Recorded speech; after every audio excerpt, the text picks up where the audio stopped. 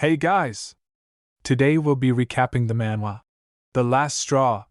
Please remember to like and subscribe if you enjoyed the video, as it really helps our channel grow. Thanks. In the heart of a storm, where rain lashed against the windows like desperate fingers seeking entry, the night concealed a sorrow that gripped the Marquis Renard's mansion. With icy fingers, it was the night Arabella, his beloved daughter, went missing without a trace. As lightning split the sky, illuminating the darkness with its jagged brilliance, Marquis Renard and his wife embarked on a relentless quest to find their missing child. Each passing hour felt like an eternity, each false hope a cruel twist of fate. Though everyone thought it wouldn't take long to find her, Arabella was never found. The news that Marquis and his wife were searching for their missing daughter spread far and wide like wildfire, but amidst the chaos and confusion, one truth remained unshakable. Arabella was gone, leaving behind a void that no amount of searching could fill. Days turned into weeks, weeks into months, yet Arabella remained elusive, a ghost haunting the halls of her family's once vibrant home. Countless individuals showed up at the manor, each claiming to be the lost daughter, but it was one disappointment after another. None could fill the void in the Marquise's heart. On a night much like the one Arabella had vanished, when her mother was sitting in her room, a figure appeared at the door, a beacon of hope amidst the darkness. Clad in a red dress, with innocence shining in her eyes, the girl entered and said, "It's time for dinner, mother."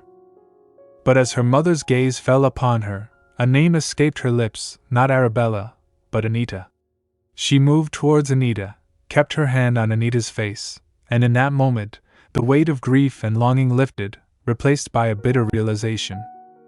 She said, "Anita, while you get to enjoy all these luxuries, I can't even imagine what hardships my Arabella must be going through." Anita looked at her mother with grief in her eyes when her mother said, "You may leave now." Anita's world shattered into a million fragments as the slap of reality stung her soul. With the slap on her face, her mother shouted, "I told you to leave!" Anita squeezed her hands and turned. Her mother sobbed, "Arabella, my Arabella," while Anita was taking each step back. She could hear her mother sobbing, "Everything Anita has should have been yours, Arabella." In the echoes of her mother's sobs, she found solace in the bitter realization that she was but a shadow cast by the absence of Arabella. Descending the staircase, each step was a silent testament to the unspoken tragedy of Anita's existence. After they lost Arabella, Marquis and his wife were forced to have another child to continue their lineage. While looking at the hanging picture of her parents, Anita thought to herself, "That child was me, Anita. I guess they couldn't bring themselves to love their second child they were forced to have because they felt too guilty toward Arabella." Growing up in a world where people only thought about Arabella, Anita had heard so many harsh words for her. She heard a maid holding a beautiful gown talking to others. "If Lady Arabella were alive, she would have been able to wear dresses like this," the other replied. "She had her mother's silver hair, so this color would have suited her." Lady Anita, on the other hand. Anita, sitting in a garden, was thinking, "There was only one person who actually paid attention to me, Axion, Archduke Licade's son, successor, my fiancé, and my only friend." Only Axion saw Anita for who she truly was, offering her solace amidst the storm of her existence. In his eyes, she found refuge from the storm, a glimmer of light in the darkness that threatened to engulf her whenever another fake Arabella came to the manor and distracted her parents. Axion would invite her to the Lacate Manor. There, she could just be Anita, instead of the girl who stole everything that should have belonged to Arabella. Anita reflected on the miraculous day when Arabella unexpectedly returned. "But one day," she said to herself, "as if to reward my parents' efforts." Upon spotting their missing daughter, her parents flinched, recoiled in disbelief, unable to trust their own sight. They dashed towards Arabella, yelling her name. A young girl dressed in tattered clothing stood there, in a state of disrepair. Arabella had finally returned, confirming her identity through the imperial holy relic. Her parents were ecstatic, embracing each other with joy upon finally locating their daughter after extensive efforts. She was indeed the real Arabella Renard, missing for 18 years. Upon finding her, her mother genially remarked, "My darling Anita," who was watching her parents, loving Arabella dearly, and seeing her thought, "I knew this day would come." Anita observed the activity throughout the entire household as her father addressed the workers. "We need brighter colors," her mother added her concerns. "She has had a rough life, so we must make her room bright and warm so she feels safe." A maid holding a carpet said, "I will bring another carpet." On the dining table containing various types of foods, everyone was gathered around Arabella. "Have some more dessert, my lady," a maid offered. Her father noticed her state and expressed worry. "You're far too skinny, my dear," her mother, while adding her concern, advised. "We need to feed her more nutritious food. I'll tell the chef to double the food budget," while displaying lovely dresses to Arabella. Her mother remarked, "Your dresses will be much fancier." Then Anita, thinking about jewels, she said, "Arabella should receive all of our family jewels as well, they belong to her in the first place." While thinking about fancier dresses, foods, and shows, Anita said, "My parents wanted to give Arabella the best of everything. That included both things I never received and ones that were already mine."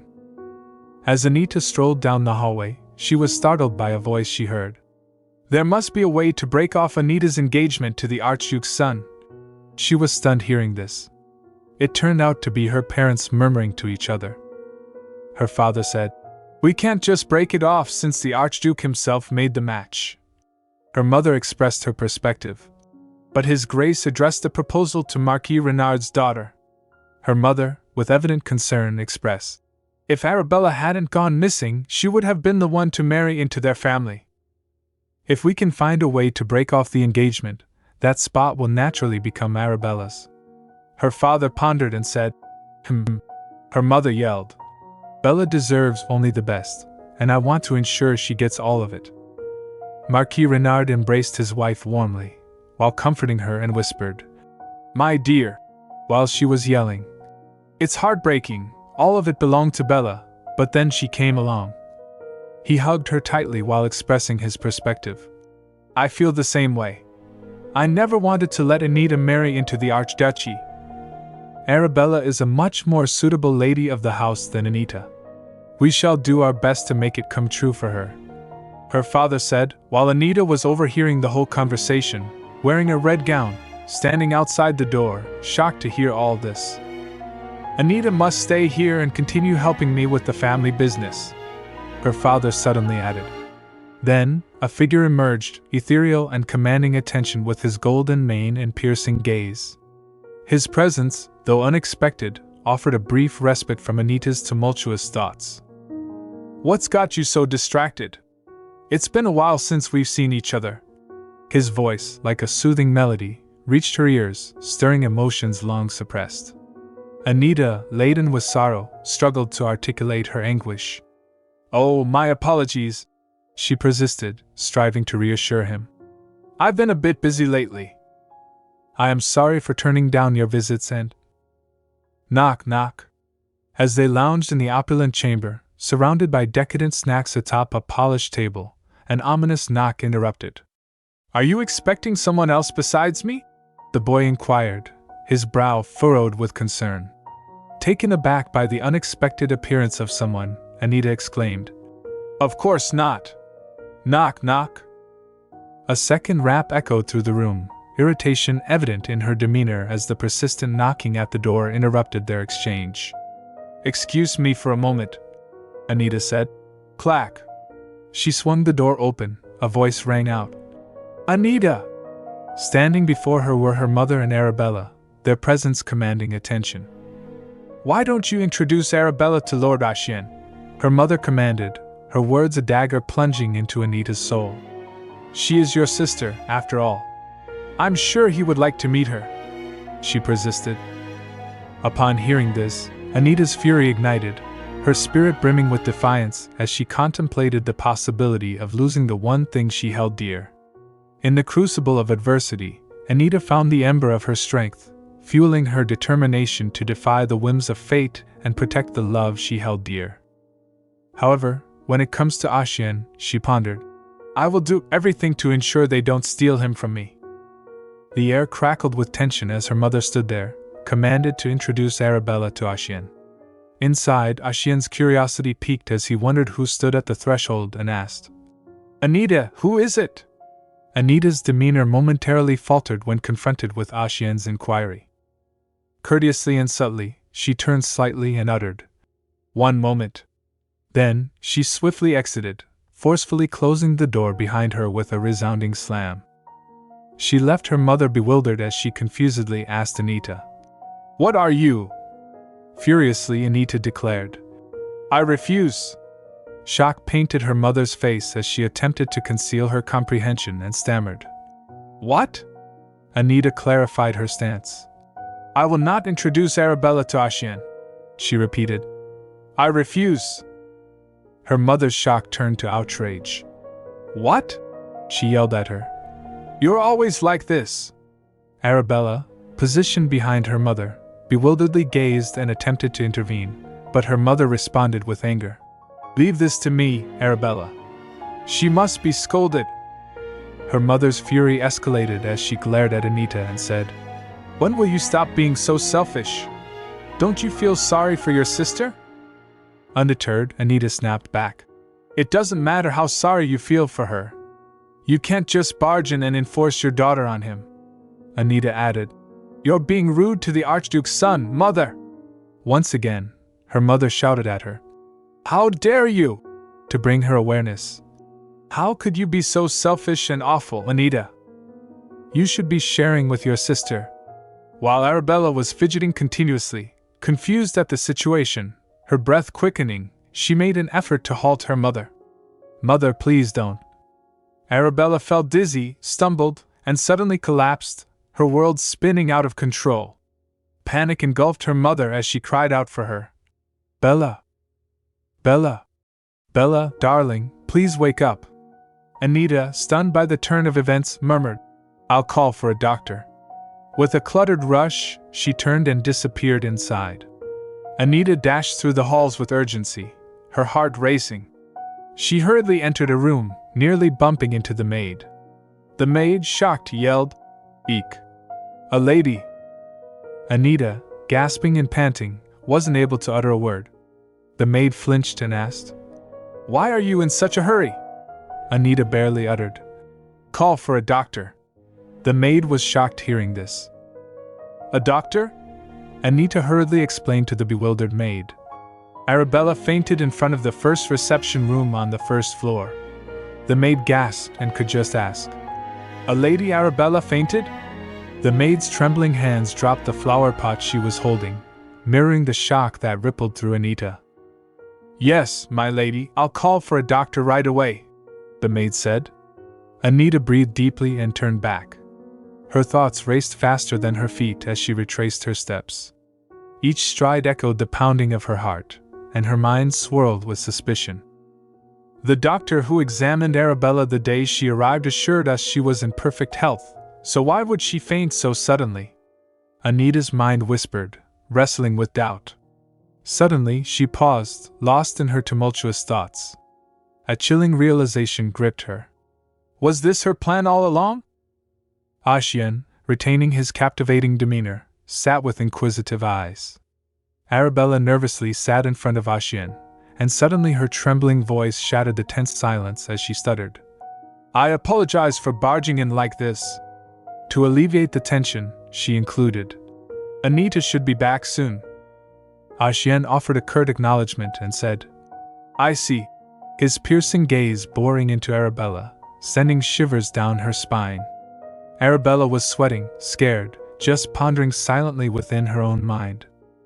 "Mother told me he was a polite young nobleman, but he's a bit scary." In the midst of Arabella's internal turmoil, memories flooded her consciousness like a raging river. The image of her concerned mother while she was just worried about Anita flashed before her. She must have been shocked seeing me faint like that. "I'm glad it didn't take me long to wake up," she recalled. Her mother's concern echoed in her mind. "Are you all right, Arabella?"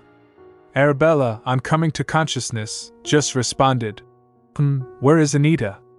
To steer clear of discussing Anita, Her mother simply remarked, "Don't mind her. Are you feeling all right?" After an epiphany, her mother uttered with a grin on her face, "This is it. You should go inside and introduce yourself to Lord Axion."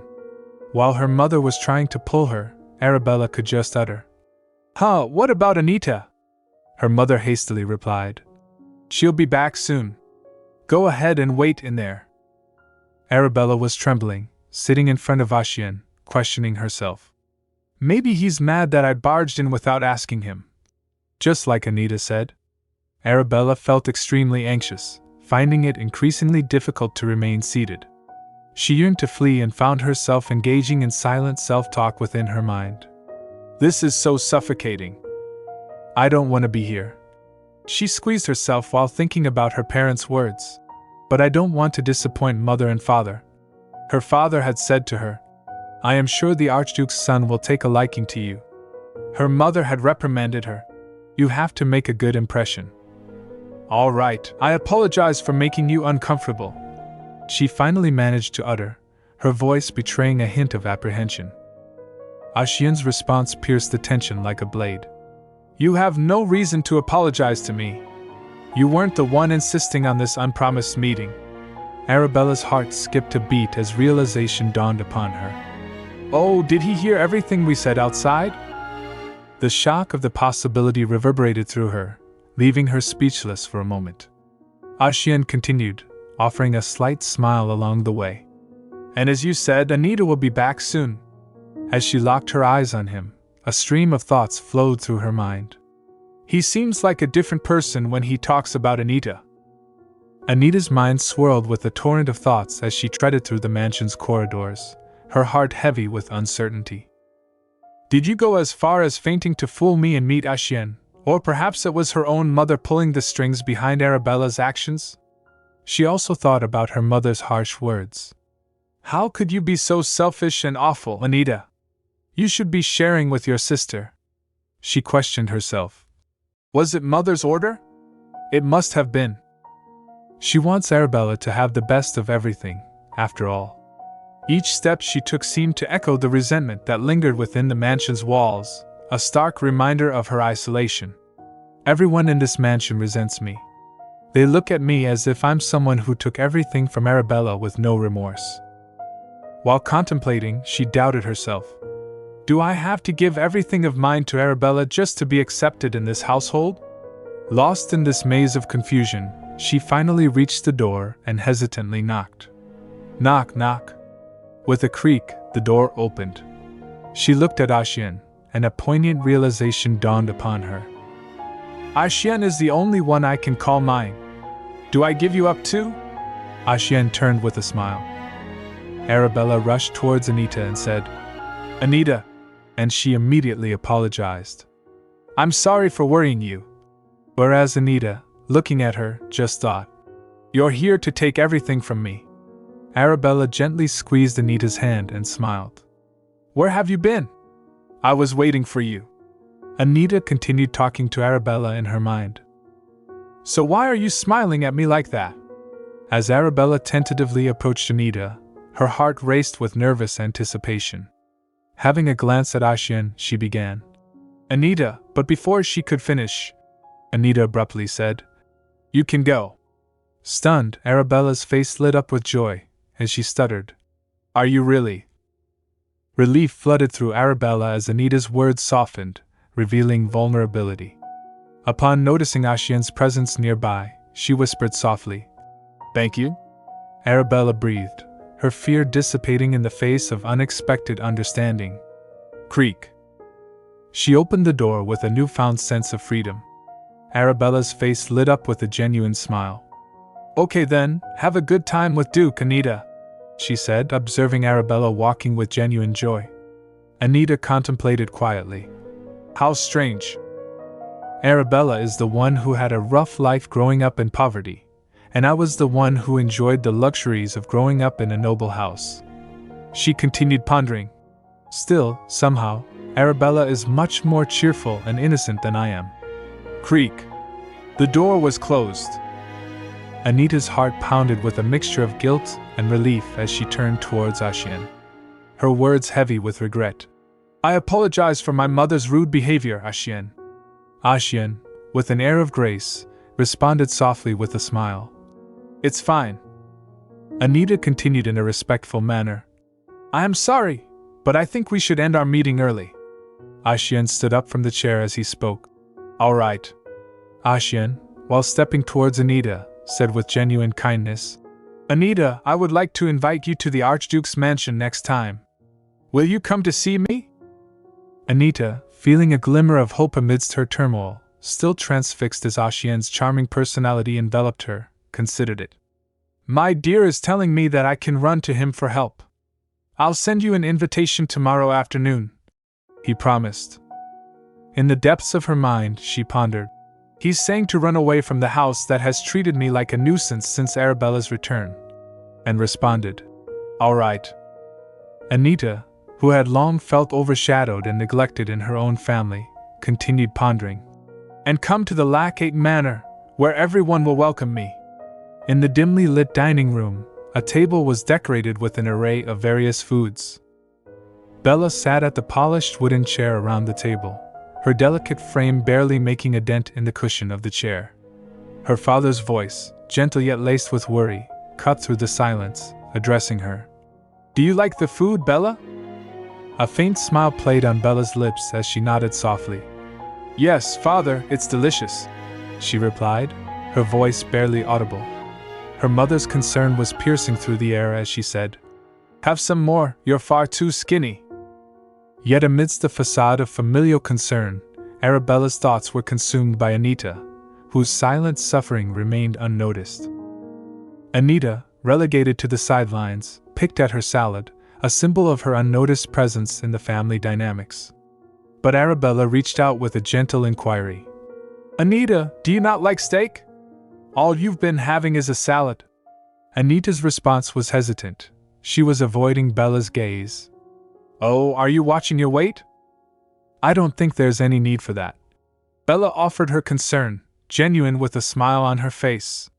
Her mother replied amicably. Anita's never been a heavy eater. Her mother's voice, tinged with concern, redirected the focus onto Bella, whose slender frame seemed to amplify the weight of her parents' worry. More importantly, you should be the one eating more. You are all bones, her mother pleaded. Her father added, That's right, you should be worried about yourself. You need to gain some weight. But as their concerns swelled to suffocating proportions, Bella, while fidgeting, apologized. Oh, I'm sorry, I'll have more. But her mother amicably said, Why are you apologizing?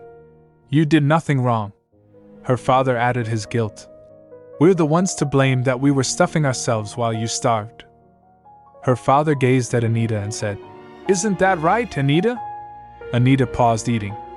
Her father and mother both wore icy expressions as they glared at her.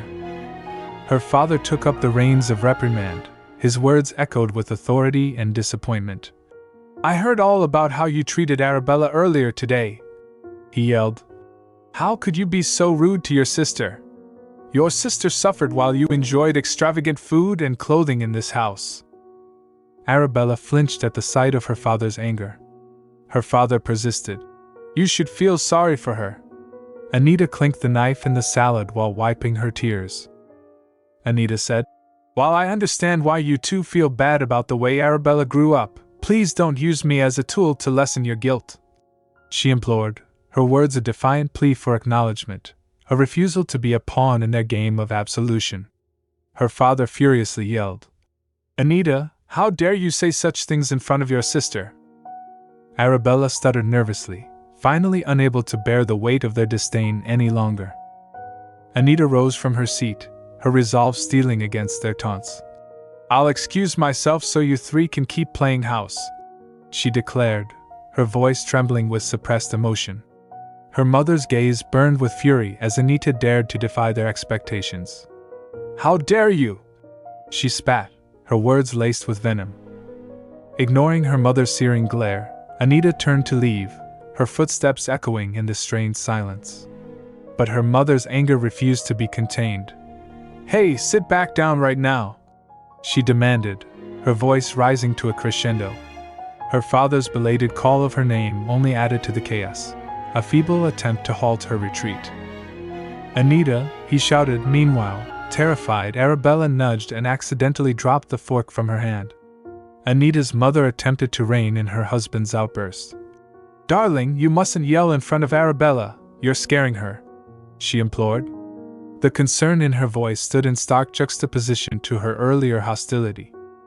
While seated, scared Arabella apologized as she reached down to retrieve her fork. "I am sorry." But her father's sudden realization softened his tone as he tenderly addressed her. "Noelle apologized, dear. I wasn't mad at you."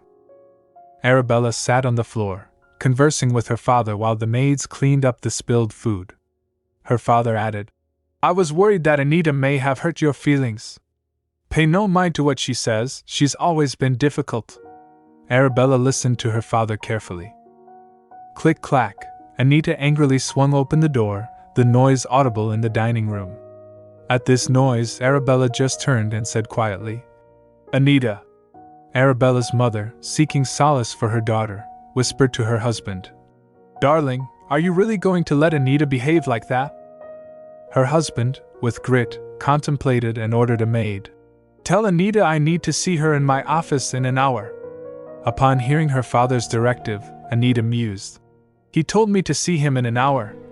While retrieving a book from the bookshelf, she pondered, "But it'll take him at least 2 until he's done fawning over his beloved daughter." While stepping towards the sofa, she said, "I'll just read a book until then." Anita, lost in the pages of a tome chronicling the empire's origins, mused, "This book is about the founding of the empire." As she flipped through its pages, she admitted, "It's not exactly an exciting book, but I like it because it talks about Lake Alkent, recalling its significance." She reflected, "Alkent, the spirit animal that aided the first emperor in founding the empire, is supposedly from this lake." Anita amusedly said, "Just thinking about the lake makes me feel better, because it reminds me of who I met there." Suddenly, a vivid flashback emerged. A young girl holding a woman in the lake, the girl carrying the lady out of the water, the girl coughing out and expelling water.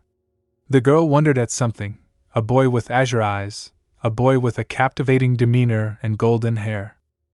She mused, "Lake Alcante is where I met a boy with eyes bluer than this legendary lake, 8 years ago." Amidst the table adorned with an array of delectable treats, laughter and conversation filled the air. Seated around the opulent table were 2 elegant ladies accompanied by their enchanting young daughters. "Look at all those white flowers!" exclaimed one of the ladies, her gaze drawn to the resplendent flowers adorning the surroundings, was awestruck by the sight. One of the little girls could not contain her wonder. "Oh my!" she exclaimed with a mix of delight and curiosity.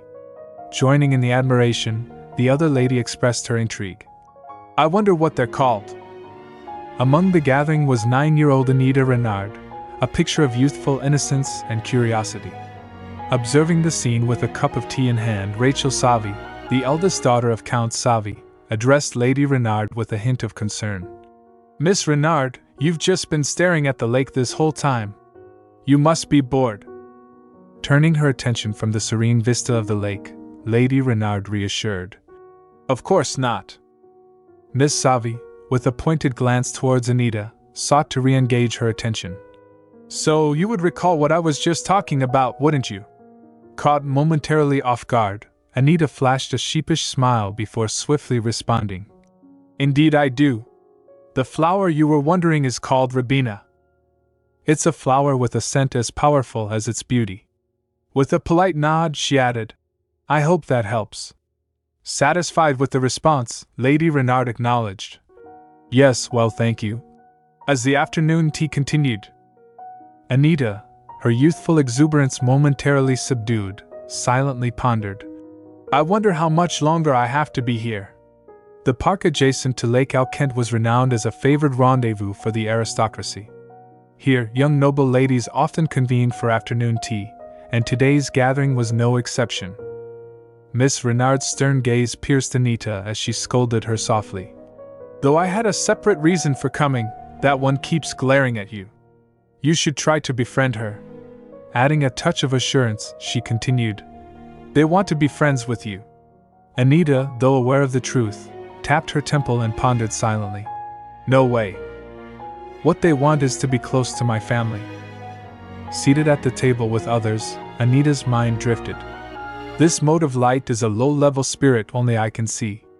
I first met it here 2 years ago, recalling the comforting melody it brought.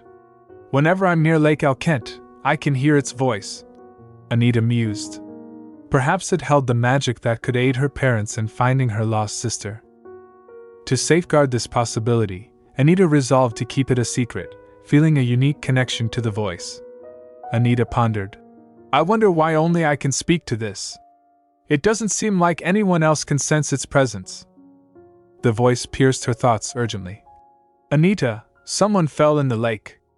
Anita scanned the surroundings, desperation creeping in as no one moved to help. "Is there no one around to help?" As panic set in, she realized there was no time for explanations. "No, there isn't." She started to lose consciousness. "So she needs help immediately." Conflicted, Anita clenched her dress tightly, pondering her options. "Should I ask everyone to go on a walk?" she wondered, only to answer herself. "No. If she's already losing consciousness, there is no way for me to explain how I know that someone is drowning." Unable to articulate the inexplicable voice she heard, Anita remained internal. In that case, Anita, amidst confusion and hesitation, finally made a decision and rose to her feet, all eyes fixated on her, wondering about her next move. "I'm going to take a walk around the lake." As she headed towards the water, a familiar voice echoed, "Over there." Anita swiftly removed her shoes, affirming she already sank below the surface. Placing her shoes delicately on the lakeshore, she urged, "Tried to get people to come here." The voice interrupted once more. "I can't wait. Don't tell me you're..." Anita, propelled by a sense of urgency, moved towards the lake to rescue the person. The voice persisted. Hold on, Anita." Though bewildered, Anita pressed on, determined to aid the person in distress.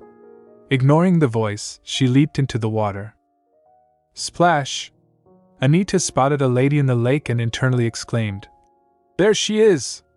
Despite her efforts, she struggled to lift the lady out of the water and cried out, "I can't pull her up on my own." Anita waited, hoping for assistance, and wondered how much longer until someone gets here. As fatigue set in, she realized, "At this rate, I might drown too." Then, a sudden sight caught her attention, filling her with hope. "What's that?" A pillar of water. Holding onto the pillar, they both emerged from the water's grasp. Astonished, she marveled. "A mysterious pillar of water saved us." Coughing up water, Anita contemplated the miraculous intervention of the enigmatic pillar. She sat there, still in awe, reminiscing about the miraculous pillar that had left her breathless. "A pillar of water," she uttered softly while refreshing this memory. It was an unexplainable phenomenon, but I wasn't surprised. As Anita sat by the lakeshore, lost in wonder, a distant voice broke the tranquility. "Your Grace, someone was urging people to make way for Prince Lecary, that is, Archduchess Lecary. Please stand aside." Anita, while reflecting on the lake's profound history, explained, "This lake is part of the founding myth of the Empire, after all." Someone inquired the lady beside her with utmost respect. "Are you all right, Your Grace?" Then, out of the blue, a voice addressed her directly, expressing gratitude. "I don't know how to thank you, miss." Suddenly, Anita was jolted from her thoughts as a charming figure approached her, his presence commanding attention. "I am Axion Lecary," he introduced himself, his blue eyes sparkling. "Thank you for saving my mother." Anita was momentarily taken aback by his charisma but managed to respond. "It was nothing." That was how Axion and Anita met for the first time. "I don't think I told him my name back then."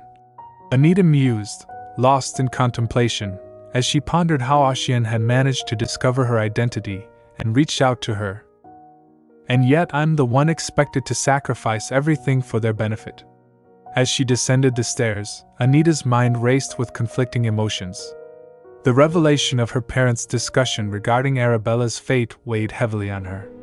Feeling betrayed and used, she couldn't help but question her father's motives. "I did so much for my family, yet this is how they thank me," she reflected bitterly. Contemplating her father's past actions, she couldn't shake off the feeling of being manipulated. "I am really starting to wonder, why does my father treat me like this without a second thought?" Recalling the day she rescued the Archduchess, Anita questioned herself. "I was the one who rescued the Archduchess that day, so why does he act like this engagement was offered to our household in general?" Fed up with maintaining her obedient facade, Anita contemplated her father's expectations. Does he really believe I will continue to stay obedient and loyal to the family just because I'm his daughter and that's my duty? That makes no sense. Anita's suspicions about her parents' peculiar treatment gnawed at her. Not at her. I look nothing like either of my parents, she concluded, her sense of identity and loyalty shaken to the core. People have always questioned my lineage, especially as I stride over the crimson carpet in the grand mansion. Memories flooded back to Anita of when her sister Arabella's arrival sparked rumors about their lineage. When Arabella returned, the rumors only intensified, triggered by an overheard conversation among the maids. Anita's heart sank as she heard one maid remark to another, "Don't you think it's strange?" Then, correcting herself, she added, Lady Arabella, is the spitting image of her parents, but Lady Anita, it's strange." The other maid speculated. "Who knows, she might not even be noble." Caught eavesdropping, the maid gasped as Anita stared her down, her voice cutting through the air like a whip. "How dare you speak about me like that?" Anita exclaimed. The maid trembled and stammered, pleading for forgiveness. Anita left the room, pondering the doubts people harbored about her rightful place. She couldn't afford to lose everything to Arabella. With empathy for herself, Anita reflected on her engagement and her place in the household, declaring, "I won't let you do this to me. I won't let you use me like this." Standing in the dimly lit chamber, her eyes fixed on the celestial canvas outside, Anita was interrupted by a firm knock. Granting entry, she composed herself as a maid announced the arrival of Sir Elmot of the Lackade Knights. Reflecting on her dynamic with Harriet, her personal maid, Anita pondered whether Harriet's kindness stemmed from her generosity, or merely from the reward she received. Expressing gratitude, Anita commended Harriet's dedication and bestowed a glittering clip upon her as a token of appreciation. Harriet's face lit up with joy as she accepted the gift, whispering to herself about her decision to remain in Lady Anita's service. As she secured the clip in her hair, Harriet contemplated the differences between serving Lady Anita and Lady Arabella, realizing the benefits of remaining with Anita. With a bouquet in hand, she wondered why Lady Arabella, who grew up in poverty, seemed so naive. As she recalled Anita's usual gesture of patting her head, she couldn't help but feel disappointed by its absence. The sound of the door opening startled the man sitting, and Anita entered, radiating joy. Addressing Sir Elmot, she inquired about his well-being. "It's been a while, my lady. How have you been?" Sir Elmot, Vice Commander of the Lackade Knights, responded courteously. Anita remarked on his unexpected visit, holding something out from him. "I had heard you returned from the northern region, but I didn't expect you to come yourself," she said, glancing at the letter. "I expected Axion to send a servant." Turning back to Sir Elmot, she noted, "You're only here to hand me an invitation." With a smile, Sir Elmot explained his volunteering, expressing a desire to see her. Surprised, Anita replied, "How nice of you to say that," as she sat on the sofa. She inquired about his mission in the northern region, to which Sir Elmot responded that it was a small dispute this time. Reflecting on the bitter cold, he admitted his discomfort with the region's climate, notorious for its freezing temperatures and barren soil. Delving into the handling of disputes in the northern region, Sir Elmot explained that normally, it would be the Emperor's duty, but the Archduchy's knights were sent instead. Anita recalled her conversation with Axion about challenging the Emperor's orders, remembering his explanation about searching for something without arousing suspicion. As they discussed, Anita couldn't help but wonder if they were still searching for whatever it was. The delicate clink of the cup punctuated her musings as she expressed her relief that Sir Elmond made it to the capital before winter. However, Sir Elmond revealed he needed to report to the Emperor about what happened in the north. Before he could finish, a thunderous voice from outside interrupted, drawing their attention. Anita's mother demanded to know why she wasn't informed earlier about the guest from the Lackate family. A maid then entered, interrupting, informing Anita that Lady Renard wanted to see her. Anita composed herself, graciously replying, "Tell her to come in." As her mother entered with astonishment tinged with reproach, Anita couldn't help but ponder her facade, pretending as if she hadn't just been informed about the guest. Sir Elmont greeted Lady Renard with a courteous nod, introducing himself as Rick Elmont, Vice Commander of the Lackate Knights. Lady Renard, visibly impressed, exclaimed, "Oh my, the Vice Commander, you say?" as she sat beside Anita on the plush sofa.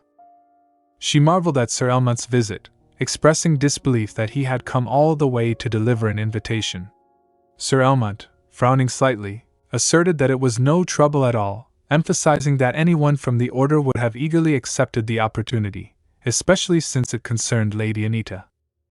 With a sly smile, Lady Renard countered, expressing surprise at Anita's close association with the Archduchy's knights. Sir Elmond respectfully clarified that it wasn't just the Archduchy knights but everyone from the Lackate house who held Lady Anita in high regard, citing her past act of saving the Archduchess. In a dismissive tone, Lady Anita downplayed her contribution, referring to the event 8 years ago. Lady Renard interjected, suggesting that it was thanks to the doctor, not Anita, that the Archduchess survived. Sir Elmont's glare silenced any further debate, while Lady Renard's gaze fell upon the letter resting on the table, speculating that it must be the invitation. With anticipation, she reached for it, expressing her desire to see what Sir Axion had written. Before she could grasp it, Anita intervened, apologizing to her mother and explaining that she hadn't read it herself yet. She playfully remarked that it would be rude for someone other than the recipient to open it first. Unfolding the letter, Anita noticed its exquisite aroma of roses and found a rose petal inside. She commented on Axion's sweet gesture of including the petal, reading the invitation aloud, which invited her to join him for afternoon tea in the Lackate Manor Gardens in 1 week, expressing his delight to see her, signing off as her friend. With a serene smile, Anita gracefully accepted, instructing Sir Elmont to inform Axion that she would attend. Sir Elmont acknowledged her decision dutifully. Meanwhile, Lady Renard contemplated her plans, deciding to send Arabella with Anita to impress the Archduchess. Expressing concern for Arabella's social skills, Lady Renard addressed Anita, emphasizing the differences in their upbringing. Anita, perceptive to her mother's intentions, internally questioned her desperation to make Arabella Axion's fiancé.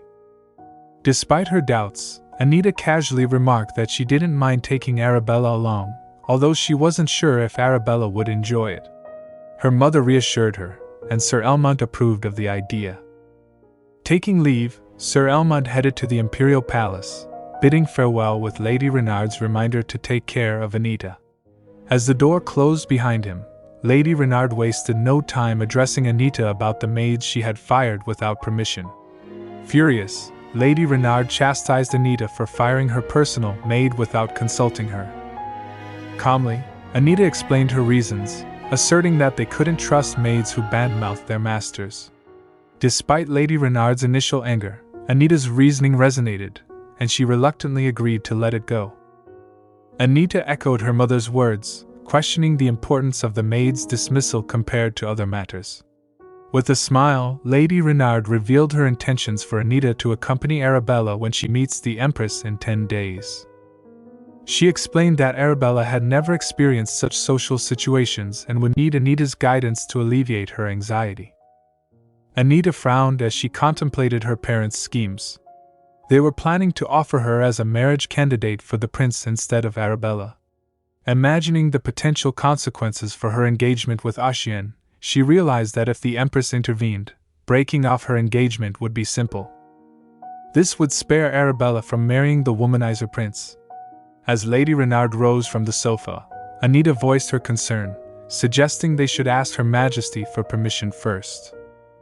However, Lady Renard dismissed her daughter's query, stating that permission had already been granted and reminding Anita of Arabella's original right to the engagement. She admonished Anita to know her place and stop deluding herself. In the serene tranquility of a garden, a lady engaged in conversation with Axion, broaching the subject of Anita. She inquired if anything had changed in Anita's household since his visit. Axion's response was succinct: everything was the same. Expressing dismay, the lady recalled how Anita had expressed her desire to travel far away once she came of age. Contemplating Anita's situation, she realized that Anita might want to cut ties with her family given how they treated her. Prompted by this realization, she gently asked Anita if she would like to stay with them until she came of age. However, Anita, with unwavering resolve, declined, stating that she couldn't turn her back on her duties. Lost in contemplation, the lady reflected on her failed attempts to help Anita and acknowledged her remorse for not rescuing her. Curious, Axion inquired if she was worried about Anita. Clarifying, burdened by her own sense of guilt, Anita expressed regret. She should have insisted on Anita living with them in the luxurious ambience of her golden-hued room. Meanwhile, Anita savored a cup of tea, adorned in a resplendent maroon and green royal max with a delicate white frill. Amidst her solitude, echoes of her mother's reproach lingered, reminding her of recent scoldings. Anita's mind wandered to the promise of familial unity from the previous day, contrasting it with her family's mercurial decisions. Interrupting her reverie, a gentle knock rapped at her door, prompting her to grant entry. Philip, the Renard family's esteemed butler, conveyed his message that Master Renard wished to see her in his office. Acknowledging his summons, Anita acquiesced, sensing his lingering concern.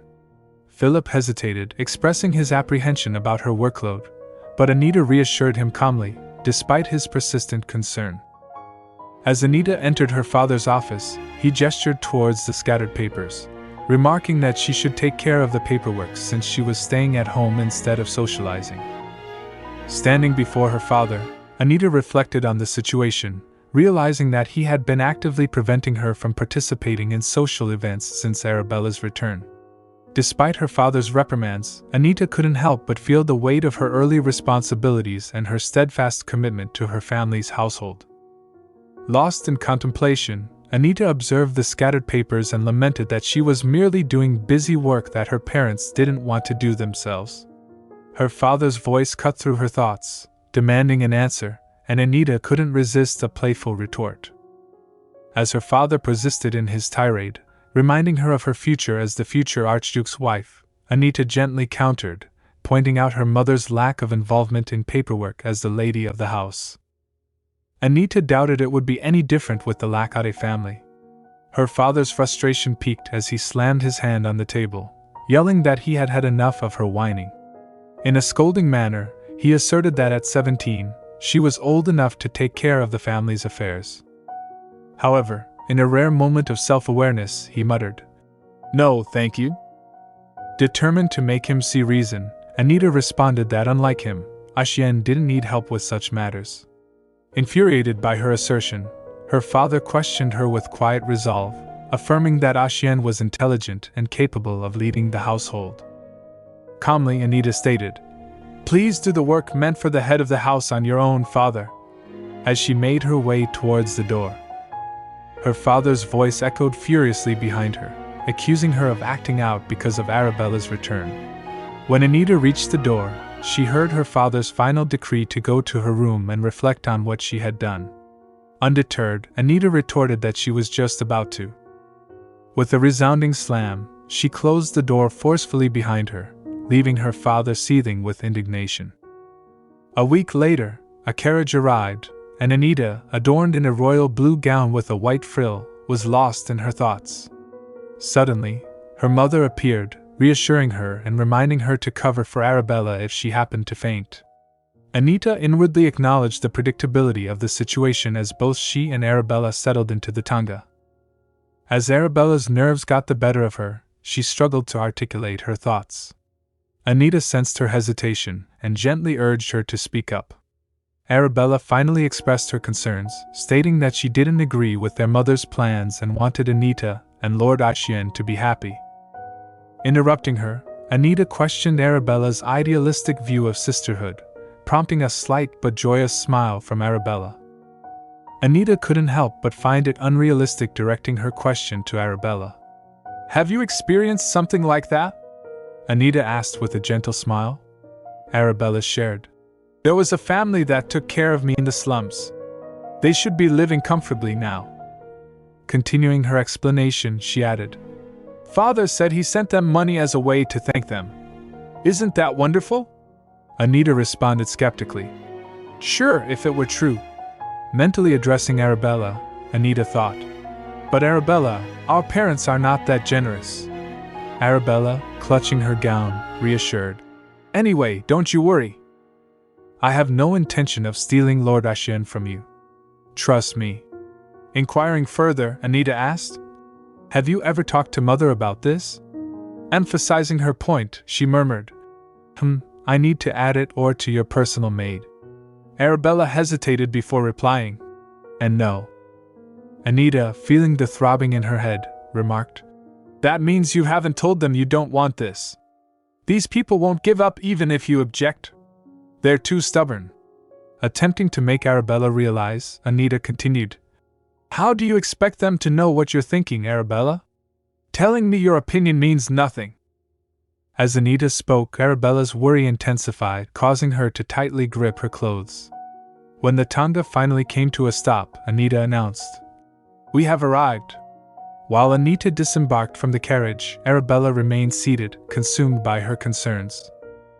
In the serene surroundings of Lackate Manor Gardens, lush greenery and vibrant flowers adorned the landscape, emanating delightful fragrances.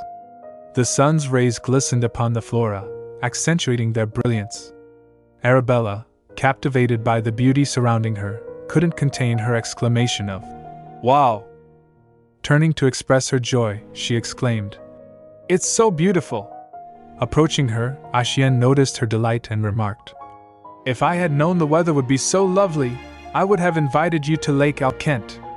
Arabella, brimming with happiness, responded, "This garden is more than enough." As she admired the flowers, she couldn't resist commenting, "These flowers are especially beautiful." Turning to Axion, she politely asked, "May I smell them?" Meanwhile, as Arabella immersed herself in the fragrance of the flowers, she began to feel dizzy. Startled, Anita observed her wobbling figure with concern, struggling to maintain her balance. Arabella managed to utter, "It smells so nice." Axion, with a smile, inquired, "Is that so?" Arabella nodded weakly, affirming, "Why, yes." Observing Arabella's worsening condition, Anita couldn't help but think, "She's turning really pale." Alarmed, she began to voice her concern. "Arabella, are you all right?" Before she could finish, Arabella staggered and collapsed. Anita's voice echoed through the garden as she called out in distress, "Arabella! Arabella!" Reclined on the plush bed within the luxuriously appointed chamber, Arabella stirred as her eyelids fluttered, catching Axion's attention. Upon awakening, Arabella emitted a soft murmur, her consciousness gradually returning. Observing her regaining awareness, Axion gently remarked, "You're awake." Confusion clouded Arabella's mind as she struggled to comprehend the situation. Experiencing discomfort, she winced abruptly, then straightened, her eyes widening in recognition. With a tender tone, Axion inquired, "How are you feeling?" Nervously, Arabella queried, "Where am I? Why am I?" Seeking to reassure her, Axion interjected, "You briefly fainted." Stammering, Arabella expressed concern. "I did?" Axion asked. "Yes, are you feeling better?" Still bewildered, Arabella scanned the room, noticing Anita's absence. "What about Anita? Where did she go?" In response to her inquiry, Axion gently responded, "She went to talk to the doctor about your condition. She'll be back with him soon, so do not worry." She acknowledged, "Oh, I see." The room was filled with silence. Axion was in search of Anita, observing his anticipation for her. Arabella reflected on her mother's remark. Lord Axion seems to have taken a great liking to you. Realizing the lack of connection between them, she contemplated. Mother was mistaken. Gazing at Axion, Arabella continued her musings. His eyes only brim with warmth when he looks at Anita. They only brighten when she is in the room. Restlessly, she dwelled on thoughts of Anita. Anita is a kind person. She may appear cold on the outside. Having a realization, she pondered. This is wrong. I want Anita too. She addressed Axion. Startled by her address, he turned towards her. Arabella slumped and said, I really like Anita. Axion, with his piercing blue eyes fixed, calmly stated. So. Arabella squeezed her hands and replied, I want her to be happy, I swear. I really, really want her to be happy. With a hint of hesitation, Arabella stuttered. It's what I. Interrupting gently, Axion interjected. I feel the same way. Arabella's heart skipped a beat as he continued. I too wish for Anita's happiness over everything else. As Arabella absorbed his words, her mind raced with thoughts. I think, she pondered, her gaze fixed on him. A soft smile graced Arabella's lips as she considered Anita's well-being. He'll be able to make Anita happy, she concluded, her concern for her friend evident in her thoughts. In the grand hall of Arcade Manor, a doctor engaged Anita in a serious conversation regarding Arabella. I suspect Lady Arabella Renard is suffering from sensitivity to divine power, the doctor said. Anita, visibly taken aback, echoed. Divine power? The doctor affirmed with a grave nod. Yes. As he delved into his explanation, he elucidated. It's something that is typically identified early on in life, but it appears she was never made aware of it. For surety, Anita inquired. Are you certain? Explaining the expertise of the doctors within the Archduchy regarding divine knowledge, he elaborated. All the doctors serving the Archduchy are well versed in magic and divine power. As you know, the Imperial family and the Lacate family received divine powers from the spirit animal. Highlighting the significance of such knowledge, he emphasized. Knowledge in such matters is a basic requirement for serving as a doctor here. Reflecting on the ordinary doctor's oversight, Anita mused. That explains why an ordinary doctor wouldn't have noticed her sensitivity. They wouldn't even think to test for it. Contemplating her parents' understanding of the situation, she speculated. Which means our parents definitely wouldn't know. Anita sighed softly, a smile touching her lips as she considered. They must have heard about her fainting by now. I bet they're dying to get her home. Expressing her concerns, Anita inquired. Can she ride in a carriage? The doctor reassured her. Yes, she should be fine after a short break. Upon waking up, Anita swiftly turned to a nearby maid and instructed. Then please prepare the carriage for us. She should be awake by now. Respectfully, the maid responded. Yes, my lady. As Anita made her way towards the room. She paused in the doorway, observing Axion and Arabella engaged in conversation. I feel the same way. Axion's voice carried through the air, with Arabella seated before him, attentive. Continuing, Axion affirmed, I too, before adding over everything else. Witnessing the interaction between them, Anita couldn't help but muse. They look good together. Engulfed in her thoughts, Anita couldn't help but speculate. Even if Arabella hadn't returned, my engagement to Axion was never going to last long. Reflecting on her decision a decade ago, she recalled. 10 years ago, I made the decision to cut ties with the Raynids once I came of age. Seeking solace in her reasoning, she continued. Which means that my engagement to Axion will be broken off anyway. However, a surge of anger overcame her as she realized something, causing her to clench her hands in determination. However, it still rubbed me the wrong way that they were trying to take Axion, my only friend, away from me. I won't let them do that.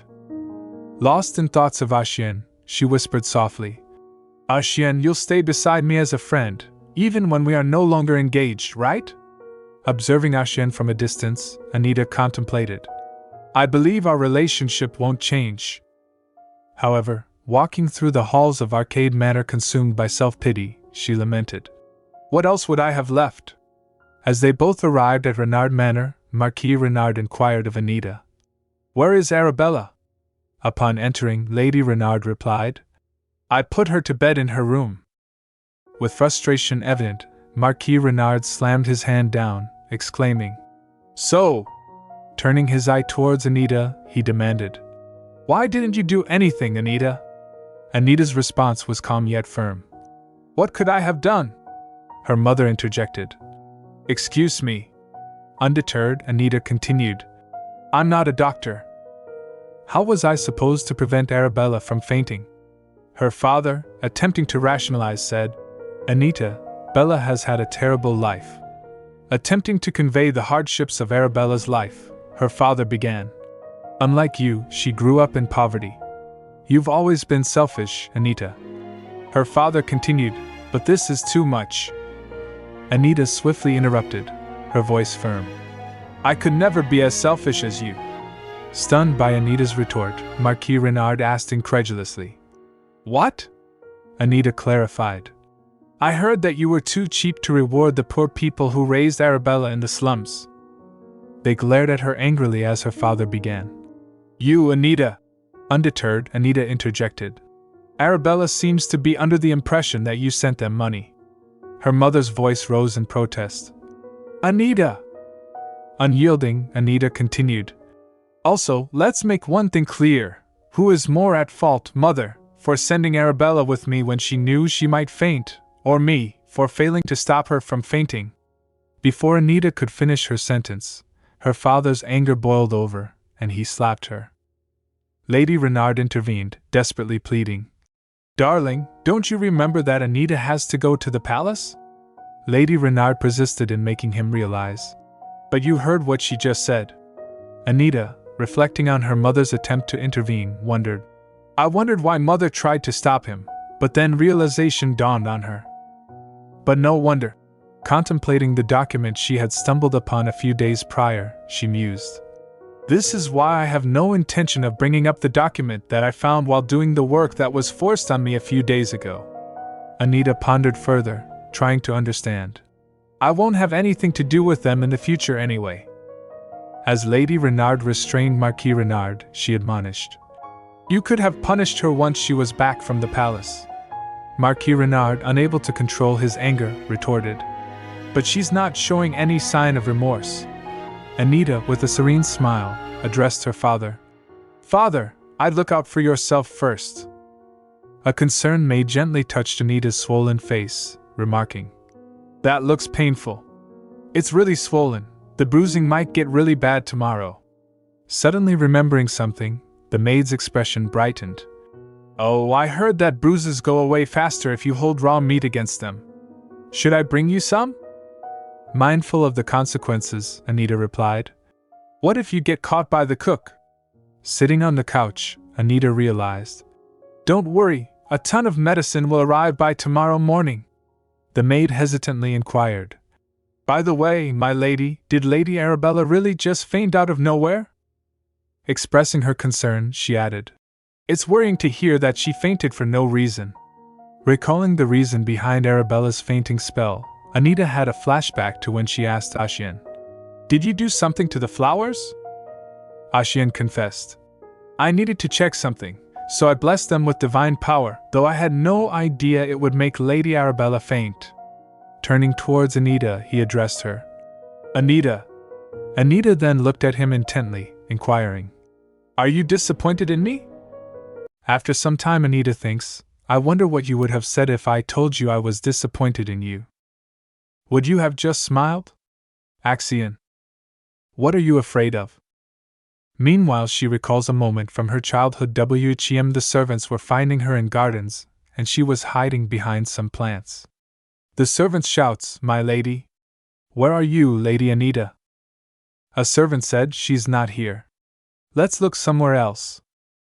Meanwhile, baby Anita thinks, What am I doing? Everyone is so kind and sweet to me. They're so much nicer than anyone at Renero Manor. but I feel like I don't deserve their kindness. Father sent me here so our families could grow closer.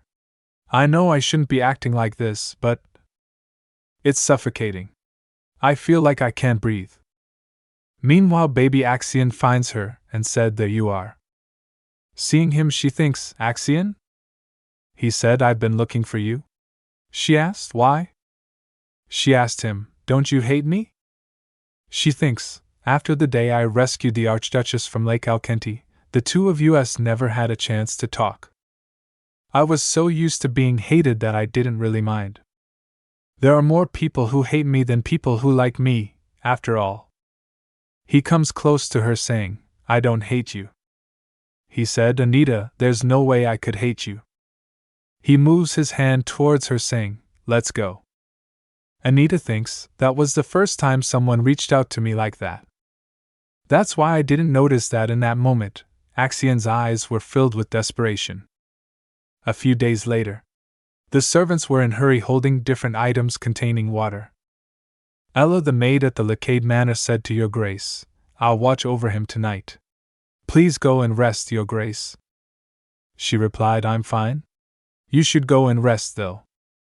She said, "This happens every summer, so I should be used to it by now, but I can't help feeling bad for him." She turns and asked Ella, "Oh, has Anita gone to sleep?" Ella replied, "Yes, I took her to her room." Ella said, "Your Grace? I noticed this when I was helping Lady Anita change, but she had several bruises on her side like she was pinched. There were some wounds that looked older as well." She asked Ella, "Wounds?" Ella replied, "Yes. What should I do? Should I use holy water to heal them to prevent scarring?" She said, "Yes, go ahead. You can get holy water from the temple in the morning." Ella said, "Yes, Your Grace." I wondered why Lady Anita refused help with getting dressed. I thought she might have been too shy, but it makes sense now. Who could have done that to her? She said, "I heard that, a week ago, the Renard family wanted to test the parentage of a girl and asked for the Imperial Palace's holy relic. I wonder." Meanwhile, she thinks, it's not as if the holy relic is sure to work. There is no way of knowing. But those wounds, they were most likely caused by the girl claiming to be Arabella. If this girl has something to do with Anita's wounds, I should let the Renard family know. Meanwhile, a servant comes and said, "Your Grace, you're needed in your office." She raised, saying, "All right." She walks through the door and notices Anita standing there. Seeing her, she said, "Anita?" She crouched and asked, "What is it?" Anita replied, "I came because I saw the doctor hurry over here. I'm sorry if I'm being nosy." She replied, "Not at all. You must have been worried about Axion. It's nothing to worry about. He tends to get sick like this at times, you see." She said, "But you have to keep it a secret. The successor of the Archduchy has many enemies, so his weaknesses can't be revealed." Anita replied, "I won't tell anyone." She asked Anita, "By the way, Anita, I heard that you had some wounds. Are you all right?" Anita replied, "Oh, I didn't mention them because they're nothing to worry about." Hearing this, she thinks, I suppose that means that the Renards know about them, too. That's a relief to hear, but seeing that there are also some old wounds, Anita must have kept those a secret from her parents. She squeezed Anita's hand, saying, "Anita, it's best to tell others about any pain you go through. And if you like, you can visit more often and stay longer." Anita said, "Thank you, but I don't think that's possible." Anita said, "I heard the children of farmers start tilling the soil when they turn 10, and I'm 10 years old now. That means I must study as much as possible to help Father with his work. I need to be able to deal with things like this on my own." Hearing this, she asked Anita, "Did your father tell you that?" Anita replied, "Yes." She said, "I see." She smiled and said, "Anita, could you stay by Axion's bedside for a bit? I need to go and take care of something for a moment." Anita replied, "Okay, I will." She said to Anita while brushing her hairs with her hand, "You're very kind." Hearing this, Anita thinks, kind. Anita went to Axion's room, and while touching his hand, she thinks, Axion, your hand is cold. It was so warm earlier. While holding his hand, she thinks about what your grace said to her, you're very kind. She thinks, what a strange thing to say. Everything I know about kindness comes from staying here. I wish I could have Axion's nightmares for him. I'm used to them, after all. I can handle them better. Meanwhile, she fell asleep and he wakes up. He give her the blanket and she asked in sleep, are you having nightmares? Axion said, I'll have them instead, and Axion used his powers. And said, so you can have nice dreams? He squeezed her hand saying, do you remember, Anita? The day we first met. I keep thinking about that day. He said, and I'm really glad that you managed to come back from that lake. This empire was founded by the first emperor, who received divine power from a spirit animal, and 2 archduchies were formed. One archduchy was given to the emperor's sibling as a title, and his children received the title of count. And the other is the Lacade archduchy, which originated from the first emperor's second son and has been passed down ever since. However, the empire's actual truth differs from the well-known founding myth. The spirit animal known to have helped the first emperor actually put a terrible curse on the imperial family, and anyone who falls into Lake Alkenti, the source of the curse, drowns in its waters. The imperial family placed knights around the lake to prevent further deaths and maintain its divine reputation. Despite their efforts, people still drowned in the lake, proving its inescapability. But that's where Anita didn't know about the lake's curse, as it was a truth only the imperial family was aware of. It was probably why she has no idea how amazing it was that she survived. A man said, hurry! We must check on Her Grace's condition. Those who don't have divine power have no chance of surviving the lake, so the fact that Anita didn't drown is nothing short of a miracle. I wondered whether the lake's spirit animal had perhaps saved Anita. Your Grace. Your Grace. Are you all right? But it didn't matter. Anita had saved the Archduchess, and so I was going to treat her as our family's savior. At some point, I found myself unable to take my eyes off of her. I was the only person born with divine powers in an era where none but healing exists, and the Emperor is always waiting for the right moment to strike me down. While the Holy Temple is ready to strike him down. That's why I've always felt out of place and different. The kind people of the Archduchy have no way of knowing, of course. I felt like an anomaly that didn't fit in anywhere. And somehow, Anita also appeared to be the same. She always looked so lonely. Whenever I look at her, it hurts right here. If she had divine powers, too, we'd be able to relate to each other. My lady! Where are you, Lady Anita? Then, on the day I thought I had lost you, I realized something.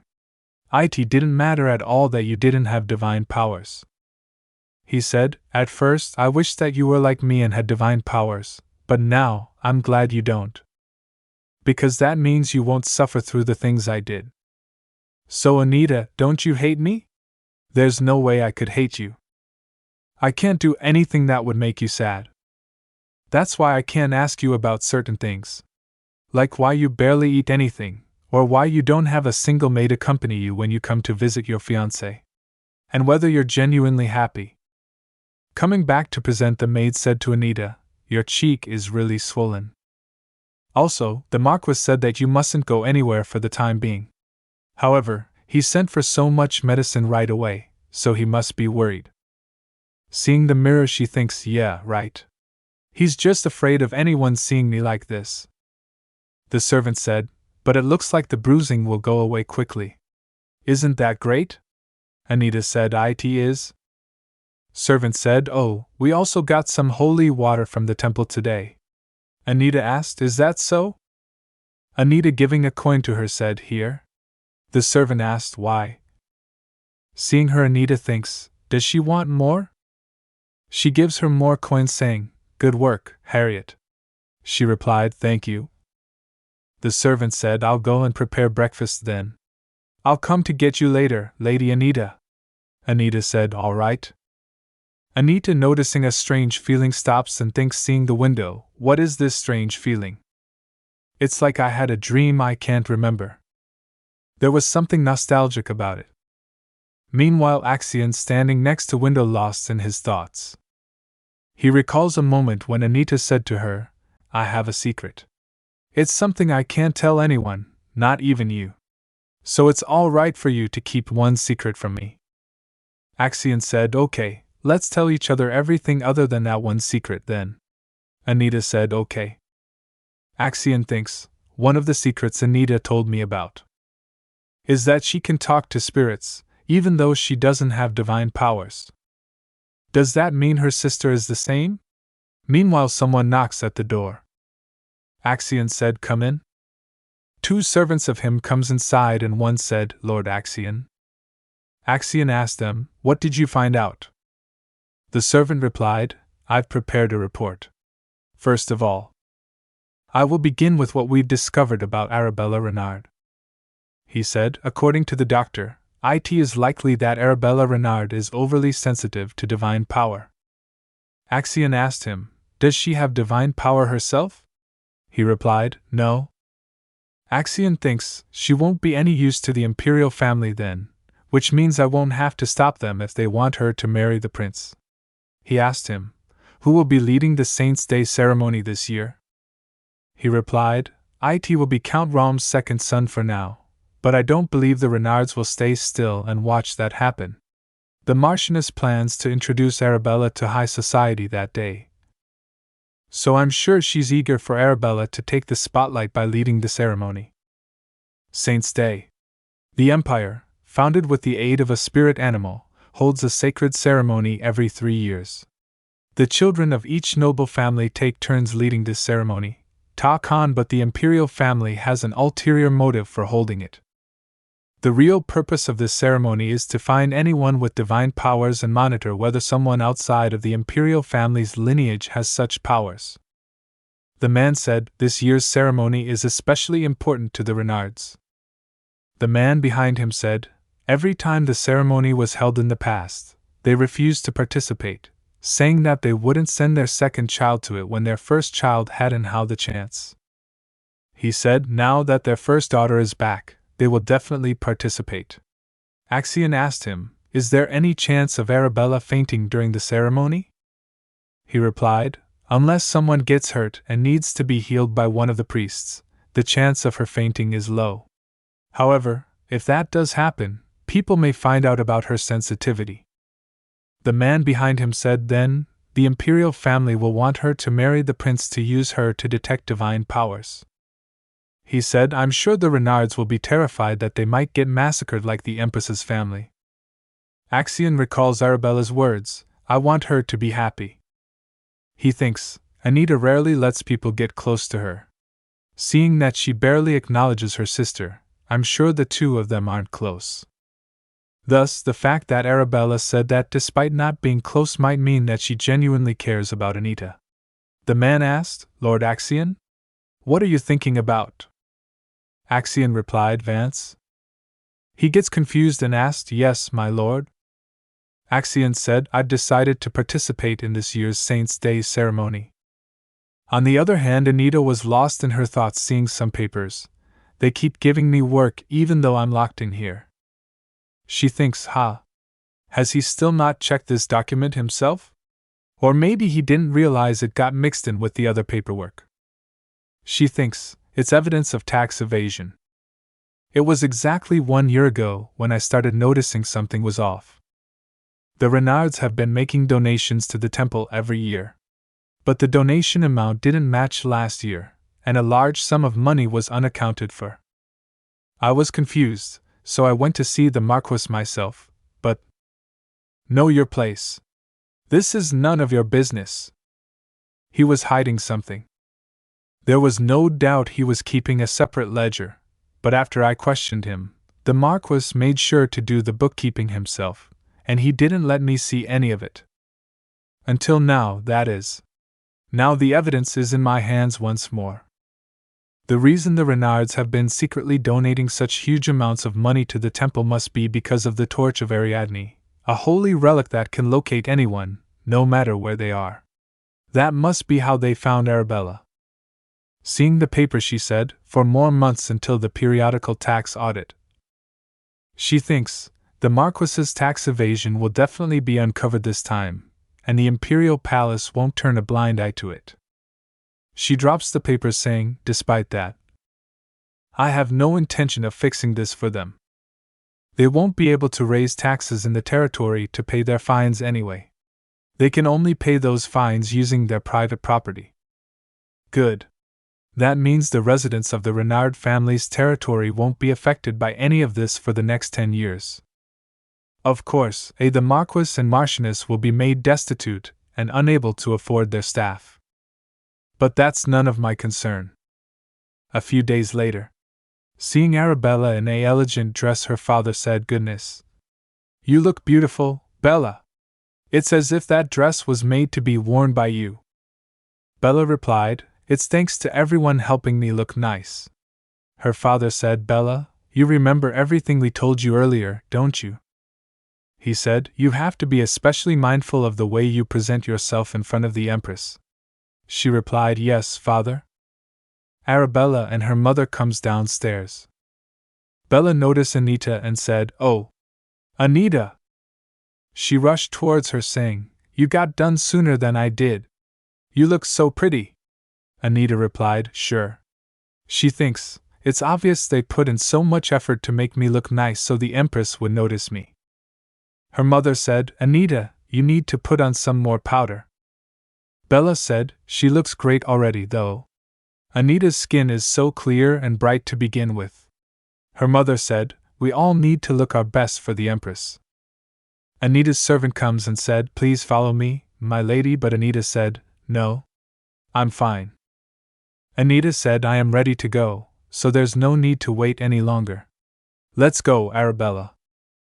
Her mother gets shocked and shouts, Hold on. Anita smirks and thinks, Why are you so nervous? Maybe you shouldn't have done something you need to hide, father. Her father said, I have something to discuss with you, Anita. Come with me.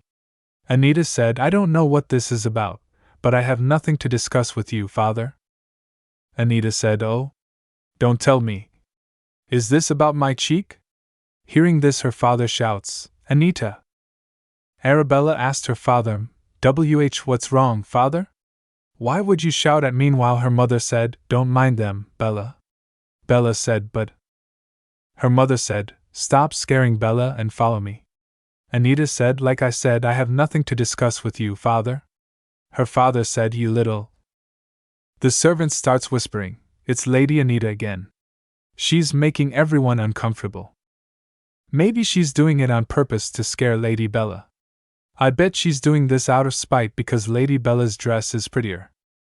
Bella said, Father is the one who started it. Anita isn't to blame. The servant aide, You are so kind, Lady Bella. If only Lady Anita was half as sweet as you. Bella thinks, It doesn't make sense. I know Anita is a kind person. However, whenever I say so, everyone tells me she's not. Our loving parents, the kind maids, everyone at Renard Manor says the same thing. If Anita really was as terrible as they say, she never would have run to get a doctor when I fainted. And the butler told me that Anita saved the Archduchess from drowning when she was only 9 years old. So why does everyone say that Anita is a bad person even though she always helps people? Her mother said, Arabella, go and get in the carriage. We have to talk to Anita first. Bella holds Anita's hand and said, No. Their parents get shocked and her mother asked, Bella? Bella asked, Is it something you don't want me to hear? Hearing her words, Anita gets shocked. Her mother said, We just think you should go and sit in the carriage to rest your feet. Seeing her, Anita thinks, Why are you doing this, Arabella? She thinks, Don't tell me you. No, of course not. In the end, she's just like our parents. Her mother said, That's not what we just. Her father said, We're just worried that you'll tire yourself out before you even get to meet the Empress. You get exhausted so easily, Bella. Her mother said, So why don't you leave Anita behind for a moment and get in the carriage? She interrupts her, saying, No. Bella comes in front of Anita, saying, We can't be late meeting the Empress. We should get going. Arabella turns and said, Let's go, Anita. Arabella grabs Anita's hand and starts moving. Anita was completely shocked and confused.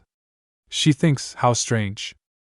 While entering in the carriage, her mother said to Arabella, This is how you greet Her Majesty, Arabella. Meanwhile, Anita, seeing the boy helping them to enter the carriage, thinks, He seems disgusted by the mere thought of coming in contact with me. But he's not one of our usual knights. Where have I seen him before? Right. He was one of the knights who brought Arabella back from the slums. The knight asked, What are you waiting for? She thinks, he must be a newer recruit if he's never guarded US before, so why did he get assigned to US? The knight said, Hurry up. Will you? She thinks, something's off about this. Anita hits his hand and then hits on his foot, and he shouts out of pain. He glares at him saying, You should have taken my hand if you can't even. Anita interrupts him saying, Hey. She said, Recite the knight's code of chivalry for me. He asked, Why would I do that? She glowers at him saying, Because you don't seem to know it. I can't believe a knight of the Renard family lacks such basic knowledge. The knight said, Well, I can't believe someone like you is part of the Renard family. She asked, What do you mean? He replied, You torment Lady Arabella and... Meanwhile, Anita's mother turns and shouts, interrupting him, How dare you speak to Anita like that? Anita gives a cold look to her mother. Her mother gets scared and said, Anita? She said, It wasn't me. Trust me. Meanwhile, Anita thinks, judging by her reaction, I was right. For whatever reason, Mother has been spreading false rumors about me on purpose and is trying to hide her involvement. She thinks, I suppose I'll have to find out why she did this. She smiled and said, Of course, Mother. She said, I believe you. While moving forward, Anita said, How strange, though. Why would a knight who has never even met me act like that? She turns and said, Oh, those maids I fired the other day must have been spreading rumors. Her mother said, Yes, that must be it. Anita said, I'm glad I fired them then. Her mother nodded her head saying, Yes, I am, too. Anita said, Or maybe instead of focusing on his training, he was busy listening in on conversations at the manor. Seeing the knight, she thinks, It's not unusual for someone to hate me, but to be so obvious about it. She thinks, It feels different from the hate I'm used to. Anita said, Mother, I never want to see that knight's face ever again. Father will agree to ban him from guard duty when he hears about this, won't he? Her mother replied, Oh, of course he will. Should we send him back to our territory? Anita smiled and said, No, that would be too much. She turns while saying, Let's go inside to see Her Majesty. They went to Her Majesty and a servant announced them, Your Majesty, Marchioness Renard is here with her oldest daughter and her youngest daughter. Her Majesty said, Let them in. They went inside and Anita, showing respect, said, Greetings, Your Majesty. Arabella bowed and said, Greetings, Your Majesty. And my name is Arabella Renard. Seeing her, Anita thinks, Is she nervous? I guess that makes sense. Her Majesty said, Raise your heads. The Empress is known for her lack of expression and cold demeanor. Although her whole family was tragically destroyed, she never let it affect her. Even when people mock her with rumors about how she never smiles for fear of wrinkles, she never bats a single eyelash. Anita thinks Arabella has never seen the Empress, so no wonder she's nervous. Her Majesty said, I finally get to meet you. Hearing this, Arabella gets confused. Her Majesty said, Would Marchioness Renard and her youngest daughter step outside for a moment? Her mother gets confused and said, Your Majesty, Arabella is still not used to. Her Majesty asked, interrupting her, Is your eldest daughter not 19 years old now? Is she still too immature to speak without someone at her side? Her mother bowed and said, I apologize, Your Majesty. That is not what I meant. The Empress said, Then mind your words next time. Why are you still here? I told you all to leave except Arabella Renard. Anita and her mother waits outside, and Anita raised from her chair and her mother asked her, "Where do you think you're going?" "The Empress may want to see you." She turns asking, "Why would she want to see me when she's busy with Arabella?" Her mother said, "You never know, so stay put." Anita said, "No." Her mother shouts, "Anita!" Anita said, "I'm sure a maid will come get me if Her Majesty wants to see me." Her mother said, "Still, you need to stay here so you're ready to." Anita turns and glares at her mother and asked, "What? Are you that eager to offer me as a marriage candidate for the prince?" Her mother starts sweating and asked, "What are you talking about?"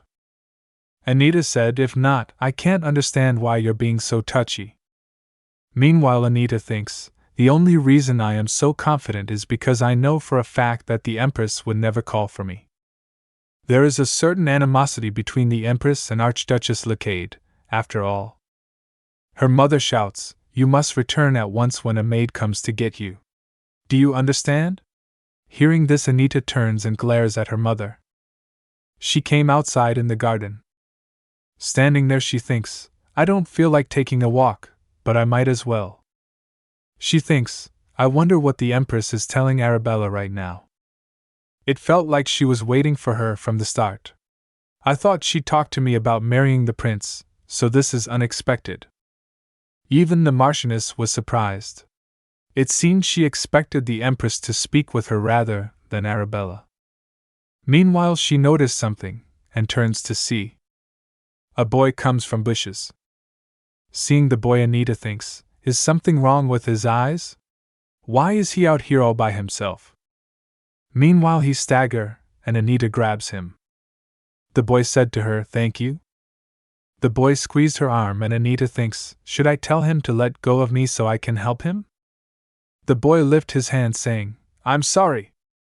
The boy hesitates, and Anita thinks, "Why is he just standing there? Does he have something to say to me?" The boy turns and rushes to opposite side. Anita gets confused.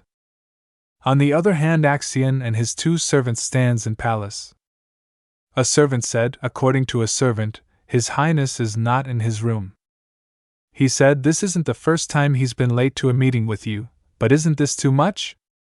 The other servant said, also, "I heard that the oldest daughter of the Renard family is here to finally greet Her Majesty." Axion said, "Right, I forgot about that."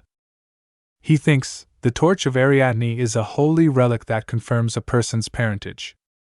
This holy relic is said to belong to a mysterious individual. The Renards were only able to get their hands on it to find Arabella, thanks to the Empress. Axion said, "It's been a whole month since they found their oldest daughter.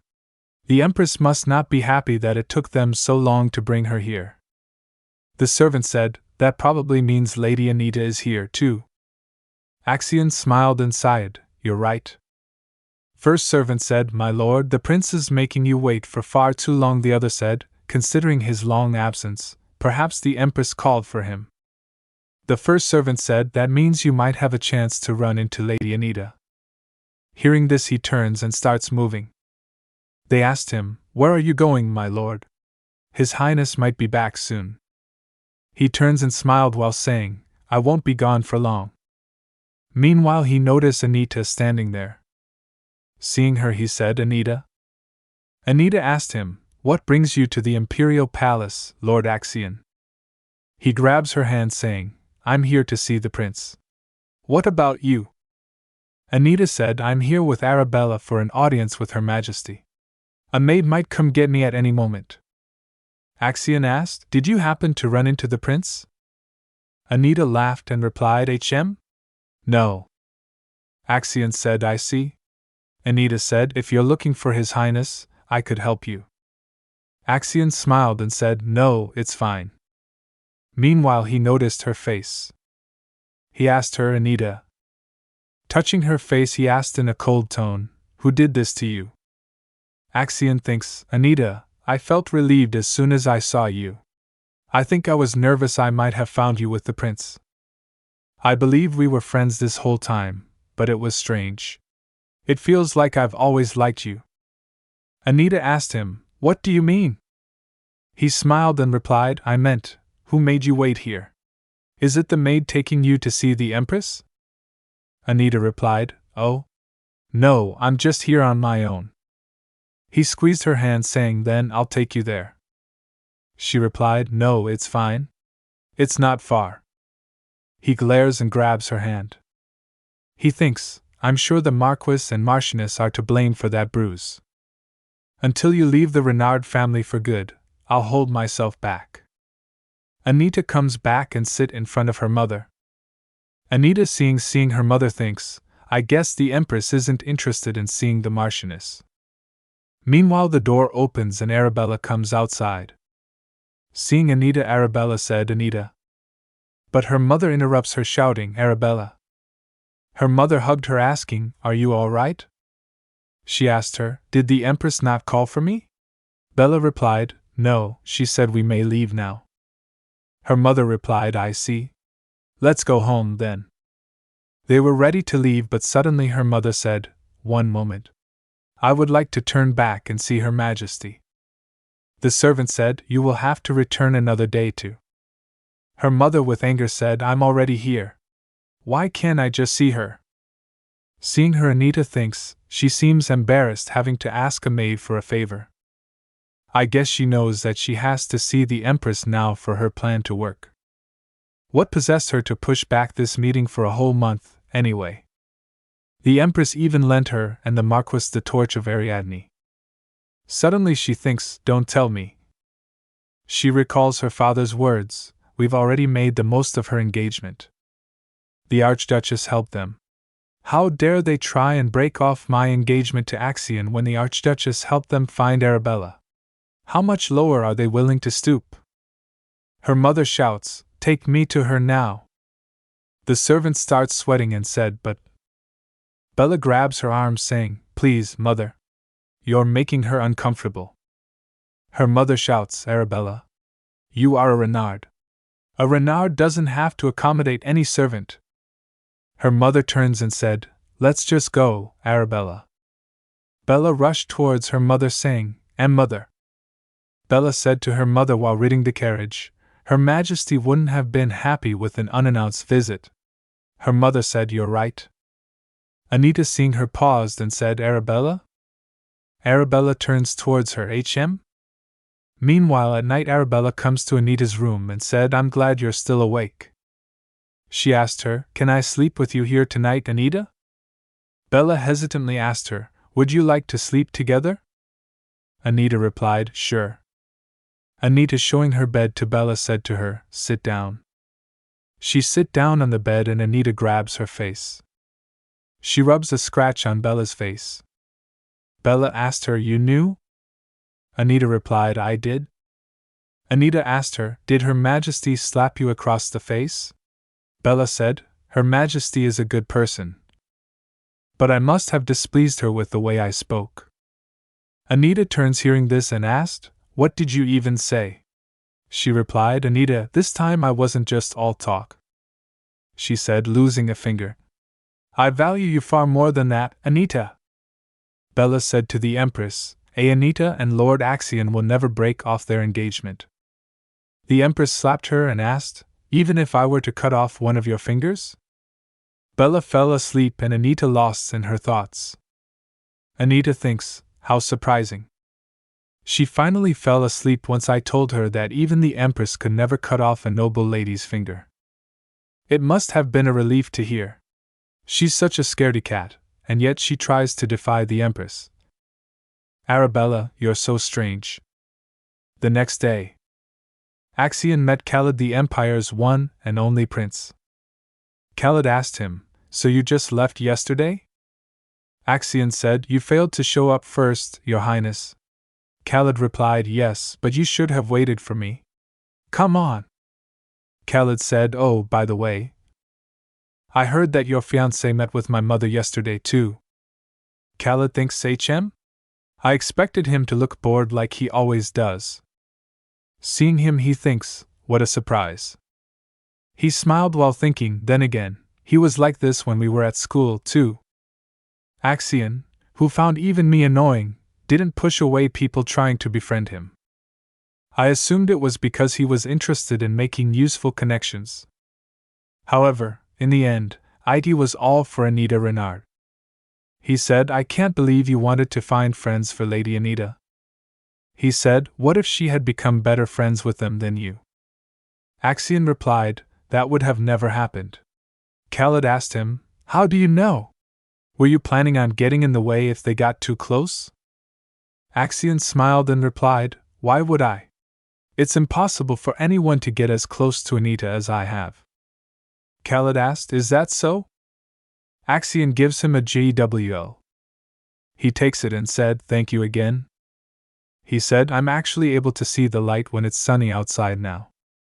He asked Axion, by the way, how is Her Grace, your mother? For a long time, no one in the Empire was born with proper divine powers. However, one day, the Archduchess gave birth to a successor with divine powers. For 10 years, the Emperor did nothing, until he finally put into action a plan to eradicate the Archduchess. His plan was to make Axion despise his powers. Khaled said, my mother still regrets letting His Majesty fool her into luring Her Grace into the lake. Axion said, I'll let my mother know. Khaled smiled and said, also, please let her know that the future Emperor will remember that progress was made thanks to Her Grace asking you to help. Meanwhile, Anita comes and gardens. She thinks, I'm sure it will be happy to see me, even though I'm just here to ask a question. A light comes and voice echoes from it, Anita! Anita! Anita! She turns and thinks, I knew it. The voice comes, it's been a whole month. I thought you'd forgotten about me. Why haven't you come to see me? I've never had to wait longer than 10 days to see you. She replied, I've been busy. The voice comes, what are you thinking about right now? Anita asked it, can you fix someone's sensitivity to divine power? The voice comes, that would be difficult. They just have to avoid going to the temple. But all they can do is heal, so maybe it's okay. Why? Do you know someone like that? Anita asked it, how did you know? The voice says, we've had a lot of conversations, so I figured. Plus, I'm a great spirit, after all. Anita asked, what's with that tone? The voice says, I didn't have anyone to talk to for a whole month, so I forgot how to talk naturally, okay? Anita replied, I'm sorry you had to wait so long. It asked, so you'll come see me again, right? Anita replied, I can't promise anything, so don't wait for me. It said, you're so cold, Anita. But I know that's how you show kindness. Anyway, I'm so glad I met you, Anita. I really want to tell you my name someday. Anita thinks while leaving, I guess there'll be gossip about me being at the lake by myself. Meanwhile, someone said, Lady Anita Renard? Anita turns and saw a girl holding a hand fan. The girl said, it's been a while. Seeing the girl, Anita tries to remember her and thinks, Lady Rachel Savi? There was a rumor that Count Savi loved his second wife so much that he treated his stepdaughter better than his own daughter. Although she was only the daughter of a count, Rachel had social skills that kept her well connected. However, whenever she was with me, she dropped her perfect facade. One time, I asked her, Lady Savi, do you consider me your friend? A friend is someone you can be your true self in front of. It was because of something I read in a book, but... Excuse me? It made Rachel very angry. Of course not. It would be best for you not to be so arrogant. All right. Even after that, I could never figure out why she was always so irritable around me. Rachel asked her, did the Renards stop supporting you? She said, your outfit is just so simple. Anita turns without any response. Rachel grabs her arm. She said, wait.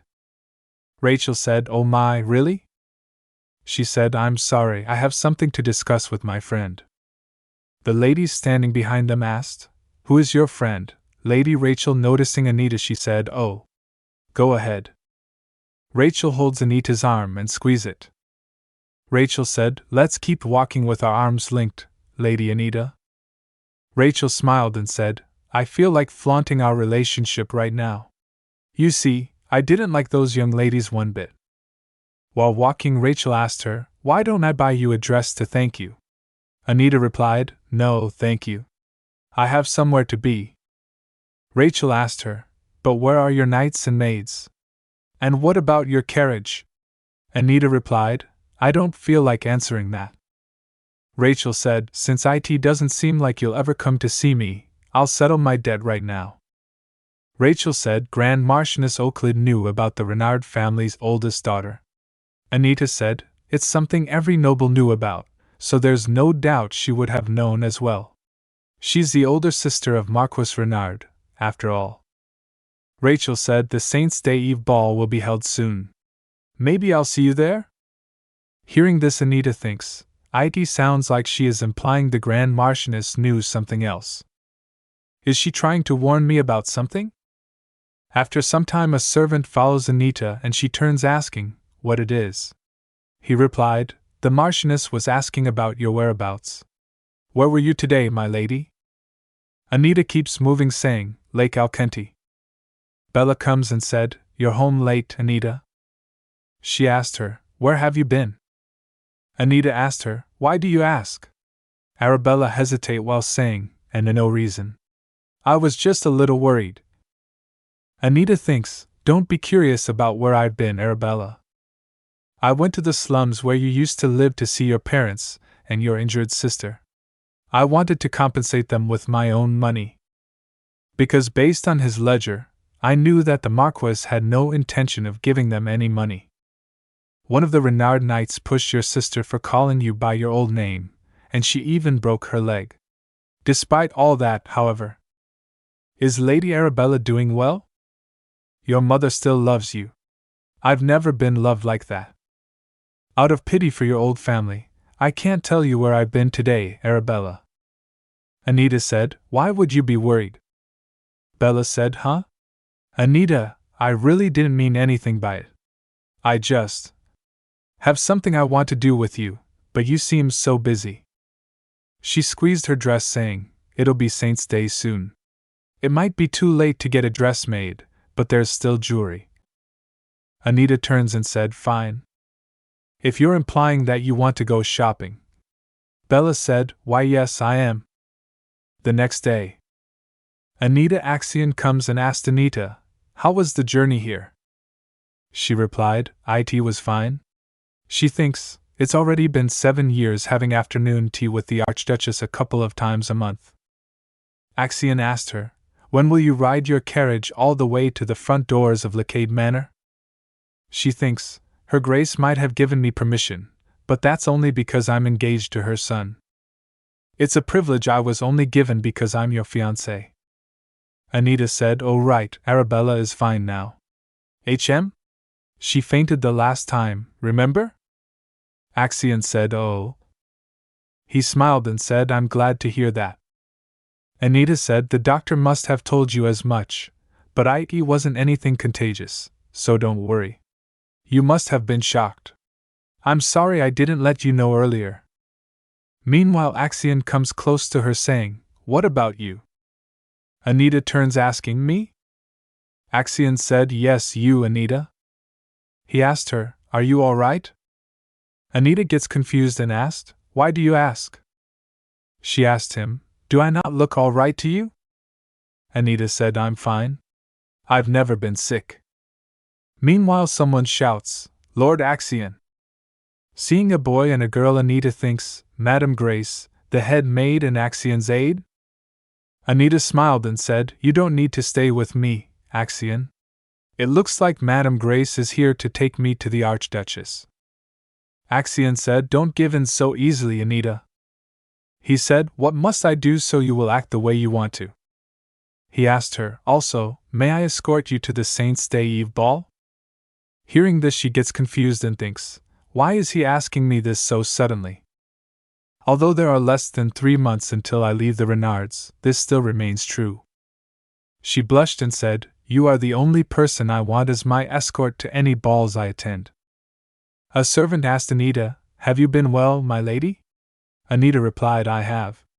The servant said, "Oh, your birthday is coming up. Isn't it? Is there anything you might like?" Meanwhile, a servant comes shouting, Madam Grace. Madam Grace asked her, Ella? Why are you shouting?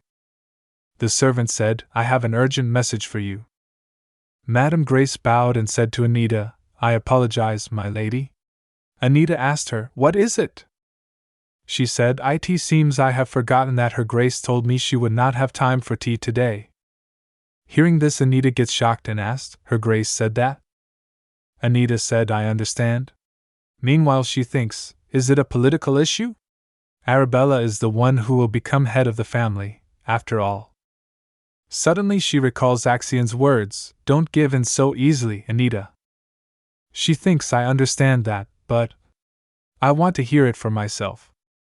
Meanwhile, Anita moves towards Archduchess's room and the servant shouts, wait, my lady. She grabs the door handles. She enters the room. Seeing her, Archduchess said, Anita? Anita sits next to her and said, Please forgive my rudeness. She smiled and said, It's all right. Meanwhile, she coughed, and Anita found out that she is ill. Anita asked her, How long has it been? And what is the disease called? She chuckled and said, Nothing gets past you, does it? She said, The doctors are not sure either. Anita asked, What about His Holiness or His Majesty? Suddenly Anita thinks, Oh no, how dare I ask such a thing? Both of them are eager for Her Grace to die. The temple would jump at the chance to step in as Axion's guardian, since he has divine powers. And the Emperor has always been wary of the Lacade family. She said, It's all right. You saved me from the lake, remember? She smiled and said, If you think about it, all these extra years have been a gift. Hearing this, Anita thinks so. I was wrong. I believed I had never been loved like Arabella, but Anita said to her, I won't let this disease kill you, Your Grace. Hearing this, she smiled and said, You are as kind as always, Anita. She grabs her hand and asked, Could you keep this a secret from Axion? Anita replied, I don't think I can promise that. She left and thinks while sitting in the carriage, It's been 3 years since Axion began working as Her Grace's proxy, so her disease must have been developing for that long, at least. I'm sure she thought I was just being obstinate when I said I wouldn't let her die. However, I don't make promises I don't intend to keep. She said, I know what I have to look for first. She thinks she asked me to keep this a secret from her son, but there is no doubt he already knows. All of this is top secret information from the Lacade family's archives. Axion must be looking into this already. If even the Lacade family couldn't locate these relics, it'll be far more difficult for me. But you are as kind as always, Anita. Nothing in my life has ever been easy. A few days later, Anita's mother, sitting next to her father, said, Just know that the Lacade family is trying to distance itself from us. Her father said, Don't you think you're blowing things out of proportion, dear? They have no reason to distance themselves from us after all these years.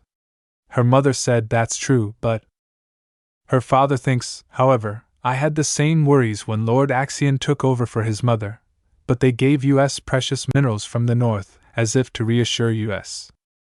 Her mother sighed and said, This time, it feels different. Something was off during afternoon tea. Her father asked, Didn't you say it was just one person? Some baroness or something. Her mother said, Usually, everyone is busy flattering me and trying to look good to me. She said, This is all because our audience with Her Majesty went so badly. A lady said to Anita's mother, You must be so happy to have a daughter like Miss Anita. I heard she's so smart that she's been helping your husband with his work ever since she was young. It's a shame that her talent was wasted because you never sent her to the academy. Her father said, Maybe you're on edge because of the Saints' Day ceremony. Meanwhile, a servant comes and announces, Lady Anita has returned. Her father asked her mother, Will you be talking to Anita? She shook her head saying, It would only ruin my mood even further. Meanwhile, she thinks, Anita? She took everything that Arabella should have had and enjoyed. Even her good reputation. The way she looks down on others is disgusting. You must be so happy to have a daughter like Miss Anita. Her mother said, Tell Anita to mind her behavior. She keeps leaving the manor and going who knows where. Tell her to behave herself. The servant bowed and said, Yes, my lady. Meanwhile, Anita hitting her slut Vista place thinking, for the last few days, I'd been thinking about how to find an item that could cure the Archduchess. If it's something hard to come by, I'll need someone who can get their hands on rare items. That's when I thought of this place. 3 years ago, after it was confirmed I would not be attending the academy, I set up a trading company through an agent so I wouldn't be left with nothing after I cut ties with the Renards. It's not much, but I have someone I trust to run it. Vanessa, organization head, comes and shouts seeing her, Master. She gets happy and hugged Anita and asked her, What brings you here? Anita said, Let's talk inside. Vanessa said, Okay. They went inside and Anita asked her, Where did all the guards go? I didn't see any of them on my way in. Vanessa replied, I was running low on money because of my last deal, so I let most of them go. Anita asked her, Are you worried you might run the organization into the ground? Anita said, Even if you do, it'll be my fault for failing to employ the right person. Besides, you're doing fine. Vanessa said, Well, I suppose you are the one who appointed a beaten-up commoner from the road as the head. Meanwhile, Anita smiled while thinking, You weren't just some commoner off the side of the road. Back when Arabella was still missing, the Renards would donate money to orphanages for show. Wait! I have something to tell you! That's when I first met Vanessa. The director is taking all the donations for himself. Did the Renards fail to check where the money was going? It's strange enough that embezzlement within an orphanage went unnoticed, but how did you find that out? Well, I used to work for an information broker. But it wasn't all illegal work. You were a fearless commoner, if anything. Plus, this organization really needed you. Vanessa asked her, What brings you here, by the way? You usually don't come to see me very often. Anita said, I'm going to request information from the Cloche Guild. Hearing this, Vanessa shouts, What? Vanessa said, All the big guilds have powerful people behind them. Cloche was formed 15 years ago, yet nobody knows who's behind it. That can only mean one thing. It's best not to get involved with a guild like that. Anita nodded and said it's fine. She thinks, because I already know who the leader of Cloche is. Ned Rowan, Duke Vice-Rosa's aide standing behind a door, said, I shall be coming in, Your Grace. He went inside and Duke Roderick Vice-Rosa was sitting on sofa. He asked him, What is it? He chuckled and said, I'm assuming it's urgent. He said, Show me. And Ned gives him a bag. He opens it and, lost in his thoughts, seeing a blue glass. It was placed by himself at the lake. He gets choked and asked, Who dares? Ned said also. This was in there as well. There was a message. I'm sorry. He gets angry and said, Let me know as soon as you find out who it was. Ned said, Well, I can tell you now, actually. Apparently, she took off her hood and showed her face when she came in. Roderick asked him, Perhaps a noble, then? If she was recognizable. He replied, Yes, Your Grace. Ned tell him, it was Anita Renard. Roderick asked, You mean the young lady that the Empress speaks to at every banquet? Ned replied, Yes, that is correct. We thought she might have something to do with the Emperor, but that didn't seem to be the case. He chuckled while asking, And you're sure it's not just someone who looks a lot like Anita Renard? Ned said, There's no mistaking her. She had jet black hair, sharp eyes. Roderick said, Right, and she has purple eyes. Ned asked, Pardon? Well, I suppose they were purplish, yes. Roderick smirks and said, She got me. Ned asked, Pardon? Roderick said, I knew she was clever back then as well, but who would have thought she would find the same vial? He thinks, I had no idea that I would run into such a young girl at Lake Alkenti in the middle of the night. You're 7? You look no older than 5. Yes, I'm 7 years old. I was sure she had forgotten about me. If you ever need me, I'll help you out one time. But to get my attention, you'll have to do something to really shock me. So I also assumed she had forgotten about the promise I made in passing back then. Ned asked him, So you've met Anita Renard? He replied, A long time ago. Ned asked, How many times have you run into her? I thought you only went to the temple. Roderick replied, Those without secrets have no charm, don't you think? He said, Maybe I'll attend this year's Saint's Day Eve ball. He said, I'd be a terrible adult if I were to crush a little girl's hopes and dreams. Ned asked, Pardon? The day of the Saint's Day Eve ball. Anita's servant said, It's too cruel. Red is your best color, but they gave you such a plain dress. And Lady Renard said you may only wear pearls? Anita asked her, You think so? She replied, It looks like you're going to the temple rather than a ball. Meanwhile, Anita thinks, Come to think of it, last year I wore a red dress with golden roses embroidered on the skirt. Meanwhile, this year, they gave me this ivory dress decorated with only pearls. I suppose they want to make sure I don't stand out while still allowing me to attend. She recalls the moment when Bella said her, Anita, that's so pretty. Anita, giving her necklace to Bella, said, Then you should have it, Arabella. Bella refused to take it and said, Wait. Look, there's another one just like it with a different stone. We should wear them to the Saint's Day Eve ball. She asked, What do you think? Anita thinks, Because of the Marchioness, I won't even be able to wear the necklace Arabella picked out. The servant said, It's time to go, my lady. Anita turned, saying, All right. She went outside and Arabella gets confused seeing Anita not wearing the necklace. Anita thinks, Is she disappointed that I'm not wearing the necklace? Bella whispers, It's okay. Anita thinks, It's okay? What is she talking about? Does she mean that it's okay we're not wearing matching necklaces? Or that she's glad I won't be punished for it? Her mother said, Did you really have to take so long to get dolled up and make us wait?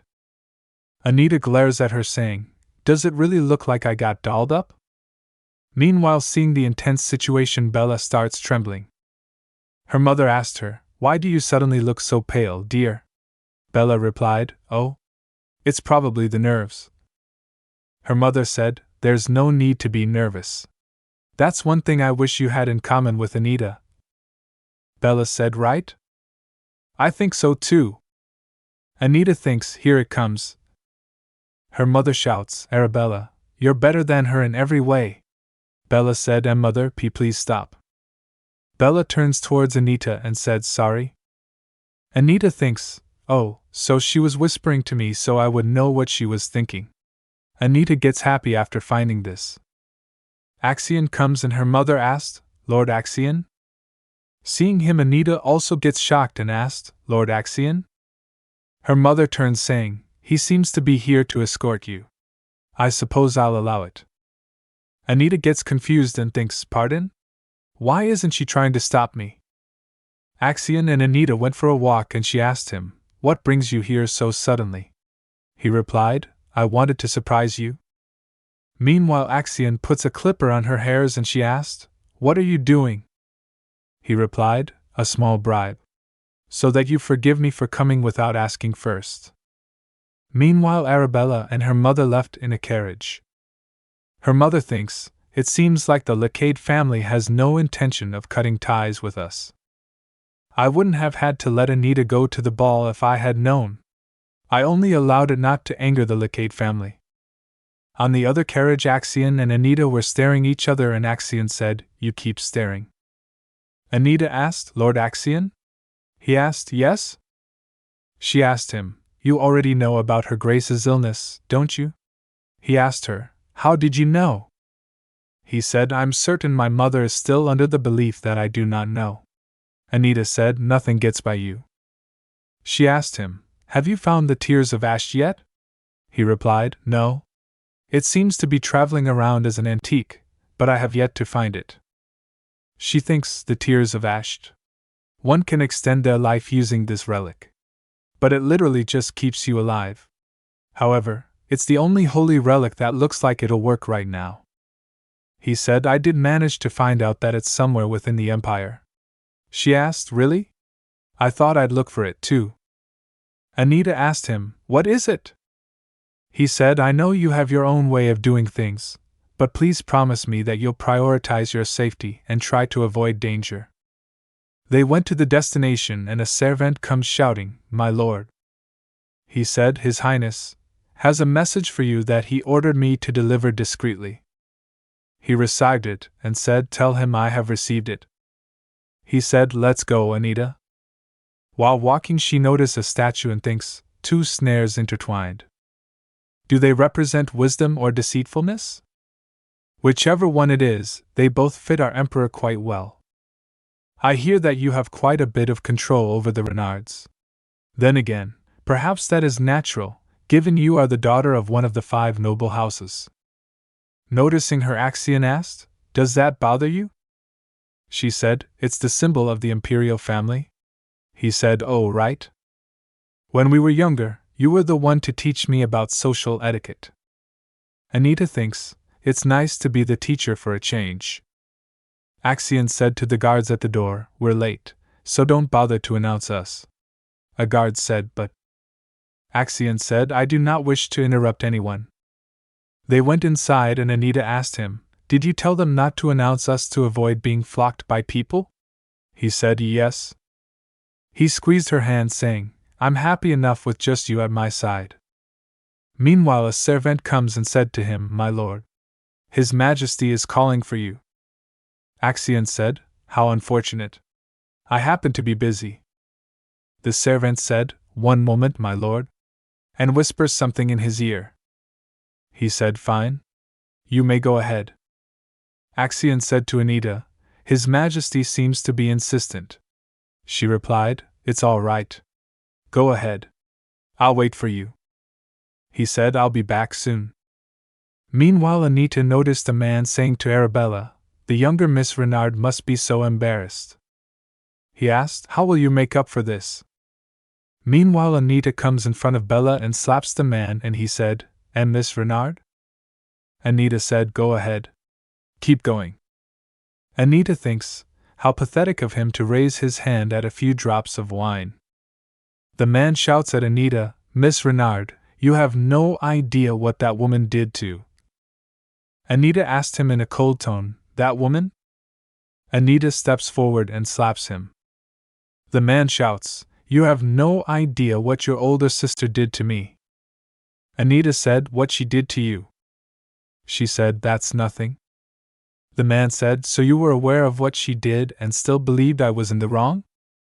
Anita said, Well, either Arabella's hand slipped, or you bumped into her. She said, More importantly, I believe you should be apologizing. The man asked, For what? Anita glares at him asking, Why should I have to look up at you? The man bowed in front of her. She said, Lower. He went lower. She said again, Lower. The man asked, How am I supposed to bow any lower? She interrupts him saying, Mr. Linnet, was it? Did someone pay you to do this? She said, Oh, it must be because of your gambling debts. I don't believe anybody is helping you out anymore. The man said, If you are referring to my hand, these scars are just from practicing my instrument. She said, Don't you know you're nothing but a pawn to be discarded? If you wish to be forgiven, get on your knees. He went on his knees and someone shouts, Miss Renard. What on earth are you doing? She turns to see who was shouting. She thinks, There he is, just in time. She thinks, The man the Marchioness asked to escort Arabella today. He's one of our cousins. Marquis Euclid. Seeing him, she thinks, Why was he just watching this whole time? She said, While you may be all right with turning your back on a family member, I cannot allow such a thing. Euclid asked, Excuse me? Bella said to her, Anita, I'm fine. Euclid said, It's not as though you consider Miss Arabella to be your family anyway. Meanwhile, Anita thinks, what he's about to say before he takes Arabella away is obvious. So now seems like the appropriate time to say this. Anita grabs Bella's arm saying, Of course, I would look out for her. She pulls her towards herself, saying, "She is my sister, after all." After some time, Anita asked Bella, "Did Grand Marchioness Euclid chaperone you today?" Bella replied she did. She said, "Having an older sister like me must be embarrassing for you." She said, "Oh, I know, you just called me that for everybody else to hear. Up until a year ago, I would get chased away from shops just for looking at dresses like this." Bella said, "I haven't changed at all since then, but everything else has. You went to social gatherings since you were young, but I'm already 19 and terrible at this." "I'm sure you've never made mistakes like this," Anita interrupts her, saying, "I did." Bella asked, "What?" Anita said, "I did.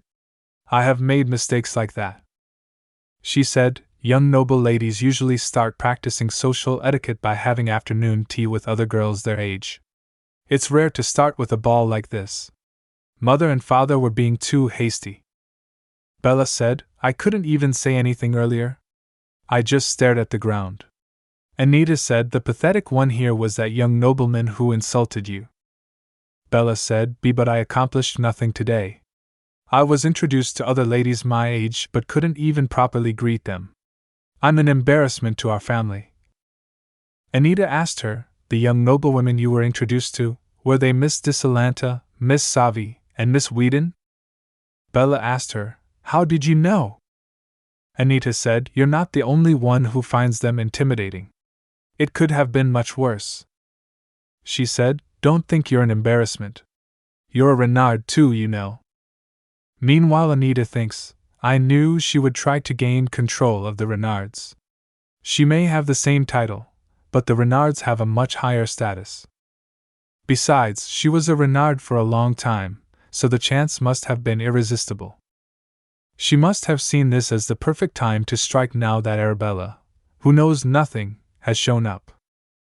Anita said, "You couldn't have avoided something that was planned out from the start." Arabella asked, "Planned? By whom?" Anita thinks she was planning to appear like a savior and help Arabella after pushing her into a bind. Did she think that would keep Arabella from ever questioning her?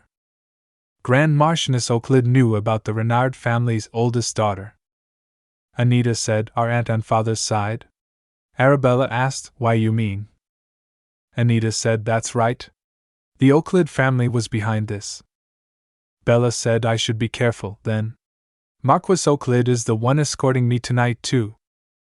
Anita said, "By the way, are you just going to believe everything I tell you?" "Why? Because I'm your sister?" Bella said, "Well, I guess there's that, but..." She said, "Even if you weren't my sister, I would believe you." Admittedly, hearing my old family was doing just fine without me made me a little sad. I think it's more so because I had to hear it from mother and father. Apparently seeing me in person is burdensome. Anita thinks that's how they must have stopped her from going to see her old family again. Bella said, "These days, I keep imagining how different things could have been. If we had grown up together, I could have been more like you." Bella said, "We would have had tea and gone shopping together. Even our tastes could have also been similar. It's nice to think about." She smiled and asked her, "Have you also imagined such things before?" Bella said, "Have you also imagined such things before? I've never met anyone like you." Anita replied, "Sometimes I think you're a complete fool, but sometimes. Let's go back inside. It's getting late." Bella said, "Okay. Right?" Euclid then said, "Bella, I heard what happened earlier. You must have been so scared." Bella responded, "I was fine. Anita came to my rescue." Euclid asked, "Oh, Anita? You should have told me Anita would be coming, Bella. As idiotic as the Duke Renards can be, they would have noticed the Grand Marchioness repeatedly asking whether I was attending the ball." Anita thought, "It's her fault for making everybody else do her work for her. Is she taking it out on Arabella since her plan didn't work? Why would she have to tell you about something as trivial as my attendance? Or was it important enough to you that it warrants chiding Arabella after what she just went through?" Euclid quickly responded, "Of course not." Anita said, "That's fine then." Euclid continued, Oh my! I understand wanting to stand out, and you may be too young to know this, but that kind of jewelry is inappropriate. Anita replied. Really? This was a gift from Lord Axion. Euclid said. Well, I also heard about the commotion you caused today. I understand you were angry, but I'm sure there was a more elegant way to resolve things. I cannot believe you let your emotions get the best of you despite growing up as the daughter of a marquis. No wonder Marquis and Marchioness Renard are so concerned. Anita said. I'm sorry, Arabella. I don't want to be like you. If I had been even half as docile as you, I would have succumbed to this woman's toxicity already. I won't ask what you were doing while neglecting your duty as Arabella's chaperone. However, I fear you will have to write a letter of apology to my mother, who trusted you with Arabella. And it would be best to apologize to Arabella herself right now. Euclid said. I apologize, Bella. Bella responded. I accept your apology, Grand Marchioness Euclid. Anita said. You didn't even stutter. Bella replied. I don't always stutter. Anita continued. 2 years ago, when the Renard territory went through a drought, you treated us like strangers. That was. You're only our aunt when it suits you, so I've decided to do what suits me. I'm going to put the nobleman who threatened Arabella on trial, and I plan to find out who was behind this incident, too. Euclid said. Miss Anita, acting so mercilessly is a bad look. Anita replied. Thank you for another long lecture. You've ignored your duties as chaperone long enough. It's time to get back to them. Anita thought. I guess the Duke isn't going to respond. You mean the Duke? Axion said. Of course. We only have one Duke in the Empire. How long has it been? 18 years? Duke Roderick Vicerosa has arrived. Why would he attend this ball? Wasn't he living in seclusion ever since the Duchess disappeared? Anita said. It's been a while. It looked like he recognized me. So why is he turning back? Philip said. I thought I might be able to have some fancy food, but he insisted on going in alone. What a heartless, evil, yet generous master. Why, Your Grace? Philip asked. Did something happen in the ballroom? Ned. Roderick said. Find out everything about Anita Renard. No, as soon as you get back to the manor, call for the shadow. Philip said. We have already looked into her background, Your Grace. There was nothing out of the ordinary. You must be cautious. The only reason they don't have their guard up is because they believe you are only looking for the Duchess. Roderick asked. Is it really necessary to be cautious? That's why I started the guild. Philip replied. Also, that young lady is not the same age. She's 17. She was born in November, which makes their ages differ by over a year. Roderick said. I see. I suppose I have made a fool of myself. The lady doctor said. I thought he had come out of seclusion, but I guess not. Marquez replied. Maybe he's not used to seeing so many people yet. Anita thought. The Duke definitely recognized me. Does he not want anything to do with me now that he's actually seen me? But to get my attention, you'll have to do something to really shock me. She then said. I was ready to face his wrath, but the point is the Duke clearly just rejected my request. Now Vanessa is the only one who can help me find the holy relic. Axion said. If you don't want that snatched out from under you, you'll have to hurry up and find it first. The Emperor has his eye on it. Something urgent came up. Archduchy said. Have you been waiting long? I am well aware of the Lackade Knights' efforts in the north. Unfortunately, your knights don't seem to be particularly skilled. So why don't you go and aid them yourself? This wouldn't be the first time. Axion replied. How unsurprising. The Emperor has always tried to get me away from the capital during Saints' Day season. In my opinion, you should be more worried about your Imperial Knights lacking experience. If that is all, I will take my leave now. Archduchy said. That insolent bastard! How dare he? Axion thought. The Emperor is under the impression that I am only in the capital to undermine him. That means I should be able to attend the Saint's Day ceremony. Lynette said. Lord Axion, we have much to discuss. I believe there was some kind of mistake on your end, you see. Lynette continued. What do you mean the Lacades have suddenly pulled out all their investments? The man replied. You're the only one who would know why. Lynette said. This is a bit too far to be a mistake. Axion said. A mistake? Lynette replied. Oh, it seems you weren't aware either. All of the investment money from the Lacades has been rescinded. I won't press any further, as we have always been great business partners. Axion said. Business partners? Lynette replied. Yes, were you not investing in my ventures because you value my business acumen? Axion said. Were you under the delusion that I was investing my money because I respected your skills? That explains why you have always treated Anita so poorly. You do not know your place. Lynette said. Lord Axion, that is a twisted way of describing the way I discipline my own child. You get one more chance. Axion said.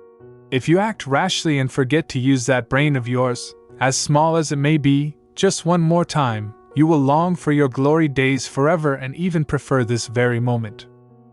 Anita said. That's not Lord Axion. When did I give you permission to step out here? Marquez replied. You could have closed the doors if you didn't want to be disturbed. Anita asked. Did the Duke Renards put him up to this?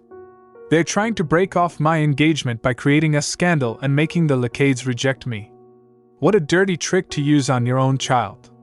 It's an effective strategy, but there's something strange about it. She thought. Why would he agree to it? When it comes to him and me, the rumors will be especially vicious. Grand Marchioness Euclid is obsessed with how people view her. Marquez said. So why would she have offered up her son to get mixed up in such a scandal? Did you really have to humiliate me like that? Anita replied. If you are too angry to realize how you are behaving, you should leave. Scandalous rumors can arise even between cousins. Marquez said. Rumors? You're the only one who's afraid of rumors. Anita said. No, the Grand Marchioness wasn't involved in this. This is just Marquis Euclid wanting to damage my reputation out of spite. Marquez said. How unfortunate. Your fiancé is about to witness the two of us alone on the balcony. Anita thought about Lord Axion. Marquez said. Oh my. Lord Axion, I hope you do not misunderstand. Axion asked. Have you eaten anything, Anita? Anita responded. What about you? Axion said. Not yet, but I'm starting to get hungry. Did anything happen out there? Anita replied. No. I wouldn't have let him get away with it.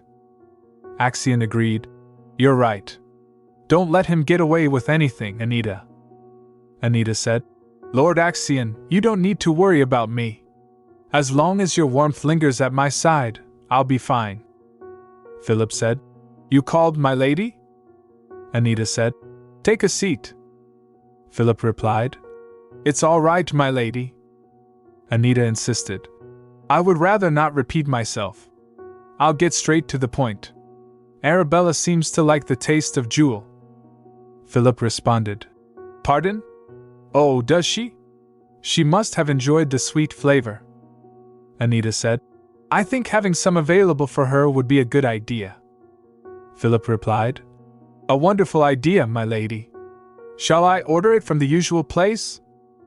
Anita said. Yes. And tell the organization head to come and see me sometime in the next 2 weeks. I have a lot of questions for them regarding other food items. Philip said. Yes, my lady. It's getting late, so please do not overwork yourself and head to bed soon. Anita said. He should know I barely do any work other than those directly related to our territory. Philip said. You tend to overexert yourself. I thought you might be putting a lot of effort into something that I may not be aware of. Anita replied. It may not be my place to say this, but please put your own well-being above everything else, my lady. He hasn't changed at all. Philip said. My lady, have you not gone to bed yet? Anita replied. No, not yet. This says that of the 5 great organizations of the Empire, all but Calypso have joined forces. Would you like me to read you more? Anita responded. Yes. You worry too much. 2 days later, on the day of the Saint's Day ceremony, a lot had happened. First, there was a carriage accident on a road only nobles may pass through. The victim of the unfortunate accident was the young nobleman meant to lead the Saint's Day ceremony.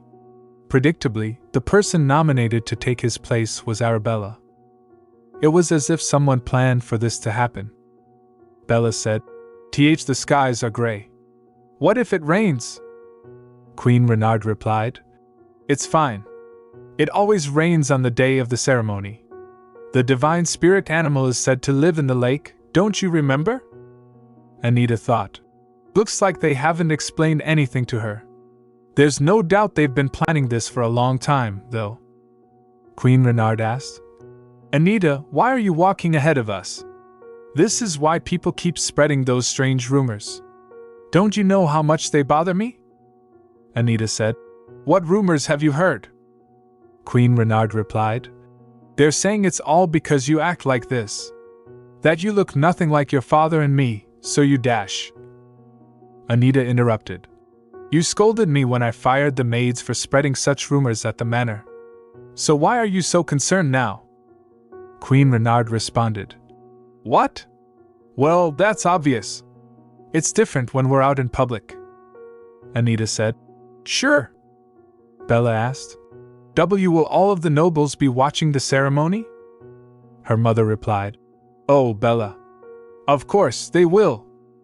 Bella said, "I haven't changed at all since then, but everything else has." Anita said, "Follow me." Bella responded, "Huh? Oh, okay." Bella asked, "What is it, Anita? Are you all right?" Anita replied, "You're the one who's clearly not all right." Bella responded, "Me?" Anita said, "You said you get scared standing in front of crowds?" Bella acknowledged, "You remembered." Anita said, "If you can't do it, tell me now. I'll lead the ceremony instead. It's better if I do it rather than have Arabella fail. The imperial family puts a lot of importance on this ceremony, after all." Bella insisted, "It's fine. I'll do it, Anita." Anita asked, "Are you sure?" Bella confirmed, "It still scares me, but I feel like I can do it now." Anita thought, "What's going on? Why is it so loud?" Someone said, "I am so honored to meet you, Your Grace. I saw you at the ball, but..." Anita thought, "The Duke? I thought he had gone back into seclusion. That means he really did just come to the ball to show he rejected my request." The Archduchy said, "Thank you all for attending today." Anita observed, "She's trembling too much for someone who's just nervous." Bella said, "Thank you." Then, without further ado, let us begin the ceremony. Arabella Renard stepped closer. Anita thought, "Why isn't she getting up? Lady Arabella is ignoring the Emperor's orders. Greetings, Your Majesty, the great son of the Empire." She continued, "My name is Anita, and I am the second daughter of the Renard family. I heard that Lady Rohan led the ceremony in her brother's stead 6 years ago." The Archduchy confirmed, "Indeed." Anita requested, "I would like to lead in my sister's stead as well." Queen Renard interjected, "Anita! I apologize, Your Majesty. She is terribly selfish, and although she's still young and hasn't even made her debut, His Majesty has always favored the Renard's second daughter. Didn't she cause a scene at the last ball as well? Do you think His Majesty will let it slide again?" The Archduchy said, "I like selfish children." Anita replied, "You never failed to amuse me." The Archduchy decided, "All right then. Go ahead." Anita responded, "Thank you, Your Majesty. It looks like I will enjoy the wake too." Anita thought, "It's been a while since Lord Axion has attended the ceremony. Also, what's wrong with him?" Anita said to herself, Focus, Anita. What are you doing here? I'm here to help you. You didn't have to. Are you allowed to leave the lake? I've actually been waiting for this day, Anita. All right, I don't know why you're here, but I won't tell you to leave. How much longer do you have to wait? Put your hand in. I'm going to. What is this? What's going on? She exclaimed. It's all coiled up. What are you doing?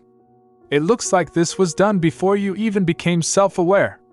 How dare they? It sparkles when it hits your skin, she said.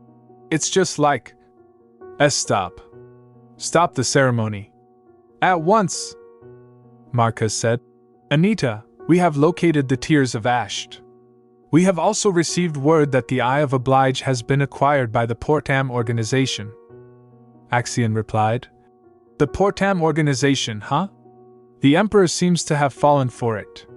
It was a good idea to spread the rumor about me looking for a fancy necklace to gift Anita. Lynette asked. What would you like us to do? Axion instructed. Let him bask in his misguided sense of victory for now. Let's head to the Saint's Day ceremony. It sparkles when it hits your skin. It's just like, this is pure divine energy, but it's not coming from Anita. Marquez asked. Lord Axion? He's here at the Saint's Day ceremony? Does His Majesty know about this? Axion addressed Anita. Anita, I hope you don't feel guilty when you wake up. Please don't blame yourself for the Emperor noticing me or feel bad about how I became the center of attention. Even now, the Emperor, the Archduchy interrupted, is under the impression that I'm only here out of spite because I was one step behind in finding the Eye of Oblige. This isn't the Renard Manor, Anita thought. But this scent is so familiar. Lord Axion? Axion said. There's something I have to tell you, Anita. Anita responded. I have something to tell you. Axion insisted. It's fine. Let's just not say anything. Do you know what I want to speak to you about? She replied. If it makes you look at me like that, I don't want to hear it. Axion pleaded. Please hear me out, Anita. No one has ever survived after falling into Lake Alkenti. That's why I initially thought your survival meant you had divine powers. However, you don't and I, Anita said, and that's why we became friends. We might not have lived in the same house, but we grew up together and shared many memories, didn't we? Axion agreed. We also agreed that we could keep one secret from each other, Anita suggested. So let's not tell each other anything for now. Axion conceded. All right. What is it? A specific memory came to Anita's mind when she looked into Axion's eyes. When she was younger, the Renards would go to their summer home by the ocean for vacation every summer. Meanwhile, she never got to leave the capital. I see. Then let's go see the ocean together sometime, Axion had said. The color of Axion's eyes was just like the color of the ocean. She wondered, does the ocean really look like your eyes, just like Her Grace told me? It's Ella. May I come in? Ella asked. Axion said, Anita has woken up. Please prepare a meal for her. Ella responded. Yes, my lord. Axion said, I thought you wanted to say something. Not right now. You should rest and eat something first. Say Anita. I'll answer one question at a time. Axion continued. Anita replied. I have to take a bite for every answer, don't I? Axion confirmed. Yes. Thinking about it now, it was strange. Cutting ties. Why did she only ever think of leaving her family? Maybe, no, I'll think about that once I'm back at the manor. Right now, this is more important. I might have divine powers like Lord Axion. This is worth testing out. Healing a wound like this takes about 2 days at the temple, so if the blood stops on its own, it'll be a success, she thought. However, the blood wasn't stopping at all. Maybe surviving at the lake and what happened at the ceremony were all a coincidence. Huh? Bella said. Anita is awake? Ella replied. Yes, she awoke yesterday. Bella said. I hope she's all right. Ella said, My lady, I'm back with her grace. Anita! Anita said, Your grace. Bella said, Who would dare do this to you? Anita replied, Since I may have divine powers, I was just testing whether I also have healing powers. But I guess I don't. Bella said, You shouldn't have done that. Anita said, It barely hurt, don't worry. Bella said, All right. As soon as you fainted, the Emperor dismissed everyone. The temple interpreted the incident as you having divine powers, and it spread to all the nobles as well. They'll probably send you many invitations now. It'll get a bit stressful. How about you stay with us? Anita said, Thank you and for the offer, Your Grace. But it's gotten late. I should get going. Anita, I won't forget how you cared for me, Your Grace. Bella asked, Do you really have to leave? I always did my best to respect your decisions. However, looking back, I feel as if I was nothing but a bystander. Anita said, If that were true, I wouldn't have so much affection for you, Your Grace. I must return because that's where my life is. Bella said, All right. Let's get you patched up first then. And one more thing. If anything happens, contact us right away. Axion said, One moment. Please remember that I'm always thinking of you. Also, there's something I just found out, Anita. Anita asked, What is it? Queen Renard said, Welcome home, my dear. We, of course, wanted to take care of you here, but the Lacades refused to send you back. I'm so relieved to see you return in good health. Anita thought, If it hadn't been for Lord Axion, I would have thought they were treating me differently because they believe I now have divine powers. Axion said, The temple reached out to the Renards. They had a private meeting with the Cardinal in the prayer room. A sudden change in attitude and a secret meeting. Anita said, I'm sorry. Her mother asked, About what? Anita said, The ceremony. I took Arabella's place. Queen Renard said, There's no need to worry about that, Anita. Anita thought, I ruined a chance for Arabella to shine in front of everyone, and suddenly they don't care? They must have achieved a lot by using me as a bargaining chip. Queen Renard said, Now that you're home, you should rest up. It must have been difficult being in such an unfamiliar place. Anita said, I don't believe that's true. Queen Renard asked, What? Anita said, I spent a lot of my childhood there, and it is where I will be living in the future. Queen Renard said, But for now you're not yet. Anita said, And don't touch me. We were never this close. Queen Renard asked, How could you talk to your own mother like that? Duke Renard said, I'm sure Anita is just tired, dear. Queen Renard asked, Do you think so? Anita said, I'll take my leave now. Anita thought, Hello? Twice a day is a bit exhausting. I won't be able to come see you for a whole week now. She said, I'm sorry. Axion replied, No, don't apologize. So, why did you call me, Anita? Tell me more about the dark magic spell. She thought, Oh, that's right. You weren't able to wake up for a while because the dark magic on you had to be destroyed. Anita asked, Destroyed? I thought dark magic and divine powers don't mix, so they can't exist together in one place to begin with. But your divine powers were locked away. Axion explained. The spell was really strong. They probably cast it on you as soon as you were born. Anita asked, Does the spell make me eventually cut ties with my family? Axion said, It's more like, it was meant to make you go away once you reach a certain age. Anita said, So it was designed to kill me? Axion vowed, When I find out who did that to you, I'll make it so that they can never drink clean water ever again. Axion asked, So, are you going to leave your family? Anita said, I'm not sure.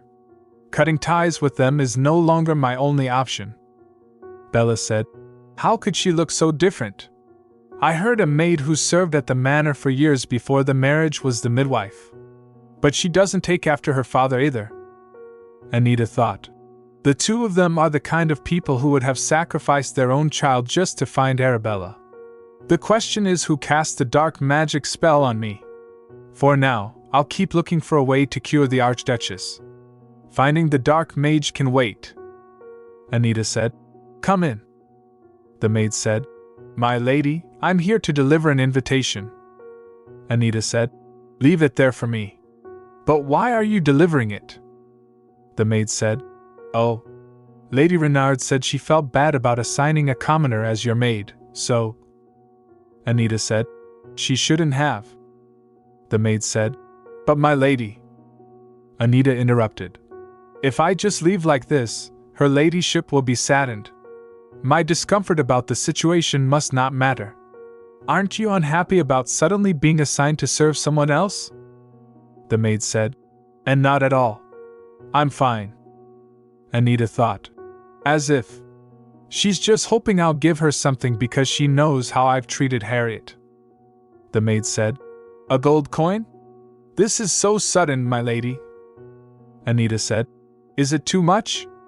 I just thought you deserve it for all your efforts. The maid said. I wouldn't dare to refuse your generosity, my lady. Anita said. You may leave now. The maid said. Yes, my lady. Anita thought. I'm sure the Marchioness will continue sending me maids, but they'll surely have their uses. Because if they're going to use me, I intend to do the same. The spelling here seems off, and the letter has no content. Anita said. It can't be. Seeing that it reacts to divine powers, it must be the kind of paper that reveals the writing when you rub Robina flowers on it. Bella said. What is it? I was worried. Anita said. I heard you also fainted that day. Bella said. You took my place because I couldn't do it, so it's my fault you fainted. Anita said. Don't apologize when you haven't done anything wrong. Don't you understand that I'm the one that stole your spotlight? Bella said. Huh. I don't like it when people talk about me. That's the only reason you went up there in my place. Please don't talk about it as if you've done something wrong, Anita. Bella added. Mother and father were also really worried. They even went to the temple. They couldn't get any holy water, but still. They're not the warmest people, but I believe they genuinely worry about you. Anita said. You're so naive. I heard the whole capital already knows about my divine powers. Bella said. That's right. Anita said. That means the temple knows about it, too. Did you learn how, before Lord Axion was born, Lord Axion is a future archduchy, but I'm neither royalty nor the daughter of an archduchy or even a duke. I'm just the second daughter of a marquis. Think about it, Arabella. Did our parents really go to the temple because they were worried about me? Or did they go there to make some sort of deal? Bella said. No. I'm sure that's not it. What if I prove it to you? That they went to the temple because they were worried? Anita said. Go ahead. Bella asked. Did I make you angry? I just. Anita said. You should leave now. Bella replied. Oh, okay. Anita thought. The first time Arabella fainted was 2 weeks after she arrived at the manor. She didn't collapse every time, and it seemed completely random. When I thought I might have divine powers, the first thing I asked was whether it was my fault that Arabella kept fainting. The wind told me it wasn't sure, but it also let me know something unexpected. Your divine powers might have been locked away, but they could have leaked out. Anyway, even if she was fainting because of you, that won't happen anymore. Anita said. You've naturally learned how to control your powers, right? She was surprised. What? Lord Axion. It might have been my fault that Arabella kept fainting, but thanks to Axion, I'm able to control my divine powers now. Lord Axion. He always said he never wants to become a cardinal or pope, but he acted like a priest for me. Roderick said. What? Lady Anita Renard has sent you a reply, Your Grace. The next day. Edwin said. It's been a while. 10 years, I believe. Anita replied. Yes, Your Grace. Edwin said. I didn't expect you to successfully decode my message. It wasn't easy. Anita replied. That's why I wanted to check whether I was correct. Edwin said. I'm curious to hear what you thought I meant. Anita replied. You need my divine powers. Am I correct? Anita said. You are. Edwin replied. The holy relic I have reacts adversely to the divine powers of anyone with royal blood, he said. That means the divine powers of the Archduchy don't work on it. This is top secret, so I cannot ask the temple for help either. Edwin added. I need your divine powers, and it seems you need the information I have. Anita replied. That's right. I'm looking for the Tears of Asht. Edwin replied. I'm sure you already know this, but finding holy relics is difficult. Anita said. Does that mean you cannot do it? He said. Hardly. It just means it will take some time. She replied. Then let's agree on how many times you will need my powers. Since you will be searching for a holy relic for me, she said. Helping you out only once seems unfair. Edwin said. How about 10 times then? Come now, Lady Anita. I know I can find that item for you eventually, but this may take more than 10 tries. Anita replied. Fine then. I'll give you 15 tries. In exchange, I would like you to promise me one more favor, no matter what it is. He replied. All right. Anita said. There is one issue, Your Grace. I do not know how to use my divine powers. I know how it's done, so don't worry, she thought. So, the holy relic he wanted to use was the Torch of Ariadne. Edwin replied. I suppose you do not know me well enough to trust me. Edwin asked. Let me reveal one of my secrets then. I am searching for my wife and child. Axion said. Rick. Rick replied. Something unexpected has occurred. Our informant at the Duke's Manor sent news of Lady Anita. Axion said. How strange. Rick replied. Shouldn't you dissuade her from visiting the Duke, my lord? I trust Lady Anita to stay out of trouble, but it's still a risk. Axion said. It's fine.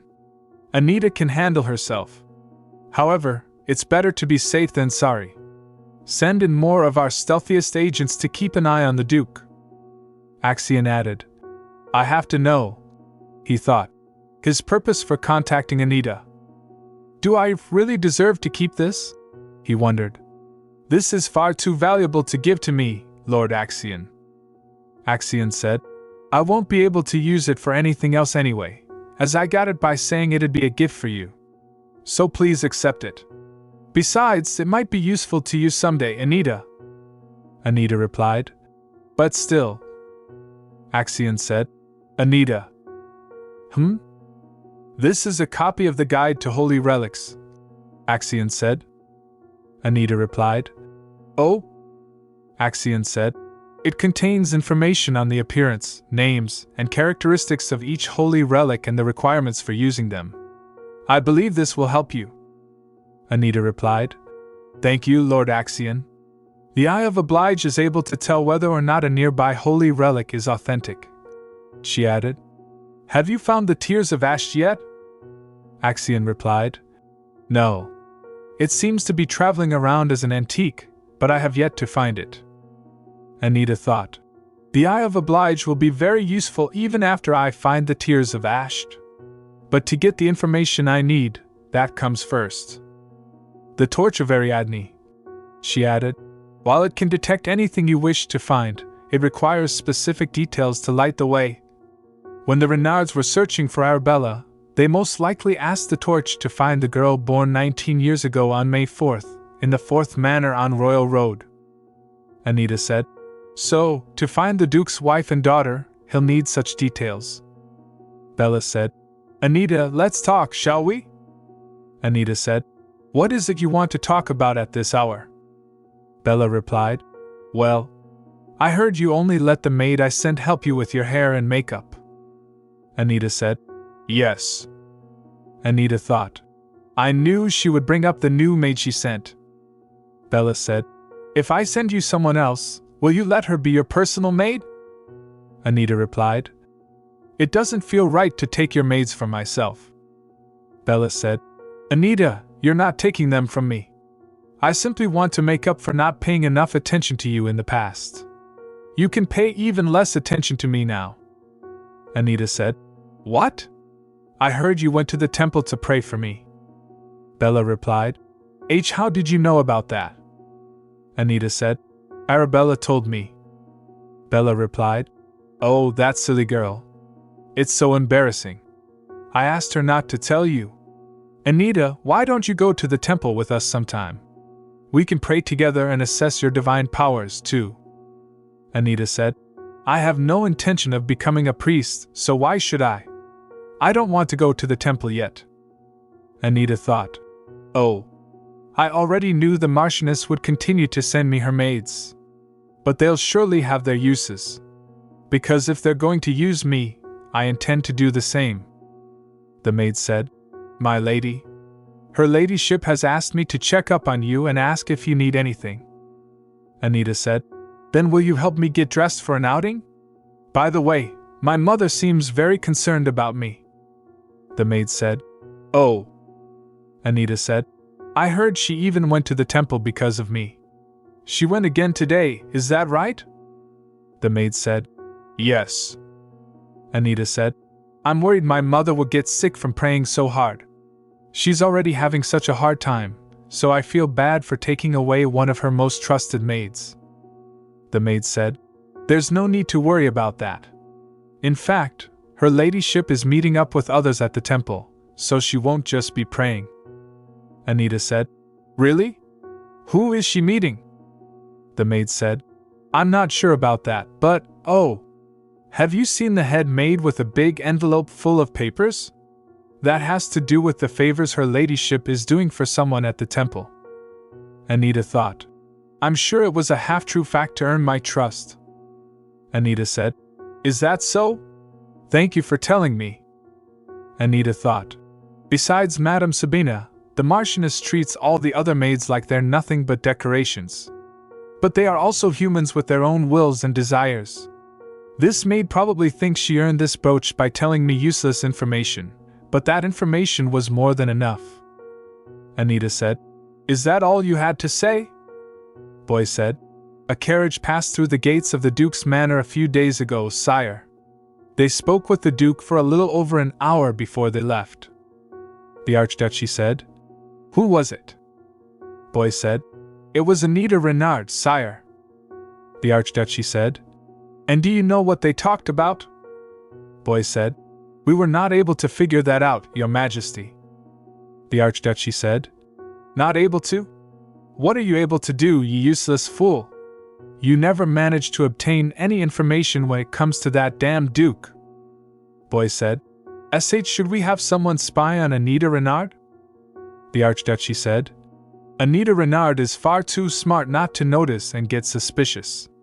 I'll have to cut ties with Marquis Renard. Find fault with him. Boy said. Understood, Your Majesty. The Archduchy said. That's right. Anita Renard has divine powers. He thought. The Duke must be looking for a way to activate the torch of Ariadne.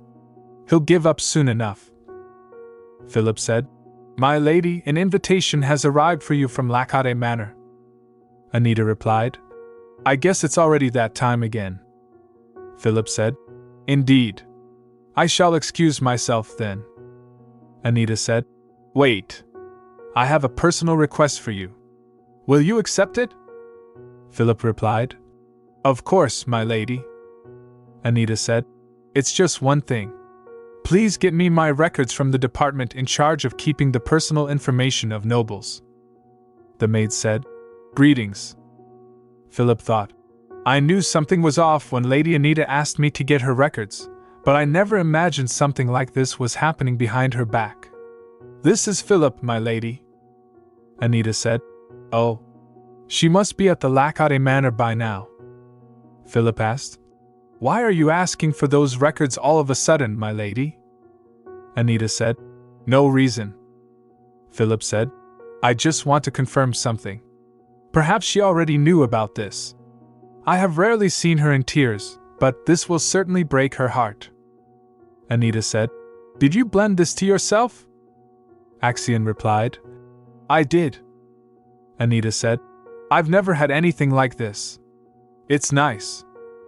Axion said, "May I tie your hair for you?" Anita said, "Don't you need a ribbon?" Axion replied, "I can just use my handkerchief." Anita said, "I suppose you have always been good with your hands. I have something to confess to you." Axion said, "What is it?" Anita said, "I was under a dark magic spell. That was why I kept wanting to cut ties with my family. But I don't think it was just because of the spell. I just wanted to live a happier life." Axion said, "So, what's stopping you? You have more than enough influence within the Renard family. You can just take over." Anita said, Axion said, "Use me, Anita." These records detailed the conversation the Marquis and Marchioness had with the temple. I don't want you to get hurt because of them. Anita thought, I shouldn't put off reading it anymore. I need to come up with a countermeasure. Philip said, "My lady, I have brought you the documents you requested." Anita replied, "Come in. Hand them over."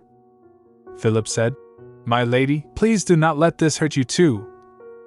Anita said, "Those two are absolute trash." I knew it. Good work, Philip. You may go now. Philip said, "Yes, my lady." Anita said, "Also, you probably won't need this, but still. This is why they were so worried I would find out." Anita thought, "They're planning to sell me to the temple. The documents from Lord Axion say the same things as those the butler acquired. Parents make all the decisions for their underage children. That's why the Renards were in such a hurry." She said, "First, the temple will return all of the Renards' past donations in exchange for me. Second, when Arabella gets married, the temple will provide a high priest for the ceremony. Third, even when I am affiliated with the temple instead of the Renard family, my surname will remain the same." Anita thought, "Those two who call themselves my parents are even more vile and underhanded than I thought. Are they even my actual parents?" After Arabella went missing, the Marchioness spent 3 years at their summer home. While she was there, I was born much earlier than expected. So Madame Sabina acted as the midwife since they didn't have time to call for one. At one point, I thought I must be an illegitimate child of the Marquis. I don't look anything like either of them. She added, "She must be that maid's daughter." Anita thought. The rumors started spinning out of control as soon as I started attending social events, as if to prove that I wasn't the only one to think that. No, if I really were an illegitimate child, the Marchioness would not have allowed me to show my face in high society. Besides, Madame Sabina is one of the Marchioness's most trusted maids. Anita said, "What's that? How did he?" She thought, "Remember that the Lacade family is always on your side." "Lord Axion?" She said, "All right. I'll keep that in mind. I can only send short messages through this artifact, but that's more than enough right now." She said, "Those documents I gave you last time. Hand them over to the tax bureau." Philip said, "Huh? Are you sure? The Renards would be." Anita said, "That's right. Report them." Renard said, "I knew he would call for me in the end. Come to think of it, this happened 18 years ago, too." Archduchy said, "You were the only one who came to mind, Marquis. Your loyalty must have left a strong impression." Renard said, "I am his most trustworthy vassal. Of course, he would leave such an important matter to me. I was worried because I hadn't had as many private audiences with His Majesty since then, but obviously I needn't have to. Besides, if His Majesty had stopped supporting me, he would never have turned a blind eye to all of my tax evasion over the years." Renard said, "Why, Your Majesty? That's..." Archduchy said, "If you are trying to find an excuse, you need not bother." Renard said, "But why?" He thought, Why is he suddenly condemning me for my tax evasion? I thought he was looking the other way as a gesture of goodwill. Archduchy said. Tax evasion is a clear sign of disrespect toward me. Renaud said. Why, Your Majesty, that is not true. Not true? Then what is your explanation for the enormous amount of money you have withheld? Renaud said. We needed it to find Arabella. Archduchy said. The temple was in possession of the torch of Ariadne, but they would not let us use it. So all we could do was make large donations to them for years. So your excuse is that you had no choice? Renaud said. Yes, Your Majesty. He said. If that is true, how do you explain this? Was the tax evasion recorded there also for the sake of finding Arabella? If you confess the truth, I may consider some leniency. Renaud said. If I can be forgiven for this. Archduchy said. I am prepared to turn over our family's fortune to the imperial family and leave the capital. Renaud said. Pardon? Archduchy said. I cannot stand those who lie to me. Take your wife and move to your own territory. Do not even think about coming back to the capital until I have pardoned you. Renaud said. Your Majesty, you know just what being in the capital means to us nobles. I will give you anything you want. All of our mines, our treasure, and dash. Archduchy said. Look here, do you really believe I need anything from an insignificant marquis? Renaud said. I insignificant? Your Majesty, you yourself relied on us to dash. He said. Forgive me, Your Majesty. Archduchy said. I knew it. You were never capable of keeping a secret. Bella said. What do you think? Is it good? Anita said. There's a slightly bitter aftertaste, but it enhances the flavor of the tea. Bella said. That's a compliment, right? Anita said. It'll be even better next time you make it. Bella said. Let me try it too. Renaud said. Get down on your knees and beg. Bella said. Father, what's wrong? Please stop. Queen Renaud said. Go and beg for forgiveness. His Majesty may listen to you. Duke said. What's all this commotion about, darling? This is all your fault. Bella said. Father, please don't dash. Duke said. This is all your fault, Anita. Oh my goodness! Bella! Queen Renaud said. Are you all right? Let me see. Duke said. I'm so sorry, Bella. I didn't realize you were in the way. Bella said. That's not the issue, Father. Anita is hurt too. Her arm hit the chair really hard. Her arm might even be broken. Duke said. Broken bones can be mended. Queen said. We're more worried about your cheek. Bella said. I'm telling you, Anita was hurt much worse. Queen said. Then Anita shouldn't have done something to deserve it. Bella said. You just got here, Mother. Why are you so sure that Anita is at fault? Queen said. No, Arabella, I meant dash. Bella said. Anita was just having tea with me. I brewed it for her, and it tasted terrible, but she said it was good anyway. Anita thought. Bella, you're not a maid. Why would you brew tea for her? Mother! Anita said. Leave, Arabella. Bella replied. Anita. Queen said. You see, Bella? She still orders you around even when you're worrying about her. Bella said. Please, Mother. Please stop. Queen said. Anita! What did you say to Bella? Why is she so upset, dash? Anita said. Do you have trouble hearing? All I told her was to leave. And I'm serious, Arabella. Leave. Bella said. All right, Anita. Queen said. Hold on, Bella. Where are you, dash? Queen said. What do you think you're doing? Anita said. Can you really afford to upset me right now? She said. What do you say, Father? The next day Renaud said. I have something to discuss with Anita. Queen said. Then you can discuss it with me first. Duke said. This is urgent. Anita thought. It looks like the Marchioness has no idea what's been going on. Bella said, Mother, Father, would you step outside for a moment? Duke said, What is it, my dear? Queen said, Bella? Bella replied, I've brought a doctor with me. Anita needs to be looked at as well. Duke said, Will you let the doctor see you, Anita? Anita said, Arabella, she really didn't have to. I'll see the doctor while you two talk. Queen, shocked, said, We have to leave the capital? What do you mean? Duke said, It's just as I said. The Emperor discovered our tax evasion, so he ordered us to leave. Queen said, What did you say to His Majesty for him to decide on such a cruel sentence? Duke said, Technically, all of that money went to your extravagant lifestyle, did it not? Queen said, Oh, you think that was all for my sake? As the lady of House Renard, I have appearances to keep up with. Queen said, How about we negotiate with the temple? We'll agree to receive less from them and ask them to plead with His Majesty on our behalf. Queen said, We can't.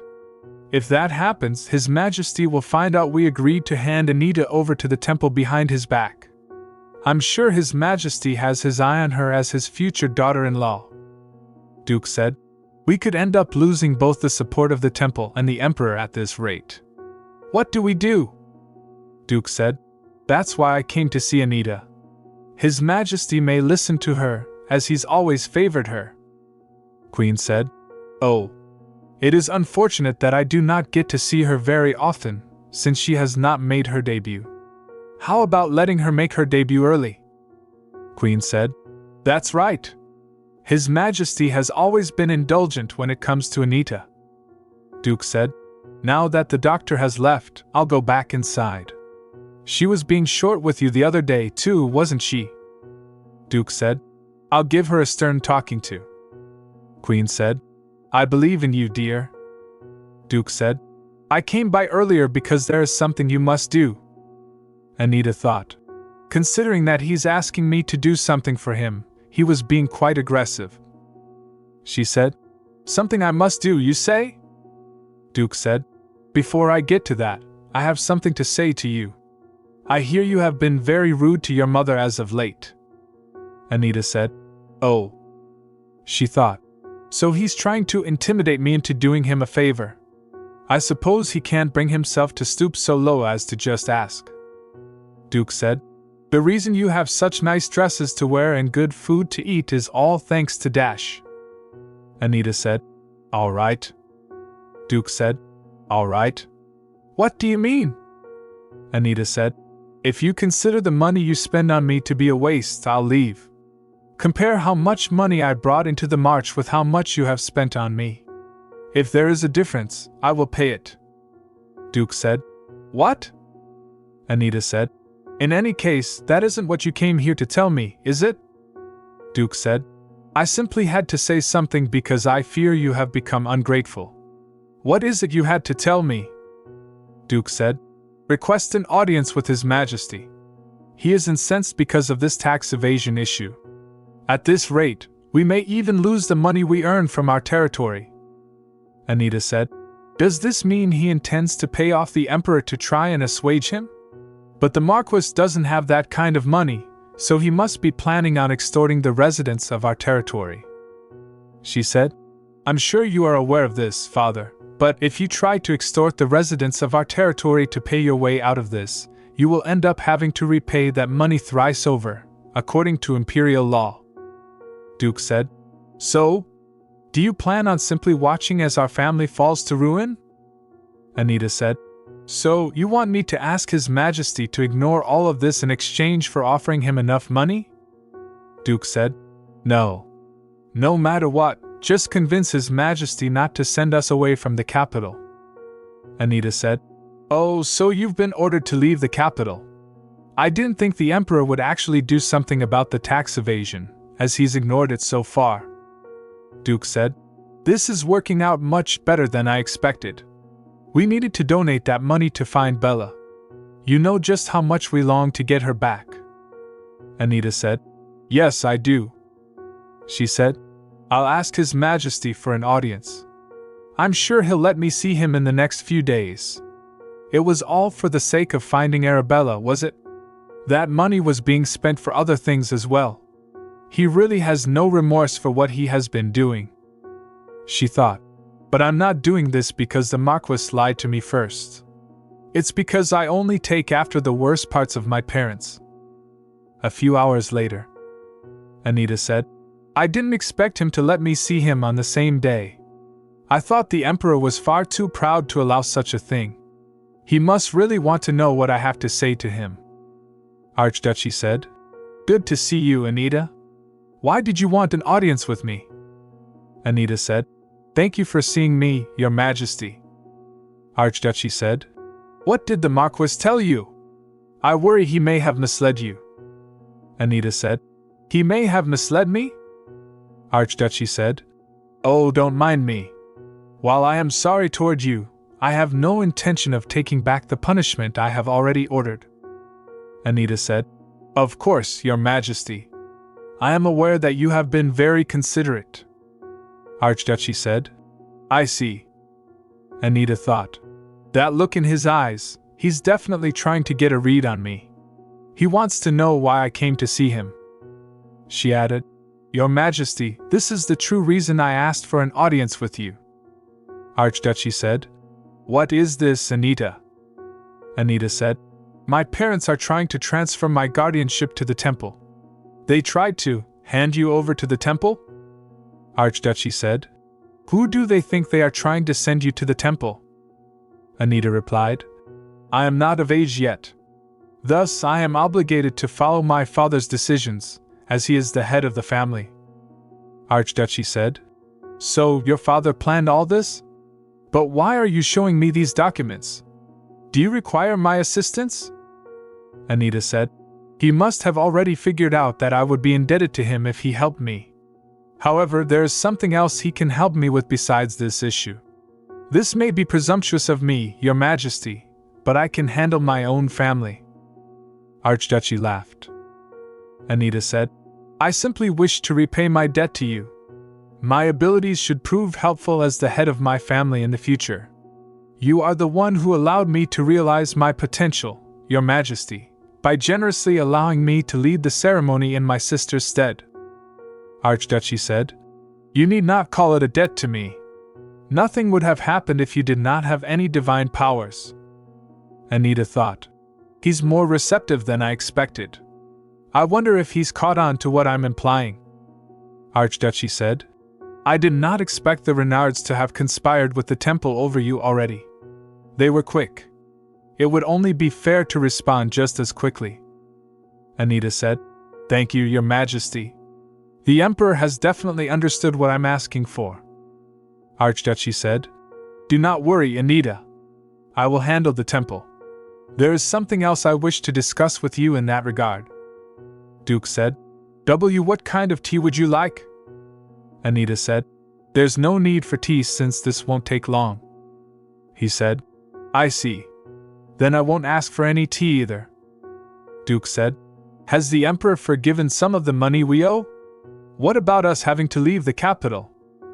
Anita said, One question at a time, Father. Very well then. Forget everything else, but we must stay in the capital.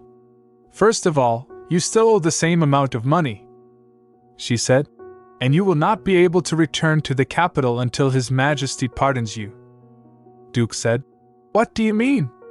What on earth did you achieve then? Anita said, One thing has changed. You are no longer the head of this family, Father. Duke said, What? Anita said, Oh, I suppose it hasn't come into effect yet. The order will arrive tomorrow, but His Majesty has already decided on a substitute for the head of this family. Anita said, Me. Duke said, What nonsense is this? Even the Emperor cannot decide such matters for noble families. You are mocking me, aren't you? How dare you? Anita said, Did you think I wouldn't notice you trying to sell me to the temple? His Majesty knows about it as well now.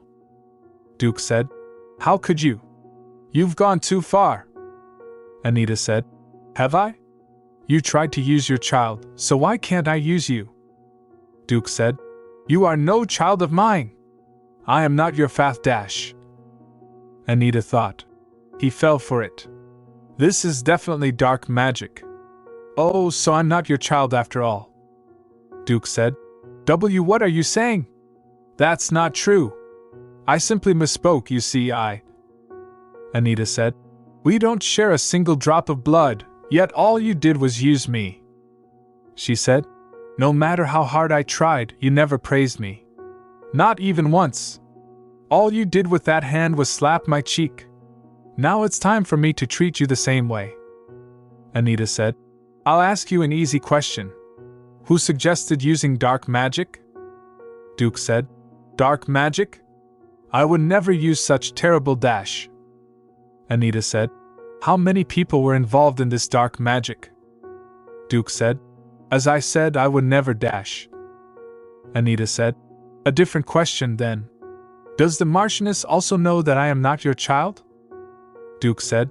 She does. He shouted. Anita! Anita said. Oh. I suppose you did answer this time. But I just wanted to slap you. Duke said. Your parents must have been some beggars off the streets. How dare you be so ungrateful for the luxurious life you led dash? Anita thought. He might die at this rate. Duke said. Selling my child to the temple? I have done no such thing. I only wish for you to live where you would thrive. Anita thought. This is part of the dark magic. As soon as he violates the terms of the dark magic spell, it erases all of the relevant information inside of his head. She said. This way, even if he decides to blurt out the truth, he won't be able to confess to all of it as he would have forgotten. She thought. They went as far as adding a forbidden clause to the dark magic.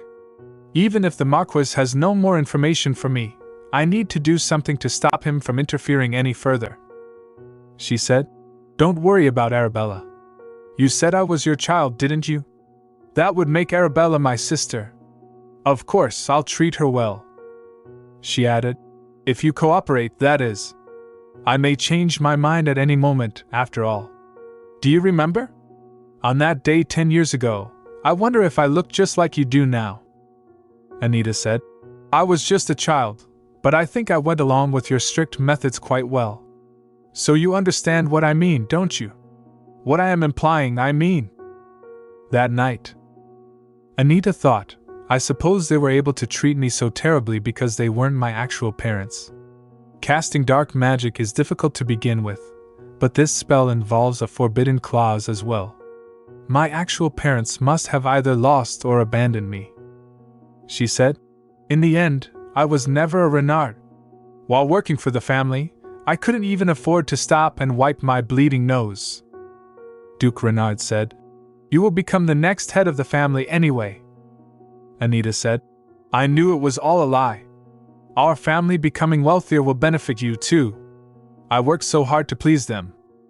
She added. I was a fool. I was being used this whole time. I didn't think someone would be watching me. Bella said. I know you're there. Come out. Anita replied. I'm sorry. I saw you come outside, so I wanted to talk to you. Anita asked. What did you want to tell me? Bella said. Hey Anita. I'm sorry. Anita replied. About what? Bella said. I'm sorry that I didn't know. I should have noticed, but I had no idea. Anita thought, is she worried about how violent the Marquis was being toward me earlier? Is that all it takes to make Arabella cry? Bella said, Anita, you helped me out so many times, but I've never been able to help you. Anita replied, Don't misunderstand, Arabella Renard. The only reason I helped you was because you're a Renard. If you were just Arabella, I never would have helped you. Anita added, I'm the one who reported the tax evasion. And I didn't consider what might happen to you even once. Bella said, Really? Anita replied, That's right. I'm not as nice of a person as you think I am. Bella said, You worked so hard, Anita. You went through so much. This whole time, I didn't know, but I do now. Now I know what your childhood was like. Bella thought, I believe the Marchioness taught her etiquette herself, too. Anita never picks up her fork and knife more than 10 times during a meal. Bella added, the Marchioness taught Lady Anita her table manners as well. She said, then does Mother act the same? Mother doesn't seem to follow those rules herself. All this time, I had no idea. She said, Bibi, is that you? Bibi, why didn't you come to see us sooner? Bella asked. Have you not been getting my letters? And what happened to your leg? I knew absolutely nothing. Bibi said, I'm sorry I called you by your nickname earlier. I know I shouldn't be doing that anymore. In any case, thanks to the money Lady Anita gave us, we should be able to move out of the slums soon. She said, so please do not try to visit us anymore, Lady Arabella. Anita, this whole time, I had no idea about anything. I'm sorry. And thank you. The next morning. Mother, Anita said. What is it? Queen Renard replied. Do you favor that knight enough to take him with you? He was the one who badmouthed me. There must have been a mistake in the guard roster. Anita said, bring me the roster. Queen Renard replied, yes, my lady. Here you go. Anita said, his name is on the very top of the list. But since you said this was a mistake, I'll have him sent to the training hall. Bella said, Anita, I have something to tell you. I'm going to leave the capital, too. Anita replied, you don't have to. Arabella, you must stay in the capital. If you need help, you can ask Grand Marchioness Euclid. Bella said, yes, Mother. I feel like you wouldn't want to see me. I look so much like Mother and Father, after all. Anita said, if that's your reason, you don't need to leave. Then I'll be back in a month. She added, take some time for yourself, and when I return, you can decide whether you want me here or not. Anita said, you don't have to. Anita thought sending Arabella away from the capital might not be a bad idea. Since the Marquis and Marchioness can no longer support her, she added, this would be the perfect time for the Grand Marchioness to try and approach Arabella. Anita again said, all right, that might be for the best. The Grand Marchioness may try to approach you again, after all. Bella said, right. Bella said, please open the door. I'm going with them. Queen Renard said, Arabella? But why? Bella replied, be well, Anita. I will. Be well, Arabella. See you in a month, Anita said. A young girl said, Master, it's been so long. Did it go well? What I asked of you, I mean. Of course. I found out everything there is to know. That's why I even prepared this carriage, Anita replied. I was worried you were sick because you suddenly asked me to find a pharmacist. The most famous pharmacist right now is a man named Edwin, she added. He's being funded by Count Dino. I've heard of him. My mother sought him out at times, Anita said. That's right. Apparently, he's famous among nobles. There are 2 sicknesses that are hard to diagnose if you catch them simultaneously. But he always knows which one you have. What were those 2 sicknesses again? The young girl asked. Anita thought, I wonder if the Archduchess has sought him out as well then. I think we've arrived. I expected as much when he wouldn't let me make an appointment until I offered a bribe, but he's really raking in the cash, huh? The young girl said. It's much fancier than I expected, Anita thought. If nobles are his main clientele, he must be extremely arrogant. Wait here for a moment, she added. Meeting Edwin? Edwin said, please sit here. I did not expect Marquis Renard's youngest daughter to visit me in person. Anita asked. Why is that maid still standing there when the tea has already been served? Oh, please don't mind her. She's a maid who works for me, Edwin replied. What happens if I ask you to send her away? Anita asked. One thing stands out though. Apparently, his maid always stays in the room when he sees his clients. and none of them have complained about it. If they ask him to make her leave, he apparently acts upset. He says something about how he can't focus if the balance is off. Edwin said, "It may be hard to diagnose you if I send her away. I have an obsessive disorder that makes it difficult to focus if the environment changes. This must be why they say geniuses are eccentric. So that must be the maid Vanessa mentioned," Anita thought. Edwin said, "My maid has yet to master how to brew a proper cup of tea. Perhaps one day she will earn her keep. Could I ask your maid to move a bit? I prefer not to have someone standing behind me," Anita said. "Of course. Move over to the side, girl." "Yes, sir." "Is this better?" Vanessa asked. "Yes. So, all you need to hear are my symptoms?" Anita said. "Of course. I am very skilled, after all," Edwin replied. "It's too risky to reveal the Archduchess's condition right away. I'll have to make sure he doesn't leak information first. Let's start by giving him the symptoms of Fenlo disease," Anita thought. "I faint as if dozing off at random and cough up blood," Anita said. "That alone is not enough to narrow it down. Many diseases carry such symptoms. Might there be other symptoms?" Edwin asked. "Other symptoms? Anita replied. He activated a magic item. "I don't know how, but I can feel it.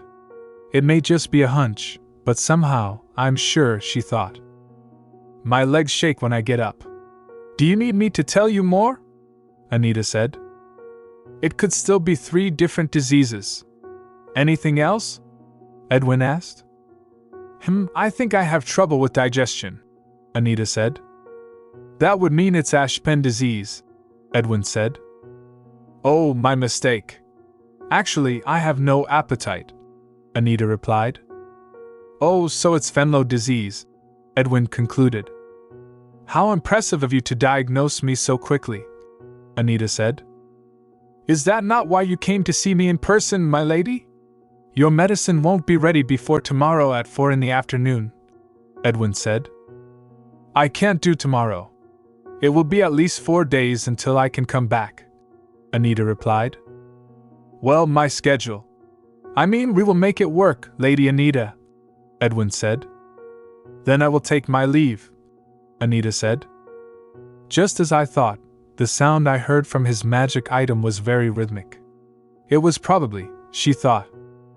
The next day, Ned said, "I apologize. There was an urgent matter he needed to attend to. I wondered why he was serving me tea when he's not even a servant." "Does that mean he might not show up?" Anita asked. No. He should be here soon." "Oh. It must be dull for you to wait here. Shall I show you around the manor?" Ned replied. "I didn't expect to experience something usually reserved for young noble children. However, if you turn your gaze to this room, this was the late Duke's favorite. Where shall we go next?" Ned said. I didn't expect him to be so entertaining. The time went by so quickly, Anita thought. "And this is, actually, no. Shall we go elsewhere?" Ned said. "All right," Anita replied. "Next up is the Manor Gardens," Ned said. "Your Grace." "Stand aside, Ned," Broderick said. "Yes, Your Grace," Ned replied. "Lady Anita," Broderick said. "Yes, Your Grace," Anita replied. "Why are you here?" Broderick asked. Ned said, "Your Grace, I was giving her a tour of the manor," Broderick replied. "Please refuse such offers from now on, Lady Anita. I despise outsiders walking through my manor." "Yes, Your Grace," Anita said, then thought, come to think of it, I can see why the Duke is irritated. So much so that it's strange how apologetic the butler is being toward me. "My lady, I apologize. I shall refrain from overstepping in the future, Your Grace," Ned said. Broderick addressed Anita. "Lady Anita, yes?" she replied. "My apologies. I was being needlessly curt with you," Broderick said. "You had every right to be, Your Grace," Anita replied. "Wait, aren't you supposed to say something like, Why did you act like that if you were going to regret it? Go ahead and dash, Broderick said. Why did you act like that if you were going to regret it? Anita asked. I'm sorry. I acted rashly. Will you forgive me? Broderick said. Yes, she replied. Follow me. You are the first outsider I am showing this to, he said. Ned asked. Your Grace, let's call it a benefit of being in the same boat. Consider it an honor. Well, not that there's much to see. This room is simply full of portraits, Broderick explained. Ned added. His Grace was a total rascal when he was that age, unlike you, my lady. I still have nightmares from that time, Broderick replied. I see, Anita said. And over here is the former patriarch. He moved back to the country 20 years ago, leaving behind this burden of a manor and this nuisance, Broderick said. Ned added. Did you just call me a nuisance, Your Grace? Anita thought. He has red eyes. When I first came to this manor, it didn't seem like the servants looked down on me for being the daughter of a marquis. However, they did look surprised when they met my eyes, before smiling at me, she said. I figured it was because they found me uncomfortable, but the color of my eyes must have reminded them of the former duke. And this is a portrait of my wife, Diane, Broderick said. Isn't she lovely? Anita asked. She's even more beautiful in person. You wouldn't be able to take your eyes off her, Broderick replied. Let me reveal one of my secrets then.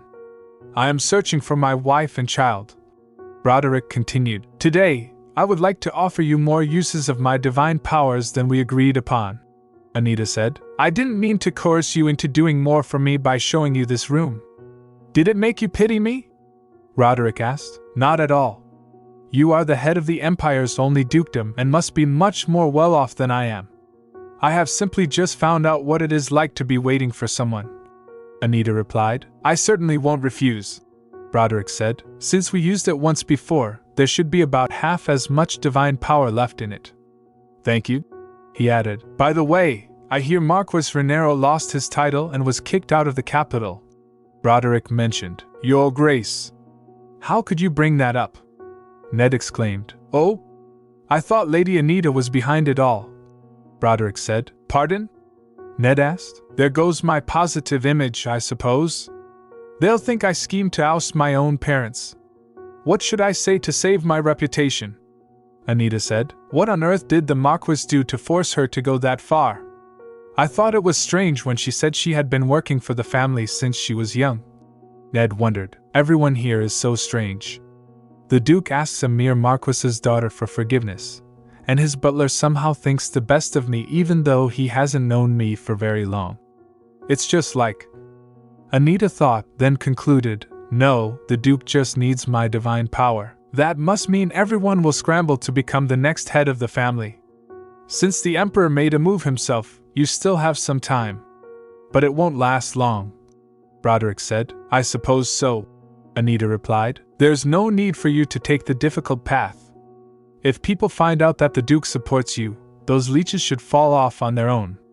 You will come of age soon, but in the meantime, would you like me to be your guardian?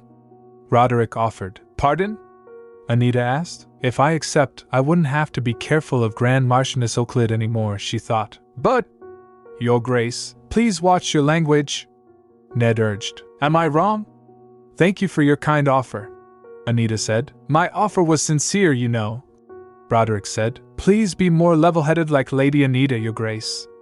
Just because she met you when she was young, doesn't mean she would just accept, Ned replied. That's why I offered to be her guardian rather than her godfather, Broderick explained. If you had even mentioned the word godfather, I would have shut you up myself, Ned said. It's just…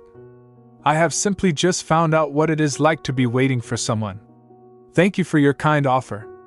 There are a lot of things on my mind, Anita said. Anita Renero is not on our side. In fact, I do not wish to speak ill of her character, but once your deal with her is over, I believe it would be best to cut ties with her, Ned advised. Yes, she may be on their side. Which means that cutting ties would indeed be for the best. Broderick agreed. I am aware that the Emperor is fond of her, he added, a few days later. I meet her now, Edwin said. Oh, you're here, Anita replied, feeling that something seemed off. Edwin instructed. Take one of the red pills and one of the blue pills after breakfast, and a green pill after dinner. If your symptoms do not disappear, please come see me again. That won't be the case, of course. I've heard great things about how effective your medicine is. Go ahead and open that, Anita said. What is dash? Edwin started to ask. I have one more request for you, Anita interjected. Go ahead. How could I ever refuse?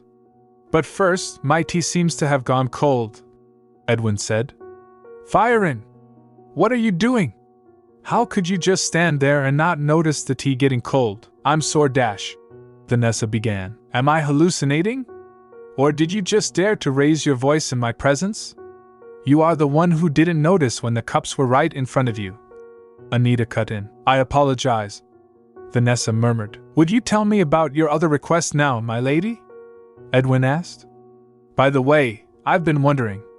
You said you feel uncomfortable without this maid in the room. What would you do if she were to quit? There's no need to worry. That girl has sworn to work for me indefinitely, he added. It's that magic item again, Anita thought. He has something to use against her.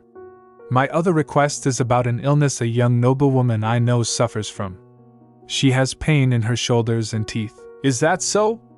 Please give me a moment to think, Edwin replied. He's unable to make a diagnosis without his maid giving him the answer, Anita observed. Why do your hands look so busy all of a sudden? She asked. I apologize. I have a habit of wiggling my fingers when I'm stuck.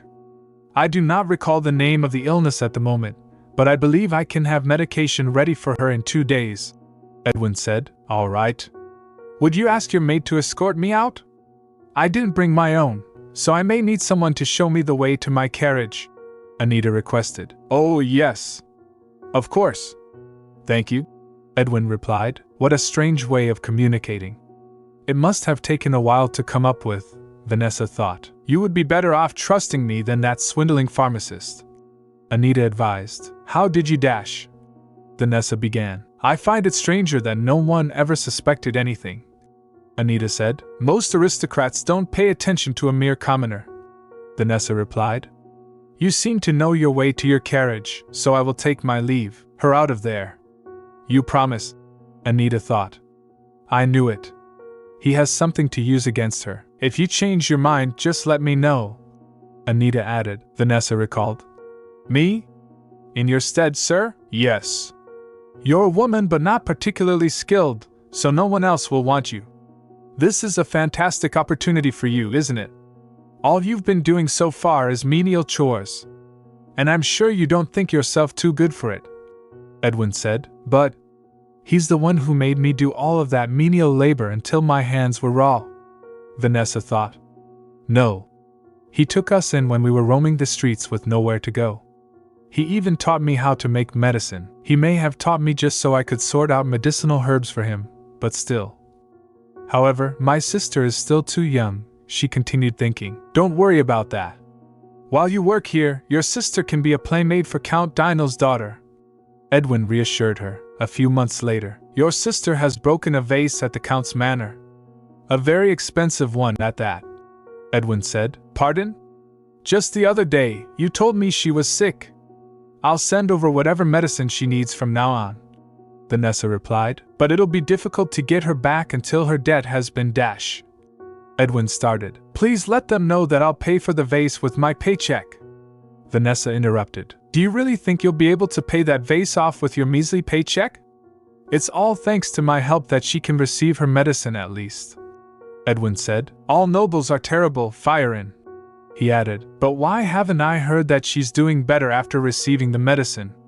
You would be better off trusting me than that swindling pharmacist, Vanessa said. Don't tell me, she continued. No, I can't believe I suspected Mr. Edwin in favor of a noble.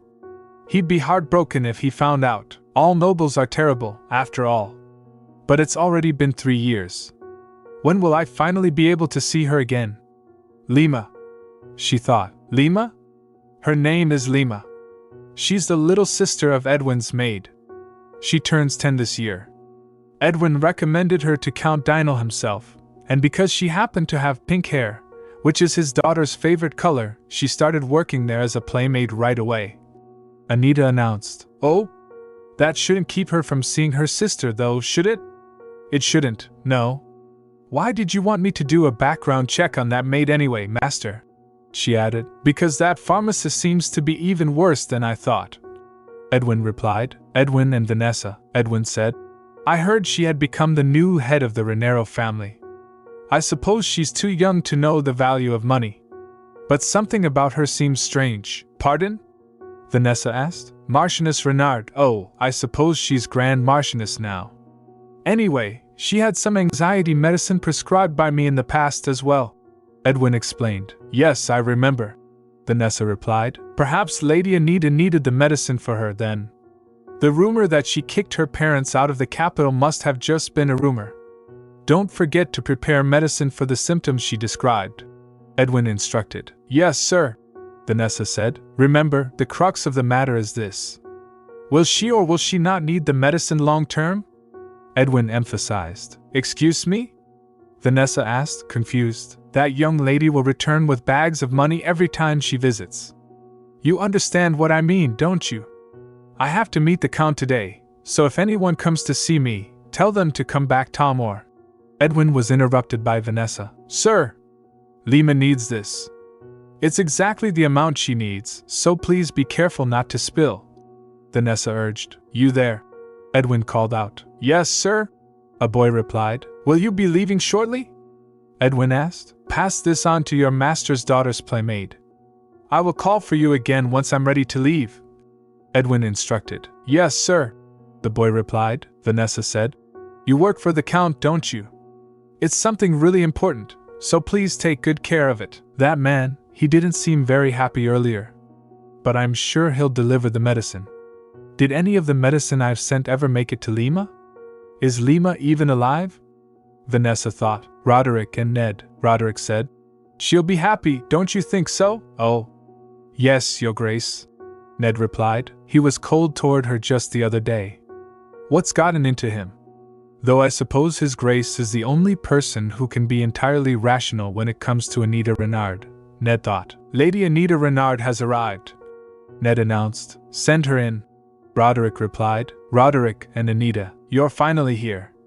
I just received some news that you will be happy to hear. We have tracked down that holy relic. It will be up for auction in 2 days, Roderick said. I'm glad to hear that, Anita replied. I expected you to be happier. Roderick noted. I am. Thank you, Anita responded. I see. You are not very expressive. But I think your emotions are easy to detect if you know where to look. That is why I think we make such good business partners.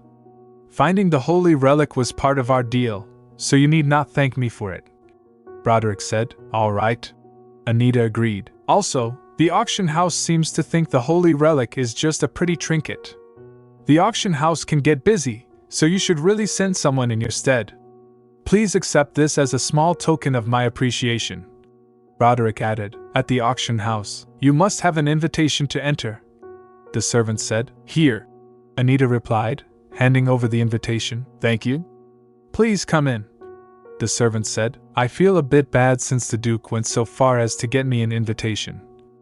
Because only I can check whether the holy relic is authentic or not, Anita thought. The man on the stage announced. Thank you for your patience.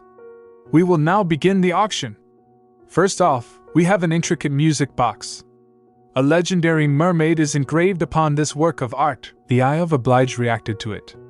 That's a real holy relic, Anita thought. We will begin with 50 gold pieces. The auctioneer continued. 55. We have 60 gold. Anyone else? 500 gold. Anita bid. Sold.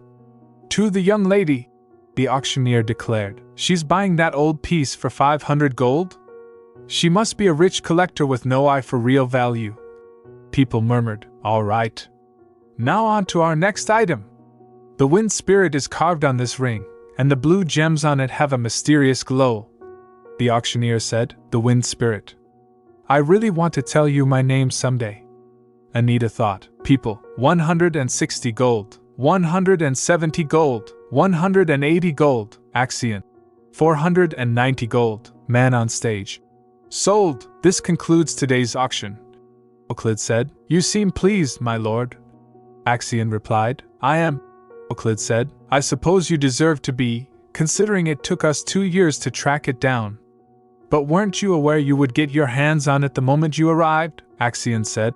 I didn't think she would figure it out so quickly. Who?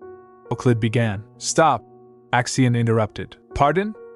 Euclid asked. I've been waiting, Axion said. Anita added. Let me fill you in on the details back in the carriage. Would you lead the way? She asked. Yes, Euclid replied. Should I take you home? Axion inquired. No. I thought I'd stay with you for the night, unless this request is too sudden. Anita replied. Not at all. Everyone will be happy to see you, Axion said. Oh, right. Would you give me your hand for a moment, Anita? Why? Anita asked. This is the ring you got at the auction, Anita exclaimed. That's right. I made a high bid on purpose. It looked like you wanted it, so I thought you'd be happy if I got it for you. Axion explained. Thank you. I was always curious how the spirit would respond to this, Anita said. Queen Renard interjected. So, where did you run into each other today? That's a secret, Your Grace, Axion replied. More importantly, I have something to show you. The legendary mermaid, Anita added. Anita, Queen Renard began. Go ahead and try it out, Your Grace, Axion encouraged. I suppose I should. Thank you, Queen Renard replied. The topic of discussion turned to Vanessa. The reservation is under the name of Vanessa. Maybe I'll learn something interesting today, Anita mentioned. Excuse me?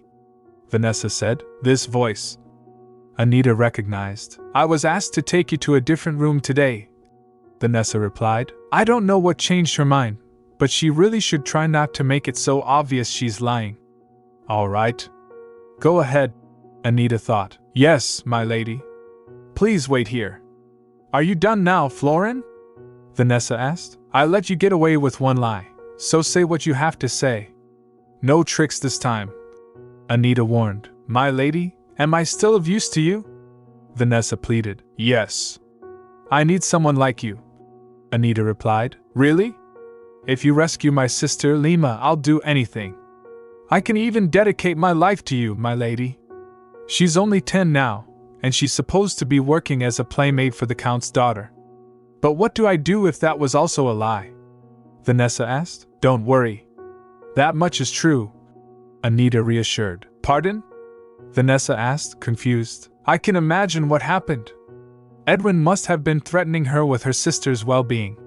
She should be perfectly healthy. Otherwise, the Count wouldn't allow her near his daughter, Anita explained. Are you disappointed in me for looking into your background? Anita asked. No, not at all. Thank you, Vanessa replied. It'll be all right. I'll get your sister back, Florin, Anita promised. Count Dynal was mentioned. They say Count Dynal is really devout. He has all of his magic tools blessed by the temple before he uses them and makes his servants do the same, Anita said, thinking aloud. Devout HM? The Count will be friendly toward me because of my divine powers, but it would be too forward for me to demand his daughter's playmate, Anita thought. Anita, Axion called. Anita responded. How about we hold a ball at Lakade Manor so you can invite him? Axion suggested. But her grace is still sick, Anita said. We were bound to hold one soon anyway, as it's been a while since we've had one here. And that means you can stay here for a few days with the excuse of making preparations for the ball. It'll allow you to keep an eye on her grace's health as well, Axion explained. A few days later. It's been ages since there was a ball at the Archduchess's manor. I cancelled all my other plans to attend. Who knows when there will be another one? Rachel Savi said. Lady Anita, are you aware of the various rumors going around about you these days? Rachel asked. Like what? Anita inquired. I don't know, like the rumors saying that the Duke keeps inviting you to his manor, Rachel said. Oh, I've been feeding my divine power to a spirit animal egg he possesses, Anita replied. I see, Rachel Savi said. Did you hear that? People murmured. I had no idea the Duke collected spirit animal eggs, Anita said. Rachel Savi. She must have mentioned the rumors on purpose so I could explain myself, Anita thought. Excellent. It'll be harder for him to approach me if I'm surrounded by nosy nobles. she added to herself. But where could he be? Anita wondered. Pardon me. Are you perhaps Lady Anita Renard? Dino asked. There he is. I am. You must be Count Dino, Anita said. Oh, you remember me? Dino replied. Anita said. We saw each other at the last banquet but weren't able to talk, Dino replied. Oh, you remember me. What an honor. Was there something you needed from me? Dino continued. Oh, you see, pardon me, but I heard about a conversation you had with a maid, Ella said. Young maids with a lot of experience tend to be daughters of other servants, so they're hard to hire, my lady, Dino replied. I hope you forgive me for overhearing you, but I know of a girl who meets your criteria. Is that so? Anita asked. Dino continued. She's a very young maid, but she already has 3 years of experience. She's a hard worker and has no relatives among the staff, so you wouldn't be separating her from her family, he added. A young maid with 3 years of working experience who doesn't have any family among the staff. It has to be Lima. Oh my, that does sound exactly like the kind of girl I've been looking for. May I hire her from you? You've been such a great help. How do I repay you? Anita said. You owe me nothing, my lady. I am happy enough to have this conversation with you, Lady Anita, Dino said. Lima thought. I wonder if my new master is scary. According to the Count, Dino said. Got it? Your new master is an incredibly important noble person. If you don't serve her well, you'll be in big trouble, Lima thought. Vanessa Firen said she would come to get me one day if I stayed and worked for the Count. What if she can't find me because I left? Anita said. Oh. So this is where you're here. I'm glad you were able to find your way. Pardon? Have I already? Did I do something wrong? Lima asked. Come inside. Firen will be here soon, Anita said. Vanessa Firen? My sister? Lima asked. That's right. Your sister. So just wait here for a moment, Anita replied. My sister, Lima said. What's wrong? Anita asked. Really coming? Lima asked. Yes, she's about to. Anita started. Vanessa Firen interrupted. I'm so sorry, Lima. It must have been so hard for you without me. No, it was fine. You promised to come get me, Lima said. My poor sister. You look so thin, Vanessa Firen said. Anita thought. She must have come running here as fast as she could. They must have missed each other so much. I'm glad Firen and Lima were able to reunite, even if it did take a couple of years. You have saved me. No, you have saved both of us, my lady, Vanessa Firen said. I must repay your kindness. I will dedicate my life to you. You may ask anything of me. Does that mean you're willing to be apart from your sister again? Anita asked. If it's absolutely necessary, then, Vanessa Firen replied. It's fine. I'll return the life you just dedicated to me back to you, Anita said. Take it instead of giving it away again. Rather than giving me your life, how does working for me sound? There are only 2 things you need to do. 4 days later. Master! My lady, there's a little girl waving at you over there, Vanessa Firen said. I know her. Is this Miss Firen? I've heard about you, Anita replied. Welcome. Come on in, the young girl said. How are things now? Vanessa Firen thought. He's calmed down a bit now, but he's still being noisy, the young girl said. My lady! Why is he here? Why is my former master tied up in here? Vanessa Firen asked. Well, if you're looking for a reason, let's just say I called him here for your revenge, Firen. This man is completely incompetent on his own, and so he used you by blackmailing you with Lima, Anita explained. Lima was never sick, and that story about her breaking a vase was also a lie. Any of the money Lima made all went into this man's pockets. Anita added. I trusted you. I thought I owed you, so I did everything you asked of me. You never should have brought Lima into this, Vanessa Firen exclaimed. How could you do that to a child? It's all my fault. I shouldn't have believed his lies.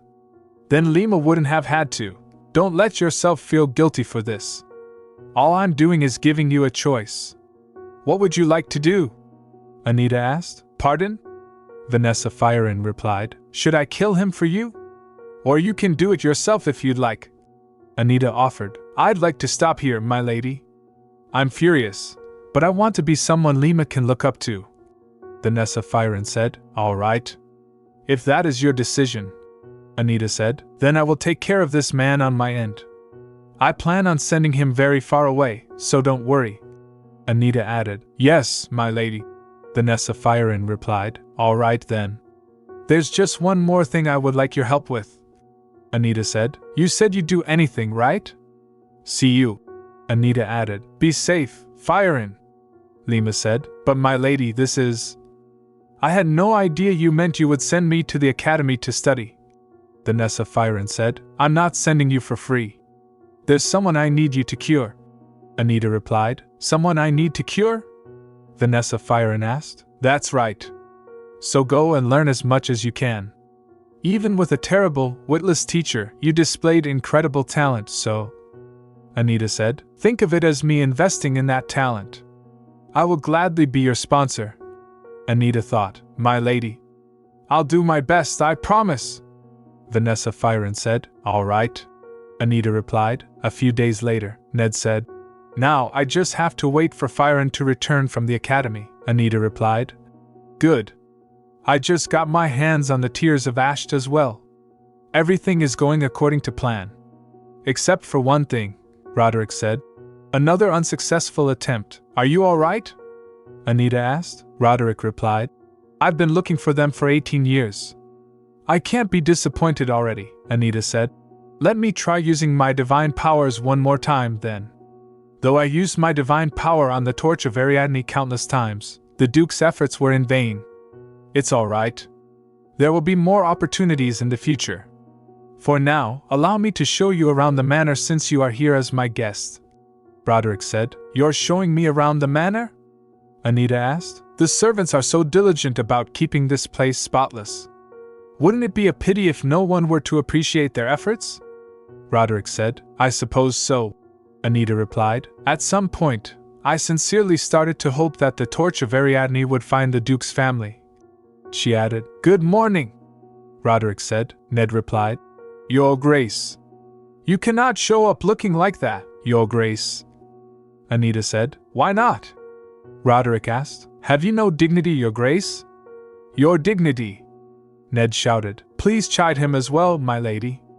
I cannot believe this, Anita said. I apologize for showing up like that earlier. Oh, what did you think of my gift? Roderick said. Thanks to you, I was able to get a hold of what I wanted. Thank you very much, Anita replied. As far as I know, that item is highly sought after by those who have become terminally ill and their families, she thought. I suppose it can't be the Marquis or your older sister, she said, which means it could only be one person. Is it you?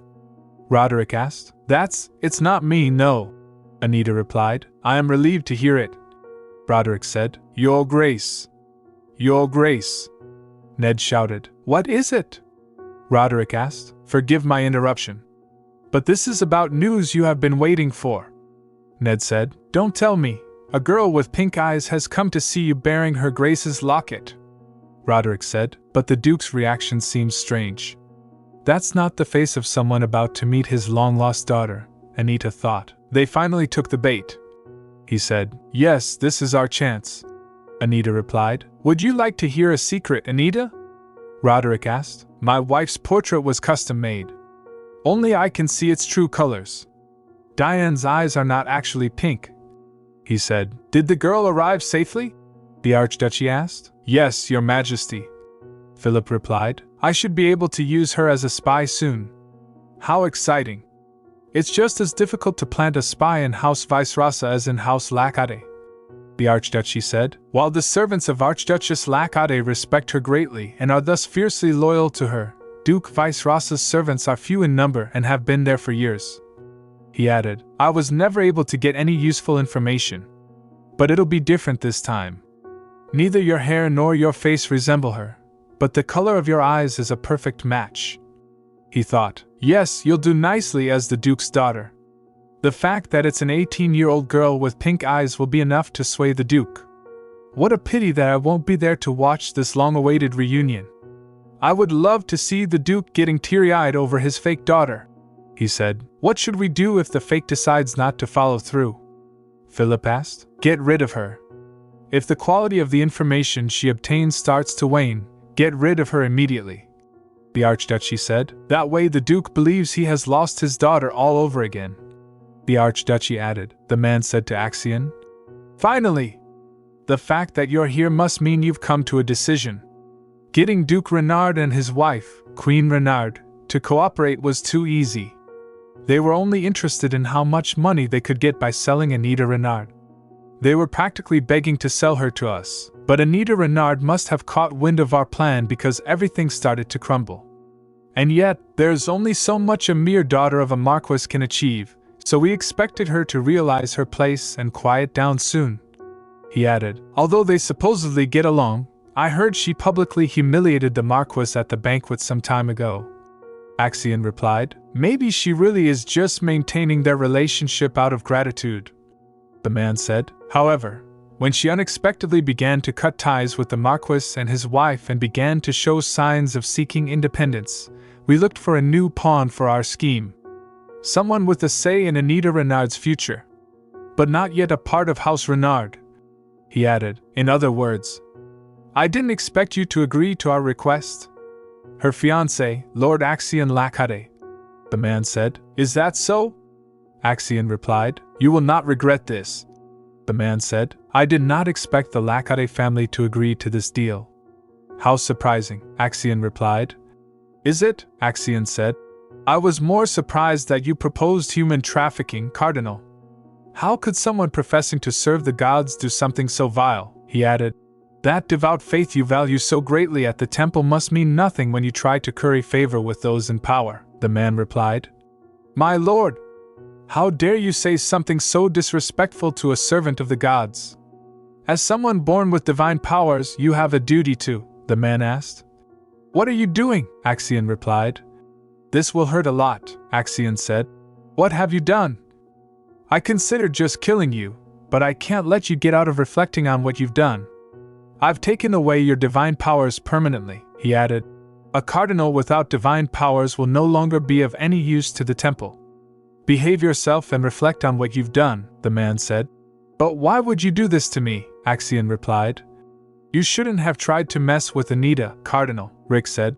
The recoil of tampering with someone's mind is significant. Are you all right? Axion replied. I feel much better now, so it's bearable. More importantly, it seemed like you had something to report to me, Rick said. Yes, the Emperor has sent the Duke a fake daughter. Her eyes are similar to the Duchess, but she has reddish-brown hair, Axion replied. Is that so? Rick said. A daughter, Axion said. So the family the Duke has been looking for all this time wasn't just his wife, Rick replied. Judging by what is happening, that is very likely yes. And this hasn't been confirmed yet, but it seems as though the Duchess is deceased, Axion said. Look more into that, will you? I'll let them know, he added. Then I'll be off. I have to retrieve the sacred shard, Rick replied. Tonight, my lord, a girl came and said. My name is Ansia. I was found with only a note that said it on it, so the kind people who took me and gave me this name, Roderick said. I see. Which month were you born in, Ansia? Ansia replied. April. I was born on April 9th. Pardon me, but while I do know your name, Father, I do not know my mother's name yet. If you wouldn't mind, Ned said. Her Grace's name is Diane Rose Vice-Rasa, Ansia replied. Oh. Diane. So that's my mother's name. Maybe that's why she also wanted to put an in my name, Roderick said. Thank you for coming here, Ansia. But we have yet to confirm whether you really are my child. Let us not get ahead of ourselves for both of our sakes, Ansia replied. Hold on, I've got this, a locket from my mother, Roderick said. Would you show that to me? You're trying to confirm what's inside, right? Ansia replied. It's a teddy bear my mother painted. But wait. This is a family matter. Wouldn't it be better for this person to leave the room? Anita said. I should have excused myself without being asked. How rude of me, Roderick replied. This is undoubtedly Diane's locket. I haven't let it slip anywhere that I am looking for my child. So how did you know to come here? she added. He told me that House Vice Rasa had been waiting for my return, Ansia said.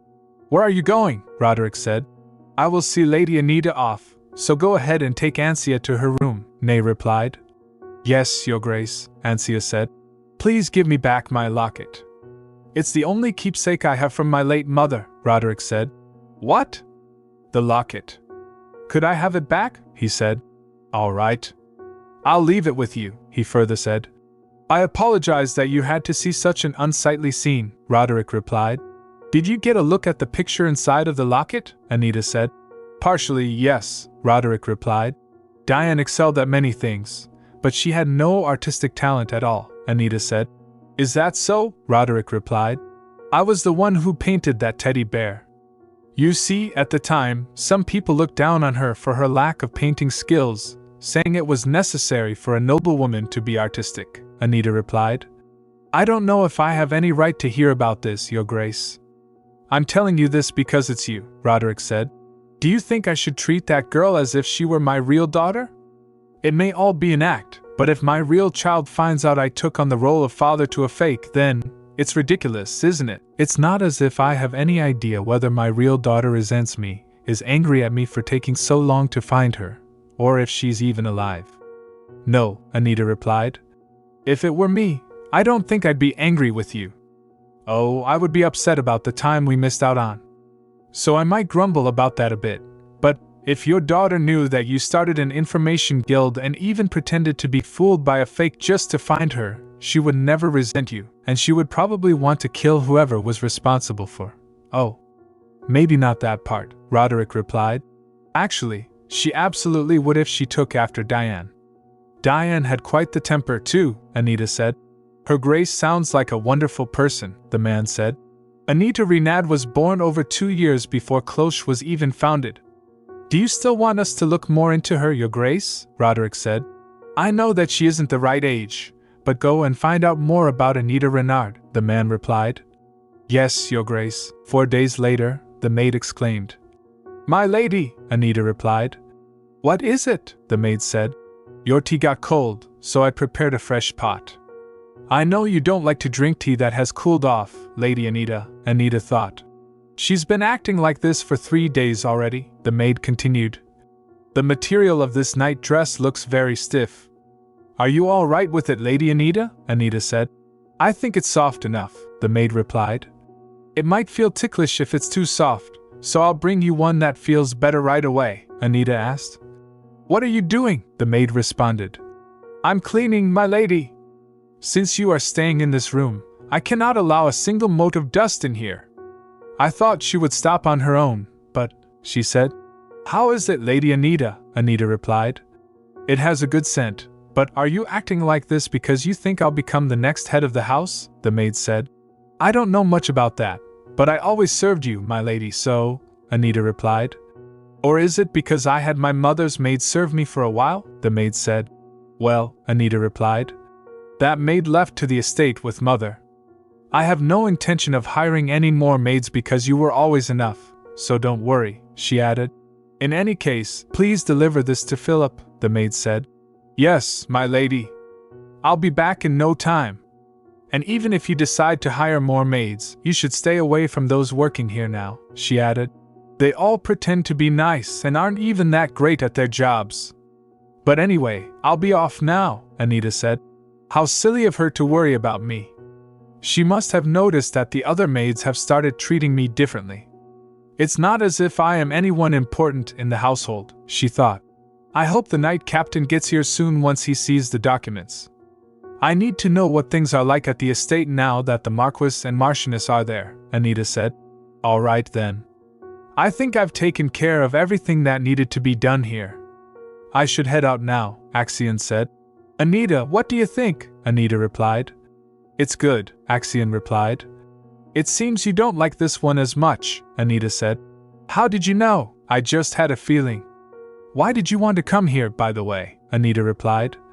I heard this place was opened by Count Linnet, Axion said. I see, Anita replied. This place seems famous for its desserts, and I thought it would be a shame if I didn't get to try them before taking care of that family, Axion said. Did Count Linnet anger you somehow? Or is the house that supports him the culprit? Ned said. Oh, I just thought it was time to put the oak lids in their rightful place. And inside of that locket was a teddy bear painted by His Grace, Madame Manhua said. I remember that painting. Do you recall how Her Grace insisted that your painting was better? Ned replied. How could I forget? His Grace was so upset with me over it that he refused to talk to me for a while, Madame Manhua said. That's right. It really feels like it happened yesterday. It may be bold of me to say this, but my affection for House Vice-Rasa is greater than simply that of someone who has served them for many years, Anita replied. I see. So who might that bast, your ex-fiancé be? Where does he live? Madame Manhua said. No, you really don't need to, Roderick replied. Go ahead. I would simply like to know. The late Duchess was very friendly, even to her servants. I'm telling you, I have no ill intentions. I just want to know what a man who treated our Manhua so poorly might look like. Though he often sounded cold, the late Duke's actions were always kind. I cannot keep up a lie like my wife. We intend to do this man harm, so just go ahead and tell us who it is, Madame Manhua said. I really am fine, master. The fact that both of you care so much is far too kind, she added. The late Duke and Duchess cared so much for their servants that even a lowly maid being cast off by her lover upset them. And one day, the two were blessed with a baby boy who took after their warmth and strength, Madame Manhua further explained. I was overjoyed to watch him grow into a wonderful young lord. But perhaps our happiness, no, my happiness, wasn't deserved, a servant said. Madame Manhua. Sir Ned Rohim. Pardon my interruption. Lady Anita Renard has asked me to give this to you, Ned added. I told her it was against our policy to accept gifts, but she strongly insisted, he said. That's all right. I'll go and give her my thanks in person. You too, madam, Madame Manhua said. Lady Anita has visited the manor many times now, and I believe she will continue to do so. As the head maid, I should really introduce myself to her, Anita said.